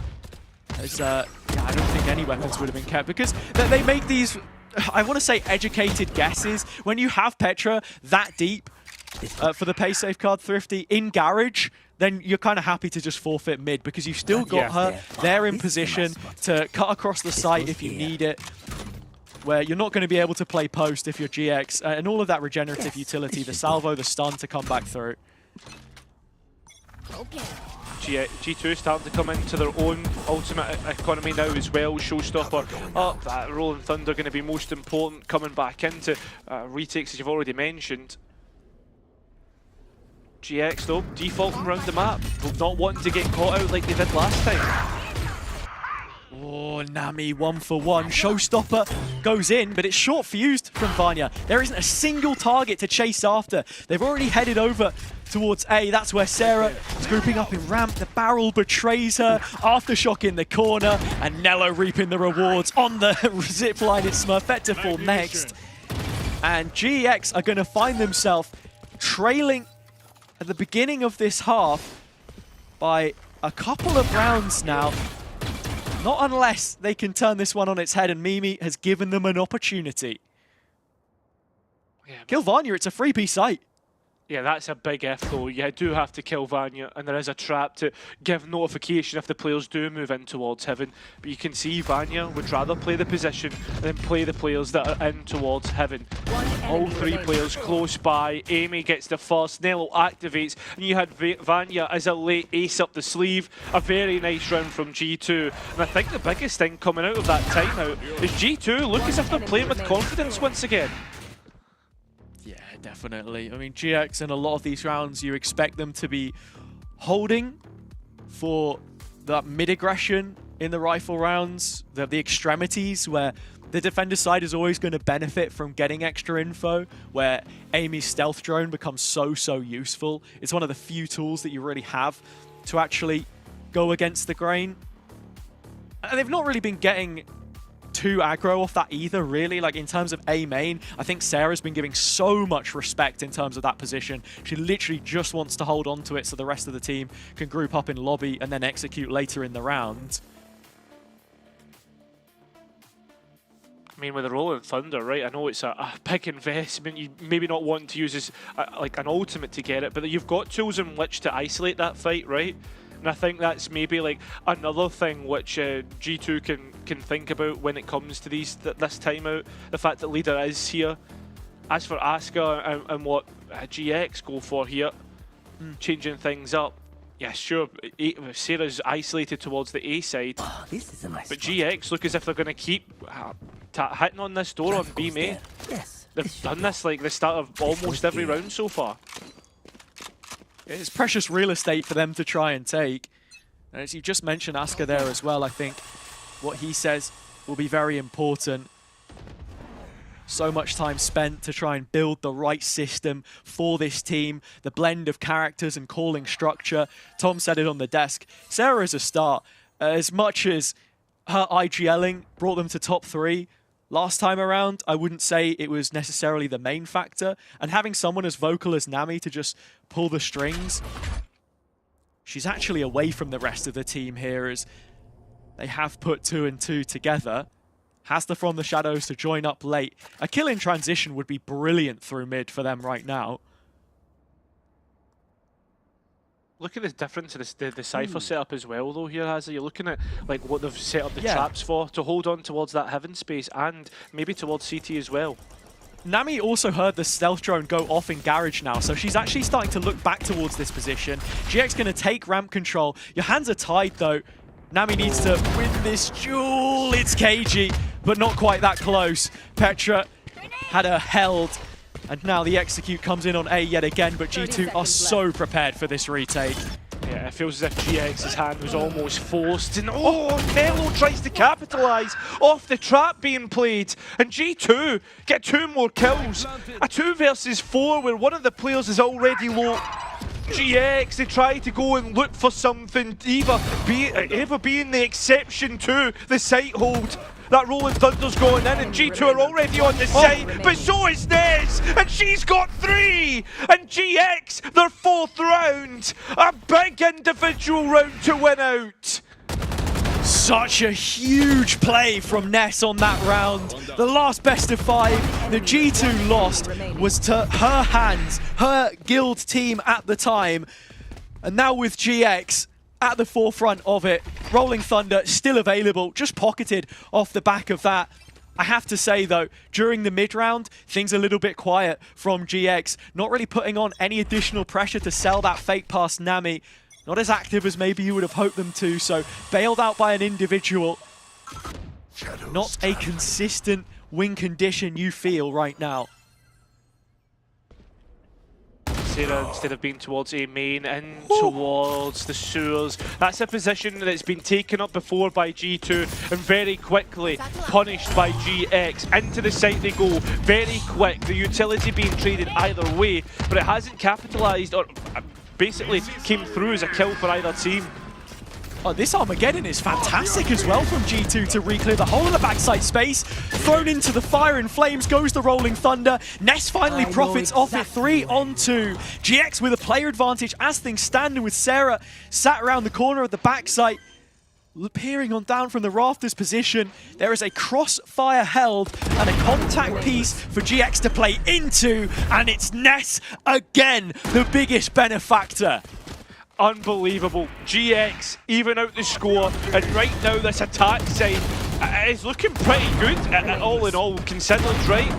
G2 have shown that they can go and win rounds, that they can show that they're good enough to be here, as we expect, right? They've looked like a shadow of themselves in the past couple maps, and now, as we head into the last couple of this half, what can they do to try and push this forward? GX have probably done more than enough on this attack side on split. We'll be hoping at the very least to net a 6th round as the game state currently stands. Just Sheriffs. The mid walk down again, but the drone has spotted it. Player stunned up this time. Variation on the theme from G2. Smurfette does clatter back to find 1. The player count sits even. While Sarah does have a gap towards A, it's not yet been fully exploited. On top of that, I think as well you've got to consider that those rifles weren't able to get picked up, so the firepower still sits firmly within GX's favour, and time to set up this post plan. Gotta be careful here, Sarah. Give away the gun and you could be the villain of your own team's story. 1-for-1 trade. Happy days if you're G2. Hello with a gun back in her hands, just as deadly as all the rest. Petra right behind her to follow this one up. Nami is alone on the site. Jumping in is Nello and gifting a gun to her teammate.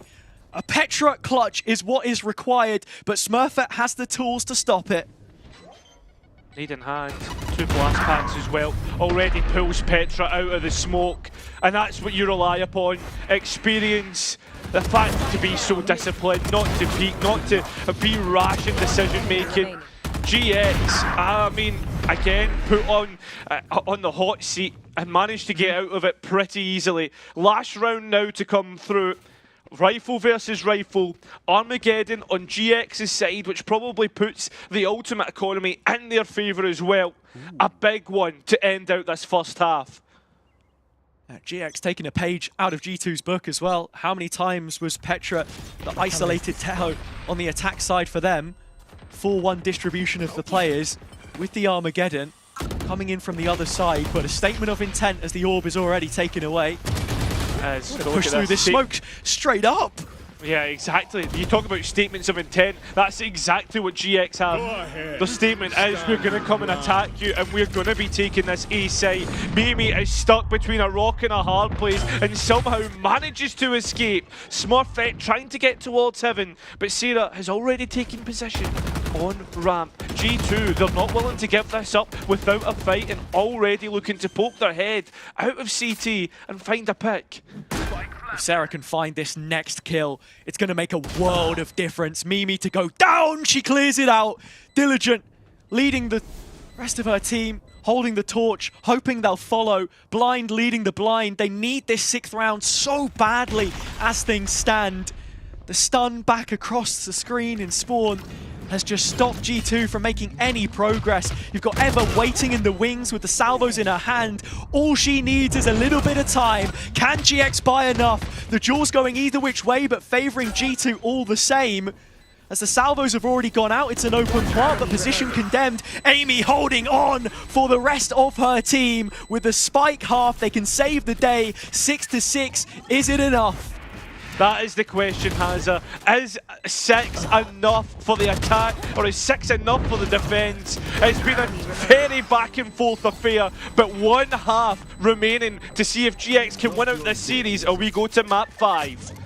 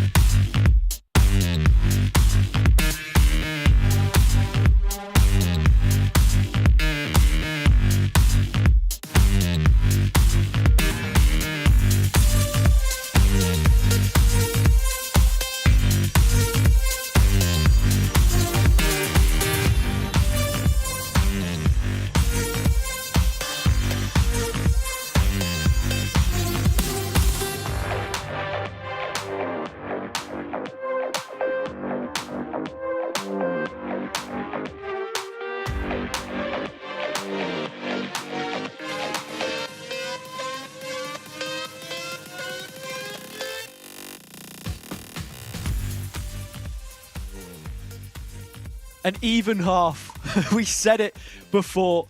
The desk addressed it, that some of these rounds throughout the series have just been cut so fine and there is nothing to separate them outside of the opening 12 rounds. Now the big difference for me is going to be the absence of that Astra for G2, because a lot of this attack side centered around how they set up in post. What extra difference can Petra make? I think it's for a team me, performance which is required ultimately, though. Exactly, 100%. But for me, coming from that last map where it was 13-1, we've already seen G2 correcting mistakes and playing a lot more confident within themselves and the individuals that they have, who have shined time and time again before. Very slow start to the round, which feels as if it's been a while since we've had that. And with it being that, I think it's important to note as well, we're seeing GX win out so much more in the micro in terms of the macro game. It's been pretty well called by Mimi, but it's in the key moments where things are starting to slip through the fingers. The comms addressed as an issue by her in the post-match that we saw before. how much can they possibly have worked on coming into this attack side pistol now? Smurfette eager to go and take that fight towards ramp, loses their life. The cam taking contact, which has been destroyed, and utility has been sent every which way. Sarah playing around the smokes, the defensive ones has been given to her. Ava providing to be an issue, but G2 go one better than what GX had, and they look to go and send it home once again. Another pistol round, a double up. It's been 3 in a row from GX before G2 answered back. And now, Nami has to try and clutch up in a 1 versus 3. Still not out the realms of possibility though. She does have a paranoia to try and work with, but this dark cover is going to buy so much time on the re-engage. Time ticking away. Big first 1 versus 1, which Mimi will win out. 3 on the round, and as we said before, that's now 2 pistol rounds in a row for G2. GX able to win the defender side pistol last time around, re-clearing lots of the tower space. It was another A execute that we saw. Or that one a B retake actually, sorry, that's my bad. But I think the point still stands. GX kind of fumbled up the opportunity there and had players flooding out to defend the site solo. We weren't able to really marry those ideas together. Now their chance at putting up a stack on a site. G2 won a few of these, but if GX could do it here, it would be backbreaking with classics. I think that's the biggest thing, right? And something that I've always found is GX have an idea of how they want to try and move these pistol rounds, taking this on the front foot. Smurfette doesn't want anything to do with it as the smoke drops. It was actually G2 that won the second round as it flip-flopped last time. GX don't seem to be in a decent position here at all. Nello sneaky through the tower, sends an eviction notice GX's way. It's just a ghost that'll get handed over to them in exchange of weaponry. But in terms of positioning, Sarah's is everything. Into the sewers, needs this kill, timing everything, spots the side of Mimi's head and says, you know what? Not just yet. Now's my time! Head in her hands. Oh, that's a heartbreaking one. Naming lights and blinded by them, mate. That's the thing. The trigger discipline was spot on. And now they move towards the A site. The right click was spot on from this. And now a couple of players low, whichever can try and work with but can't quite do it. And Smurfette is exactly on 1 HP. It's so messy, even from G2, Smurfette. It feels like every opportunity GX had to get a really cheap kill here literally did not happen. Like, you had this one from Sarah, which was a little bit messy. Ness hits a brilliant burst on the flick. Eva gets one, and then what happens next? Like, the player dropping away, Mimi, doesn't lose her life, and it doesn't end any better. So, into the rifle round now. This is the golden opportunity. If G2 can find 9, then that revenge tour suddenly has a whole lot more life to it. It's time to grow legs and arms, and G2 are hitting hard with them. Head, shoulders, knees and toes. Knees and toes. Well, that's been knees and toes. G2, like getting Vanya already up towards that top mid and proving to be an issue which GX are having to respect, right? This is key bits of the map that now GX will have to re-clear late into the round and consider about a late flank. Smurfette at the same time tries to hold on towards top ramp and loses her life for it. And to reiterate, that Smurfette playing solo in ramp again, this time G2 able to expose her. And in terms of the site, Sarah's suppressed, so disengaging will be difficult, and she has no cage to do so. Oh, she does have Nest though. Yeah, Mimi moving in towards the traps as well, just gets caught off guard as Sarah's suppress comes off. And now Vanya, I mean, stuck in sewers without a way back in. It looks like it will be a quick answer back from GX. Oof. Yeah, I know there was a tech issue sprinkled in 30 somewhere. seconds left. But this is a sorry sight. Yeah. GX will find 7 rounds as Vanya will slip down the sewer. The observers know it. It's not what we want to see. But that's the reality on our screens right now. GX just 1 round away. They keep 4 of the rifles. In terms of the sight hold, pretty strong in the end. Ness playing that rotate yet again. She's so good on these initiators. Kind of like a Rian's type player, I guess, in a way, where you're that first responder to the retake / like flooding the backside space before the spike goes down, in fact. To support your anchor, which I think a lot of times previously we saw Sarah get herself in hot water to no fault of her own because there wasn't that extra support. So here it is critical and comes through at just the right time. Yeah, it's really nice stuff, all in all. And I thought, like, for a minute, especially with the suppress coming through, it was going to be worrying. But I tell you what could be worrying here is we've got to be looking at the economy once again. Sure, there's been a couple of spikes going down here or there, but most importantly, it's starting to look like the attack could be on a pie, which isn't going to favour them in the next round, right? Depending if they win or lose, trying to bust into the smoke Smurfette stands. Nami looking to re-engage, but it's not to be advised. Now losing another player, and that puts GX at a disadvantage. It leaves a lot to be desired from the defending side there.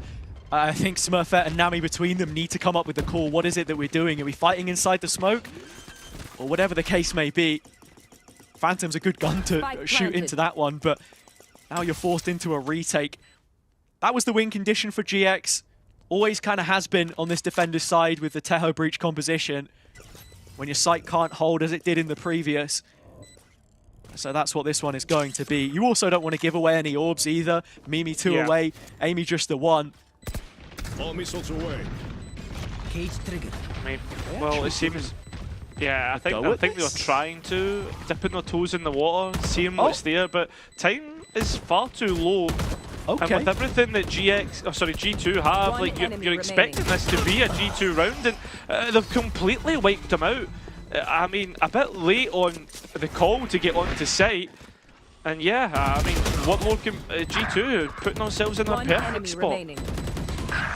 Yeah, that was a bit of a weird one from GX. I don't know if they were just trying to catch G2 by surprise with a really late lunge.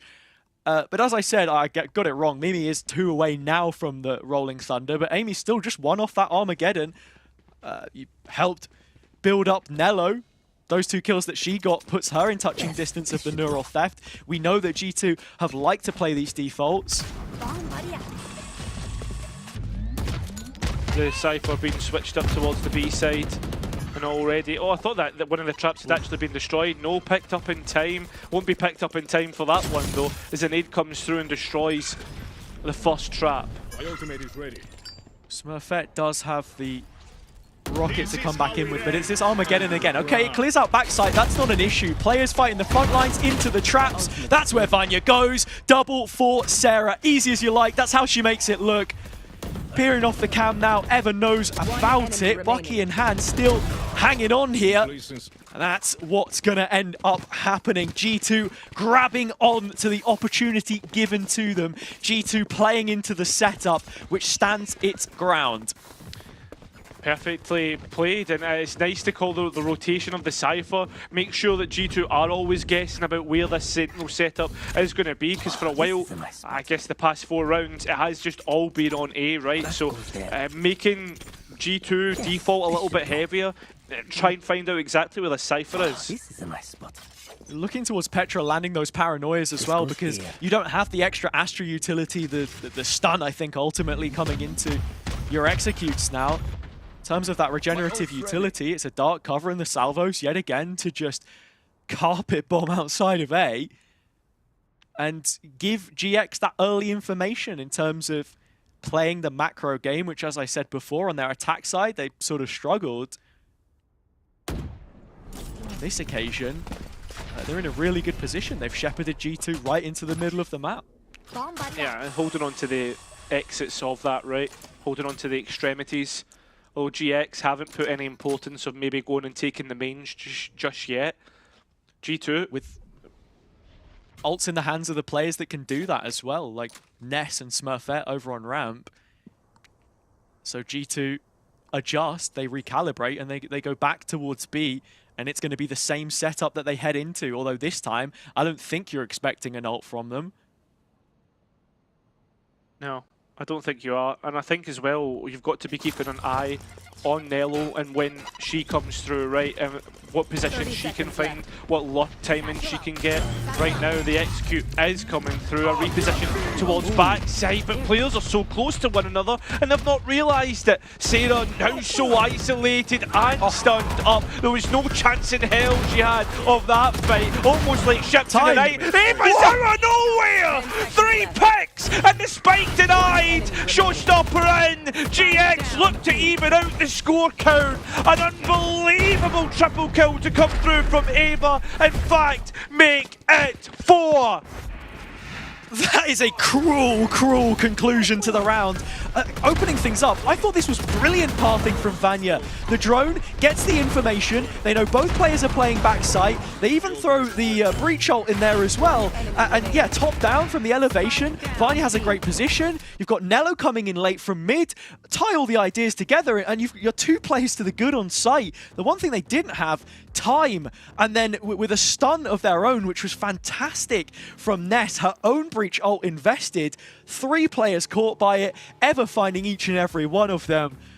Blink and you'll miss it, and I mean, G2 just bottom out.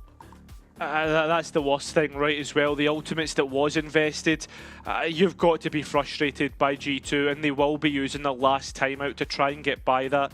Again, has if you want to talk about what went wrong there, like, I feel as if like they just got caught off guard and never thought about any sort of fast flood coming through from the ultimates that GX had.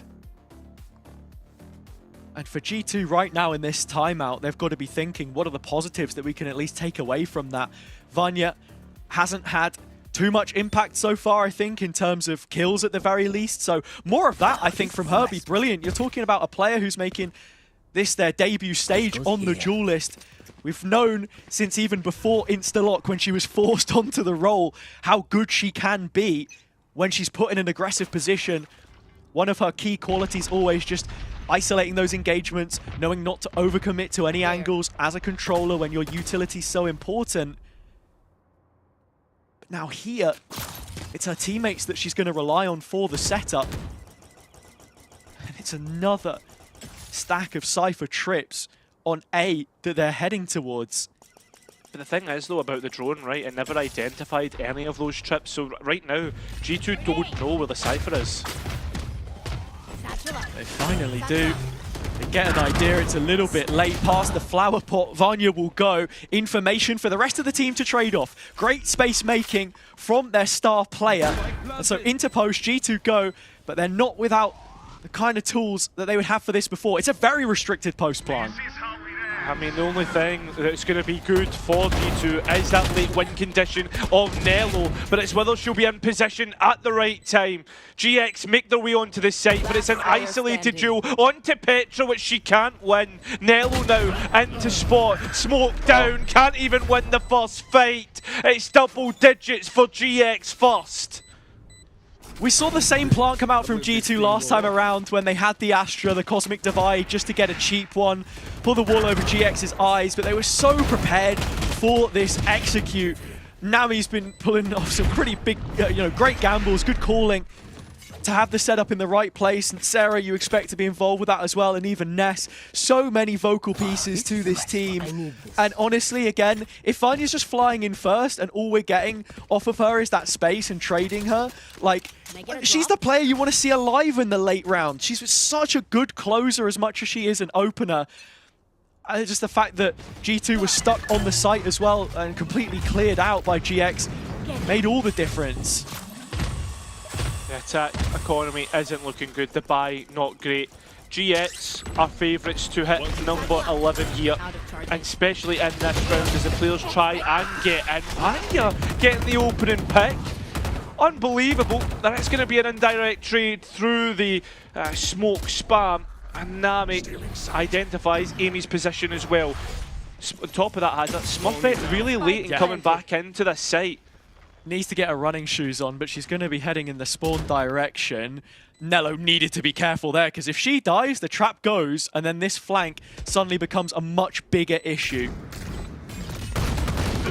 GX now make their way in. Oh, still trades going either way. This is still a very close affair. Nello looking to hide, EMEA playing late, the upset, the salvos, that's what's going to buy G2 the time here, and the fact that the players that are playing so passive is so good for G2. Unbelievable stuff. Nami can't quite get the last player, and we will stay all even between these two. No punches pulled by Mimi. A double down on the A play, and G2 will walk away with number 10 now. This is much better and more of what we saw Petra be really good at on the Tejo. Amy's doing the same, playing as that late wing condition, taking up positions which are really difficult to clear out. Even when the flank comes through from Smurfette, she reroutes herself into tower, knowing that GX were making the retake come through CT instead. It is the game of initiators right now on both sides. This utility is so key coming into, you know, the execution and then the retake. What is it that you're holding on to, and what is it that you're investing early on? Sure, the regenerative utility is one side to the coin, but it's stuff like the stealth drone as well, and how much clearance you're getting early round, I think, if you're G2. Yeah, this is the last time we will be seeing a timeout between these two on split and regulation. Not a lot left. 4 rounds in regulation to decide exactly who will be taking this map, whether it is GX to head to that grand final or G2 to send us to a map number 5. And to make the stakes even higher, Hazza, that economy isn't looking too good for either team. No, not at all. This is swing round for all intents and purposes. Sure, Nello has pocketed 4.5 grand in the process, so good for at least a couple of drops. But G2 very much in a position where they could be put on the back foot. It's GX in that position as it stands, needing to respond after the previous round loss. A reaction from B to A, moved from the salvos. G2 worried about it going to be a fast play. And Sarah, not wanting to get overwhelmed on a site hold here either, has actually just put 2 kill trips on the cross to the plantable area. The one concern that you might have is, okay, sure, you have the cam for tower, but we've got Smurfette watching mid, and if a player peeks your ramp, then you're screwed. Yeah. Sarah playing the off angle, but won't get her chance. Angle denied. Knows about that trap towards ramp, and will be telling the full team about what's been happening. Sarah, though, still managed to find Amy as the cage dropped, and can't quite get another as she's forced off of her position. And there was no player off the traps there either. Nami's gone backlines, hunting for a kill. A stab between the shoulder blades, and while Mimi was thinking about it, this clash of the minds means that it's Mimi that falls this time to the hands of Nami, and GX are in the driver's seat. They are, but G2 are trying to force something, trying to see if they can get something back. It just hasn't come their way, and that smoke has allowed GX out onto the site. Or so you thought. This wins the duel, the showstopper in, but GX from elsewhere will find the round from left field. It's an uppercut and a slam dunk as GX hit 11. G2 now on the ropes as well. Money not looking good at all. You have ults to work with, and while we sort of question the setup there and how Sarah placed herself with the utility that she had available, it's a tech pause. A moment of all moments, I think, because as I said before, Nello can drop a hero rifle here and there, but I have to say that looking at things right now, GX have a huge opportunity to take 12 rounds. Yeah, they really do. And it's what can G2 cook up in the meantime. With that being said, like, you're looking at the Rolling Thunder, you're looking at what they can potentially use. You can see that my hair is absolutely all over the place because I've been surprised at the rounds that's came through. But point being, yeah, there is things which G2 can actually work with here coming into the last 3 rounds, and especially this eco round, right? It's whether you want to wait to use that for whether like you have rifles, or whether you want to wait that and use that for the eco round coming up and try and catch your opponents off guard. Yeah, I mean, look, the A flank as well was a big point, I think, last time the teams played, because when you get into post in that situation, it's such important space to be holding on to if you want to go post. So not something which I think G2 have been all too wary of. And yes, Smurfette, Nami in the previous round got a lot of freedom to get themselves into those positions, and it has worked wonders for them. These retakes for GX look like something that can now be relied upon. Sure, there's a flash in the pan every now and then, but it's from that pan that you go into the Fire and Flames itself if you're G2 in these rifle rounds. It's an area of the map which, yeah, they've looked to try and head towards a couple of times, but just not getting like the perfect storm, I think, in terms of what they want. And we've heard this quote thrown around a few times before: ships that wait for that perfect wind never sail.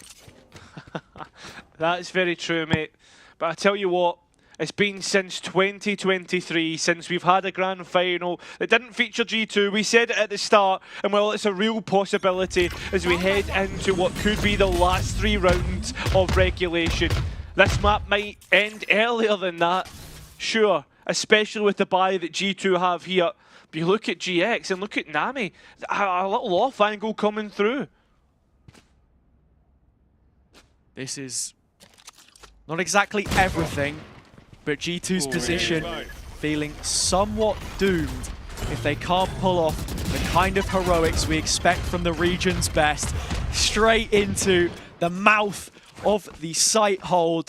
The anchor's doing their job, and that's 2 players gone. Your breach, and Vanya again not able to get the entry that you would really be hoping from her. And well, Sarah's playing the same setup. Let's see if they clear her out this time. Yeah, Sarah's staying in that same spot, and she's heard all the footsteps running down water, calling for her teammates, jumping up and down, hands waving, knows exactly what G2 are up to, and calling to the team. You're basically hitting in towards another stack here if you're G2, and it's as easy as that.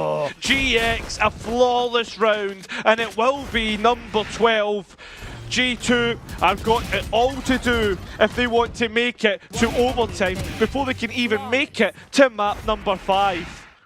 1 round away if you're Giant X. This is the kind of position that you want to confirm as early as possible. They have money for the next round if they can't do it here, but few teams will ever find themselves in a position to capitalize like this. It's your golden opportunity. Take it now or potentially pay that price.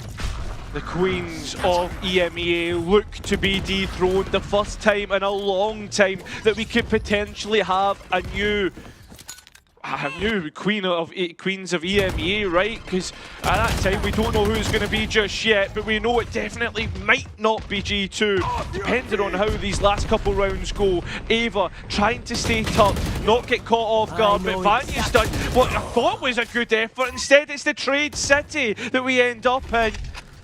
2 players left for GX to try and win this out. It's Sarah and it's Ness. 2v4 situation, but they know about Sarah's flank with the hat off the head of Nello. Both players need a couple kills. Spike planted. This pair of players has done so much already in the series, and they're happy to throw themselves at the situation because there will be an opportunity in the next round. But that just happens to be the very ends of regulation. It's where we're headed now, surely, as Ness can't do a thing to stop this one. G2 have their 11th. We're going right down to the very death. Yeah, G2 would try to force the issue there, try and grab that last rifle, but at the end of the day, it doesn't matter that much for GX. They have the eco there to work with. G2 do not. They lose a rifle here, it could be a pretty poor spot to end up in with 1 less rifle in the next round, which is most important. The last round of regulation before we could potentially head to overtime. I mean, I'll tell you something, Hazza. I would not like to be a G2 or a GX fan when it comes to this series. Definitely not. It's not the position that you'd want to find yourself in right now, but it's the one that G2 will have to take on the chin. Back to A, they go. Sarah's set up once again. Can you get past this one, Gozen? Or is this where your stage 1 shall end? It's the question on everybody's lips, but at the same time, G2, they're willing to take a breath, not immediately commit to this as they look to go and clear out the A site, although all 5 players are here. Petra just looking for something to start. GX have been proactive in the meantime. Players moving on over. Garage cleared out. Still just the 3 of them working on A. Sarah, no setup this time. It's been removed. Ness in support from screens, but yet to be called into action. At the same time, I'll look at Ava and the position that she's found herself in, all the way through Sules and looking to head behind G2. Need to be wary of this because they've been caught off guard before G2 from flanks, and you can see the players looking back and wondering if that is the case. As I said before, it's something to think about right now. Eva's just going to guard that position. Doesn't need to get aggressive. Stops G2 from making a rotation. She gets 1 kill though, and the Armageddon becomes available. All of a sudden, there's a serious issue to think about. This is when Eva should now start to take her timing as the players make their way into the site. It's another GX retake that they're setting up for. 4 players towards that Heaven/CT position. Ava activating and providing another issue which G2 need to worry about. Although finding that pick onto Smurfette and onto Sarah is making things become a real problem for GX as G2 look to settle themselves and send us all the way to overtime. Just need that confirmation and Ava's looking to deny it. This is how it ends. The coverage is just fantastic from G2. They got 3 players in problem points. Eva can't pull them out of position. It's gonna go 12-12. It's never over until G2 say it's done. Overtime on the cards. And so back to the defenders' side they will go. I think for me, Hazza, as well, overtime is so complimentary of both teams and it's what they deserve at the end of the day. Because the rounds across all maps have been so close with the exception of maybe Icebox in the second half of Ascent. Now, looking at it, G2, they start on the defense. And it's from that defense that they'll look to protect the legacy left in these first preliminary stages.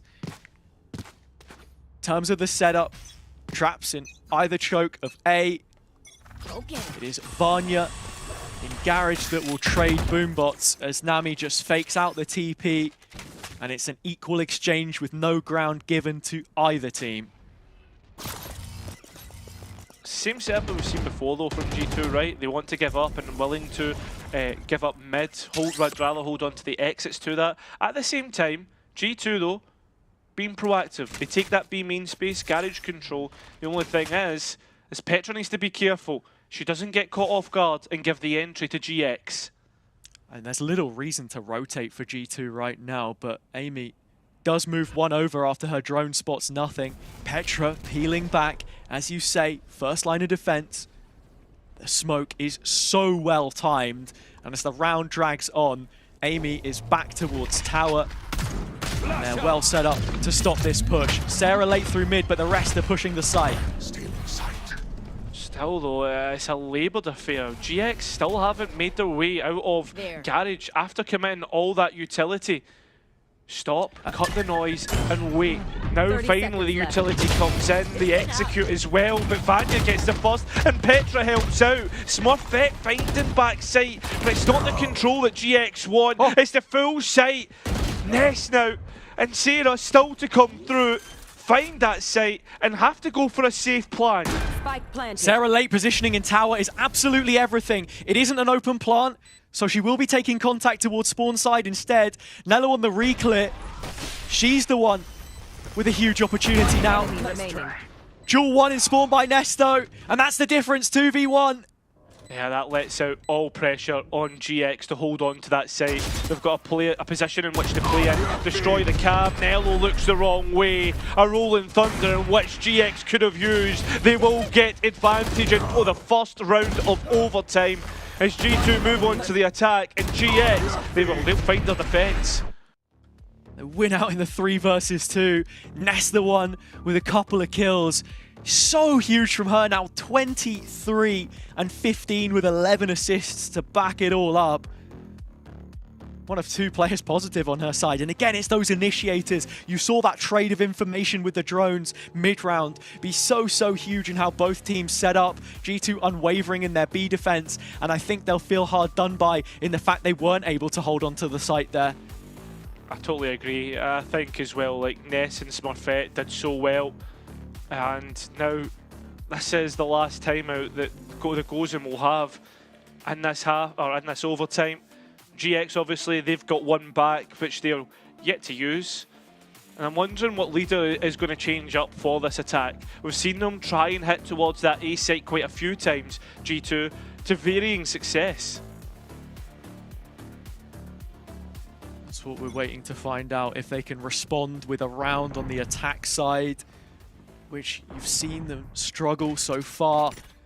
Yes, this should do. As much as has been said about the role changes, moving into comfortability, this now feels like a slow crawl through the mud if you're G2, just to get to that 5th and final map, as GX have another opportunity to close. This, their 3rd now sat on map point, the 1st in overtime. Nello finding herself under siege, but I don't think there was any audible range of any GX players. Although G2 have found themselves a way to get through all the way up in mid, buy themselves that space. Ava playing on the edge of the smoke in mail. Both satchels burnt through to take the vent control. Salvos used as well in tandem. Amy waiting for that one to come back up. Beginning to clear through the tower position. Eva wasn't yet spotted, but reveals herself with the gunfire. And then here is the drone that goes back the opposite way. At least 2 players would have been spotted in mid. GX obviously knowing that this is a priority for G2, would rather not give it up, and at the same time we're seeing GX have taken main control in A. This should be easy enough to consider this to be the B site. There's 3 anchors willing and waiting to go. Ava under siege, Nami getting the paranoia out. G2 still not making their way onto B. Time 30 seconds. Kills going either way. In fact, Ava's got one better and sent G2 out. There will be new queens of EMEA, which we will find out tomorrow. And GX have done so well. G2 wanted a rivalry, but they won't take part in this grand final as the House of Gozen has finally been vandalized. Their walls in the back garden painted blue by KC, and now GX running riot inside of 4 maps, something we haven't seen in years. And while it was a process, I think, for each and every team in the top 3, even 4, God forbid, to build something concrete coming back into the championship towards the end of the year, it is not the start that you would have wanted at all if you're G2, and not the one that we expect either. No, the first time that G2 has ever lost a stage 1 as well, Hazza. That's the other thing to know. The first time that we've seen a grand final that G2 hasn't featured since 2023. I mean, it is unbelievable stuff that's come through. This is history in the making, and that grand final that's being set up tomorrow is going to be so exciting to watch. Definitely. A new age ushered in by players who had spent their time tenured in the main event under the guise of, you know, teammates either side of the server. You've got to be thinking, Eva, for example, on BBL Queens with Vanya, only one of them makes it into that final best of 5. The best of 5 which G2 themselves haven't lost in a very long time, as you say. Sarah, another one of those players, part of a G2 team, surplus to requirements, not the player that they felt that they could move forwards with, whereas Asuka and the project on the GX side saw something in them that they felt could be the difference maker, and she certainly performed today as well. So what an underdog story that we've seen. We get to crown a new champion at the end of the gauntlet, but that's all from us inside of 4 maps. I'll leave it to the desk to take it away.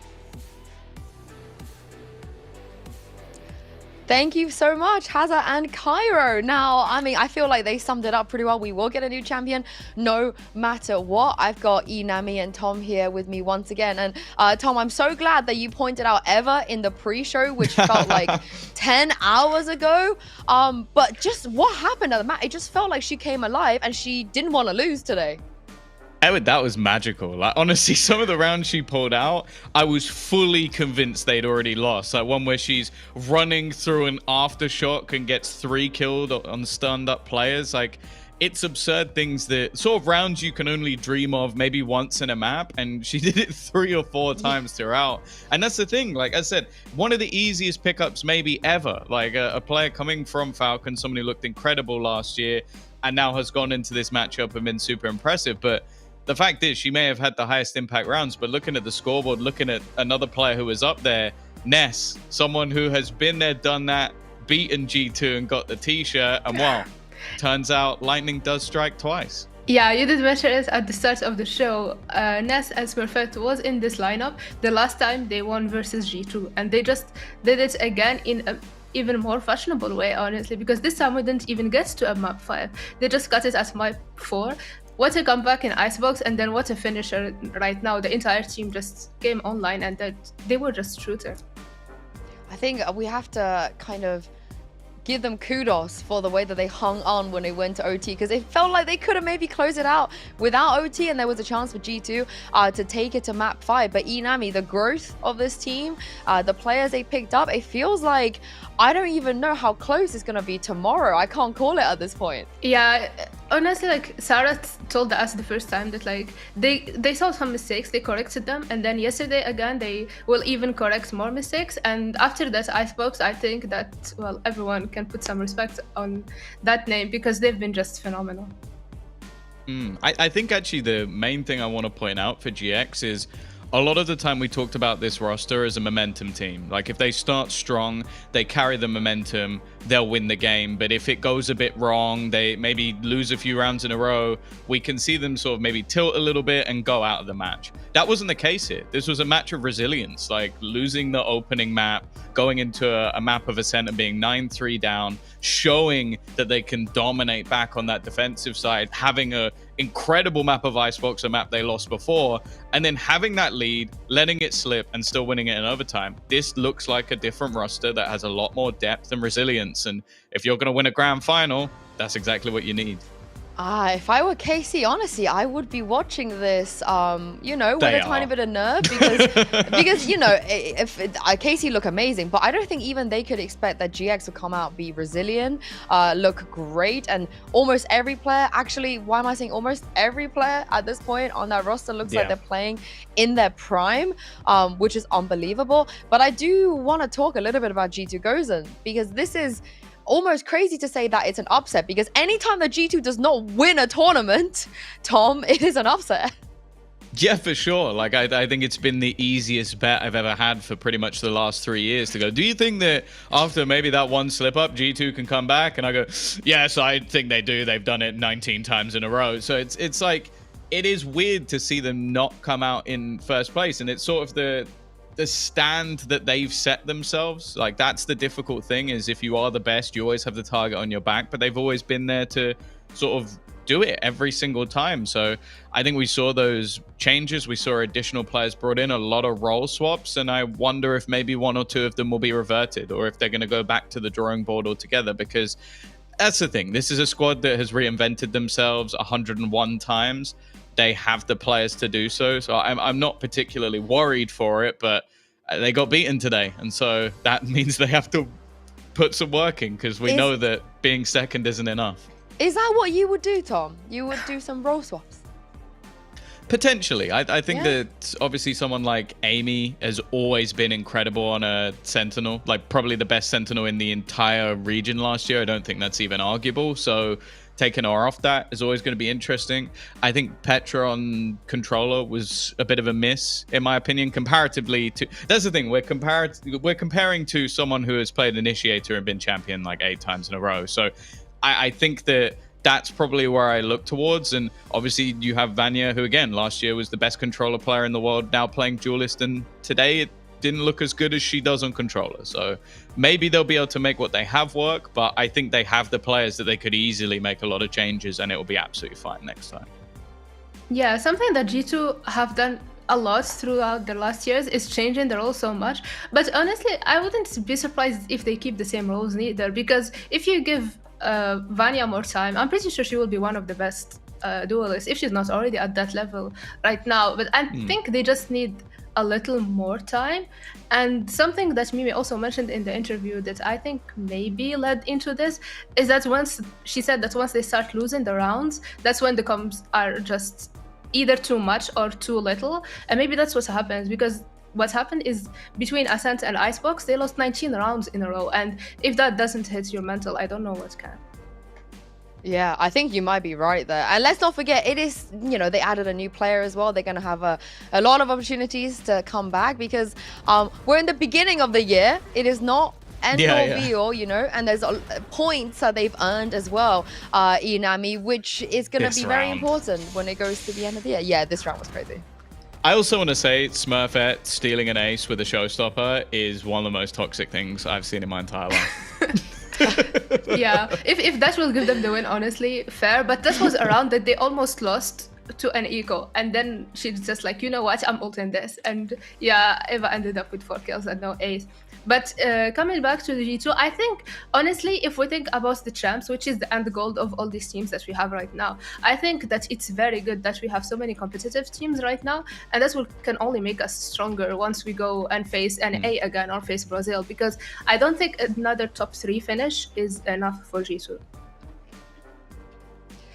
Yeah, I think you hit the nail on the head there as well. We are just trying to sort out an interview for you guys right now. Hopefully we'll get that going in just a moment. But Tom and Inami, I'm not going to have you with me, sadly, tomorrow. So I want some predictions, please, from you. I'll start with you, Tom. Tell me who's winning tomorrow. You've always been right in these situations. You've never been wrong, so... It's really difficult because I enjoy the sort of the starting point of this KC roster. A championship would be nice, but I don't know. I'm never going to bet against the duo of Smurfette and Ness. I think that beating G2 will be exactly what they need to have the confidence tomorrow to take the win. Fair. For me, I think KC have what it takes, especially when I look at the map veto advantage once again, because it's a ban, and pick. So you will ban the 2 best maps, and then you have your first own pick. That can fire against KC, but also if that works, that can actually stop GX so early on in the maps. So I really want to see KC winning, just to prove that an org can still revamp and come with new players and still make it work. So that's my take. I think it's a win-win situation no matter what, right? No matter who wins, it's gonna be really exciting. No matter who wins. And speaking of winning, I think we will soon. I will soon be able to bring you guys an interview, which is definitely a W, I would say, right now. But we'll kill some time until then. Anything you two want to talk about? I think also going back to just a little bit more of what we saw from GX in this tournament, because I think one player that obviously we highlighted Ava quite a bit. I think that Nami coming in on the smokes has been great, but I think sort of the glue of it all for me has been Ness. I think the fact that you go into a lot of these matches with completely different roles, sticking it on the breach, which a lot of the time you would really claim to be that pure support, you're going to be setting up all of the utility, which when you think back to her initial success as this superstar Jet, one of the best in the entire region, and now you're talking about her playing breach. I've just been super impressed with everything we saw from her this tournament so far. Well said. I do believe the interview is ready, so I'm going to be joined by Smurfette, I believe, in just a moment. I think I have her here. Hello, Smurfette. Do you hear me? Do I have you? I can hear you, yeah. Hello. Hi. First of all, massive congratulations. Thank you so much. That was a crazy series to watch. Did it feel like a crazy series to play as well? It was. Yeah. At what point did you feel comfortable? Because it felt like a Lotus, a lot of the same issues. But then even the first half of Ascent, watching it, we were kind of having mini heart attacks. But then after the second half, it felt like you just didn't stop. The momentum was completely with you guys. So at what point did you feel comfortable in that series? I think we were always comfortable. We are, I don't know why, but we're bad at Lotus for now. But we'll fix our mistake like we did on Icebox. But we knew that we were gonna win because we figured out what we were doing wrong, and we just, we trust each other, and yeah, we knew we were gonna win, to be honest. I'm gonna ask you a couple of map related questions here. So with the Ascent, I'm gonna apologize to you because I felt when I saw the VCT, I was like, oh my goodness, why didn't they pick Split? Why did they pick Ascent? You know, because we haven't seen G2's Ascent. There was a lot of question marks around that. So I'm sorry for doubting you. You know, I should have remembered how good you guys are on Ascent. Why did you choose the Ascent? And did you have any idea what G2 could play there in terms of comps? We kind of knew what they were playing, but it didn't matter about their comp or anything. We are like, we know how to approach Ascent overall. We have good understanding on the map. So even though we lost a lot of rounds on attack, we knew we were gonna come back on defense. I'm not gonna lie. We literally said, let's get pistol and we're gonna win everything. Yeah, and you literally did. You got pistol, and then you won every single round after that. And now the Icebox, I, again, felt like maybe it was a bit of a trap for G2 to pick it into you. I know you lost to them, but like you've never lost any other time outside of that. Did you feel the same way? Were you kind of happy when you saw that they chose Icebox as the next map? To be honest, everyone is talking about the comps on Icebox, saying that why we're not going for the meta or whatever. I guess we showed why we're not going for the meta, and everyone knows. We weren't surprised. We knew they were gonna pick Icebox. We know they were confident on it, but they didn't know about that what we picked. So yeah. So 13-1 like kind of cancels out the 13-2, right? Yeah. You're back on top. Yeah. Yeah. I love that. Of course, your performance, I felt like I was watching, like, I don't know, maybe the best Smurfette that I've ever seen. You were like kind of in your prime, full confidence, aim on point. Did you feel that way too? And if so, what's happened to kind of lead you to having so much consistency now? Honestly, when I started playoffs, my like performance dropped and I was playing like a robot. I wasn't myself and I was doing a lot of individual mistakes, which I wasn't proud of, and I was kind of drained mentally. I was really sad about my performance. Top of that, like one of the caster wanted to ask me why my performance dropped on the game day. I kind of felt sad about that too. But then Ness and me had a talk, and I just went through it and I just reset it, and I just, you know, I knew that I could do it, and I just ignored about my past performance and I just showed up. Is this better than before, you think? You know, especially today across the four maps? I don't think my performance is good. I think I have more potential than I showed, to be honest, but it's just there, it's not there yet. So I hope I can improve more on my individual performance. You were hitting like no scopes and like 360 no scopes at this point. It was crazy. We were screaming. We were watching the game. You will be playing against Casey next, and there's a lot of hype right now, you know, around Casey. And I guess now with G2 being eliminated, there's a lot of hype of this is kind of like the new era of Game Changers. We're gonna have a new champion. Are you riding that hype? Do you feel that way too? Yeah, I think Casey is a great team. Like, I love how they play, and I love how much improved. And I hope we show a good match, and I hope we'll win. What would it mean to you to be able to win this one? It's been a while. It's been a while, right? Like, yeah, not many people knows, but I've been trying like for a while, and it was always the golden world or whatever, and I was either finishing second place, third place. I was just a loser, nobody, you know. And I was keep trying. It never worked, or we were always close and we never made it. And it's gonna mean a lot, to be honest. I have a feeling tomorrow could be your day. Now, last question. Inshallah. Last question. There were a lot of people tuning in to watch this today. People have been kind of hyped. You know, I saw Yutajay in chat, of course, supporting GX. I'm going to expose him a little bit there. So is there anything you want to say to all the fans that are excited about the grand finals tomorrow? Well, I thank you so much, and sorry for the performance that we had in group stage or whatever, like in the playoffs when playoffs started. We are sorry for that, but we are growing up, as you can see, and thank you for the support. You don't have to be sorry. You don't have to be sorry. Thank you so much for joining me. Thank you Have so a much. good sleep, Smurfette, and we'll see you tomorrow. Thank you. All right, I've got Inami and Tom joining me once again. I don't know how much of that interview you guys caught. I hope a lot of it. But I cannot believe Smurf said that she was disappointed with her performance today. What? Oh, you know, it's always good when you go into a match and the amount of kills anybody gets in the game is 70, and that was Smurfette. So there you go. Like, she got the most kills of anyone in the series. Yeah. So I don't know what you can really expect from a duel. She went positive in opening duels, plus 11 overall, highest ADR as well. But yeah, no, I agree. It was a terrible performance. She should do better. Come on.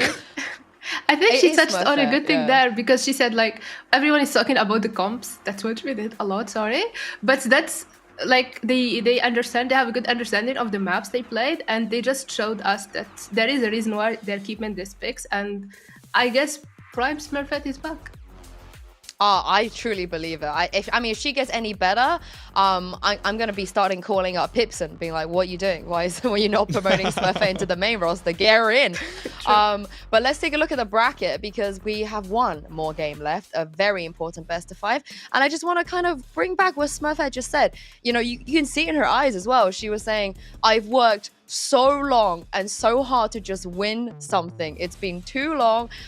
She's sick of coming second, coming third. She just wants to win something at this point." And Inami, after today, I think they have a great chance. Yeah, they proved to us that they deserve also the win coming into this. They have the momentum also. When you're in the lower bracket, you also have, I guess we can call it a curse of upper brackets for the whoever makes it first, because now they have the power, they have the momentum coming in from the lower, and they can just make it work. And it's a team that works so well when they have the momentum. So we can expect only the best from GX. Also, they won their opponent's map pick 13-1 today, so maybe not picking maps will help them out. That's true. That's actually true. That's the strat. That's the strat. But thank you very much, Inami, and thank you, Tom, for being here with me today. Thank you to all of you guys at home for watching and tuning in. But it is not over. Make sure you come back tomorrow and watch the grand finals. It's going to be KC versus GX. Have a lovely night, and we'll see you then.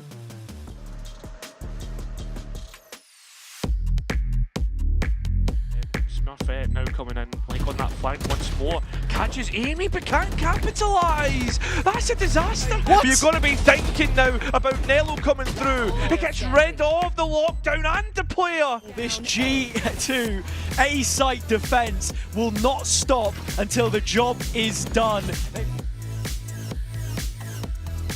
And now with Smurfette smelling blood in the water, they want to continue that charge towards the A site. 3 from Smurfette. Skulls on the pile. Nello completely benefits off the back of her teammate's utility. Full profit collected. You're never going to favour a classic. You're never going to favour a judge. You're going to favour GX to get that number 5. Smurfette doesn't care. She's not distressed by the situation. Won't hesitate to find one back, and now Nello, so much on her plate, unable to contain it. Vanya put into the clutch, and when it's her turn to face the music, nothing happens. Ever standing her ground. Mimi needs 3 of the best right now, and she's working with next to nothing. Feet on the ground, boots to the site, reveal coming in. Sarah again through the door, shutting it in the face of G2. That spike is under threat, this round is under threat, and Smurfette has collected it. And she's locked round perfectly. Just saw Ness and gets Nami as well. G2 finally in a spot to try and win a round, which they do. It's the first one on the board. They need all remaining to get this lifeline. On the lurk. Spam through the poison. What? Oh my god! Emma! That Rolling Thunder's going in, and G2 are already on the side, but so is Ness, and she's got 3!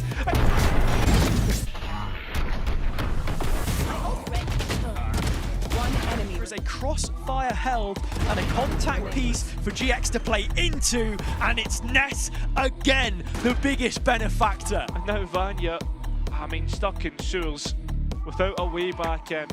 It looks like it will be a quick answer back from GX. Players fighting the front lines into the traps. That's where Vanya goes. Double for Sarah. Easy as you like. That's how she makes it look. Of that fight, almost like shipped to the night. Eva's out of nowhere! 3 picks and the spike denied. Vanya's done what I thought was a good effort. Instead, it's the Trade City that we end up in. Time 30 seconds. Kills going either way. In fact, Tama's got one better and sent G2 out.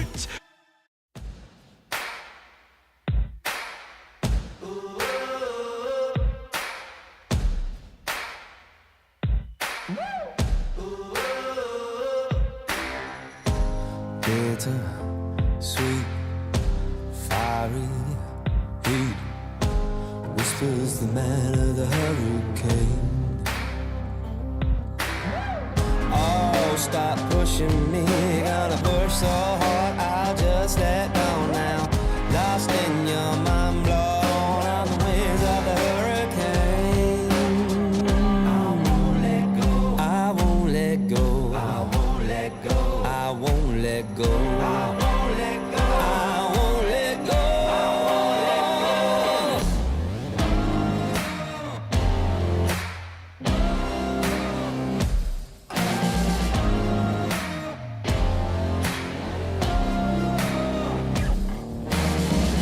Ain't never giving up on you.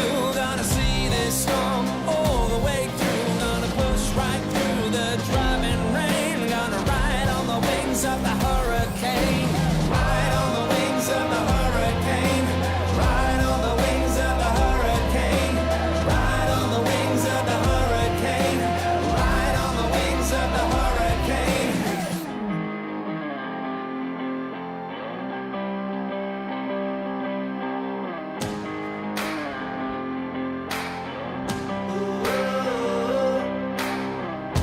Spirits climbing, love contriving, passion driving, the tempers rising. Whoa, stop pushing me. You're gonna push so hard, I'll just let go now.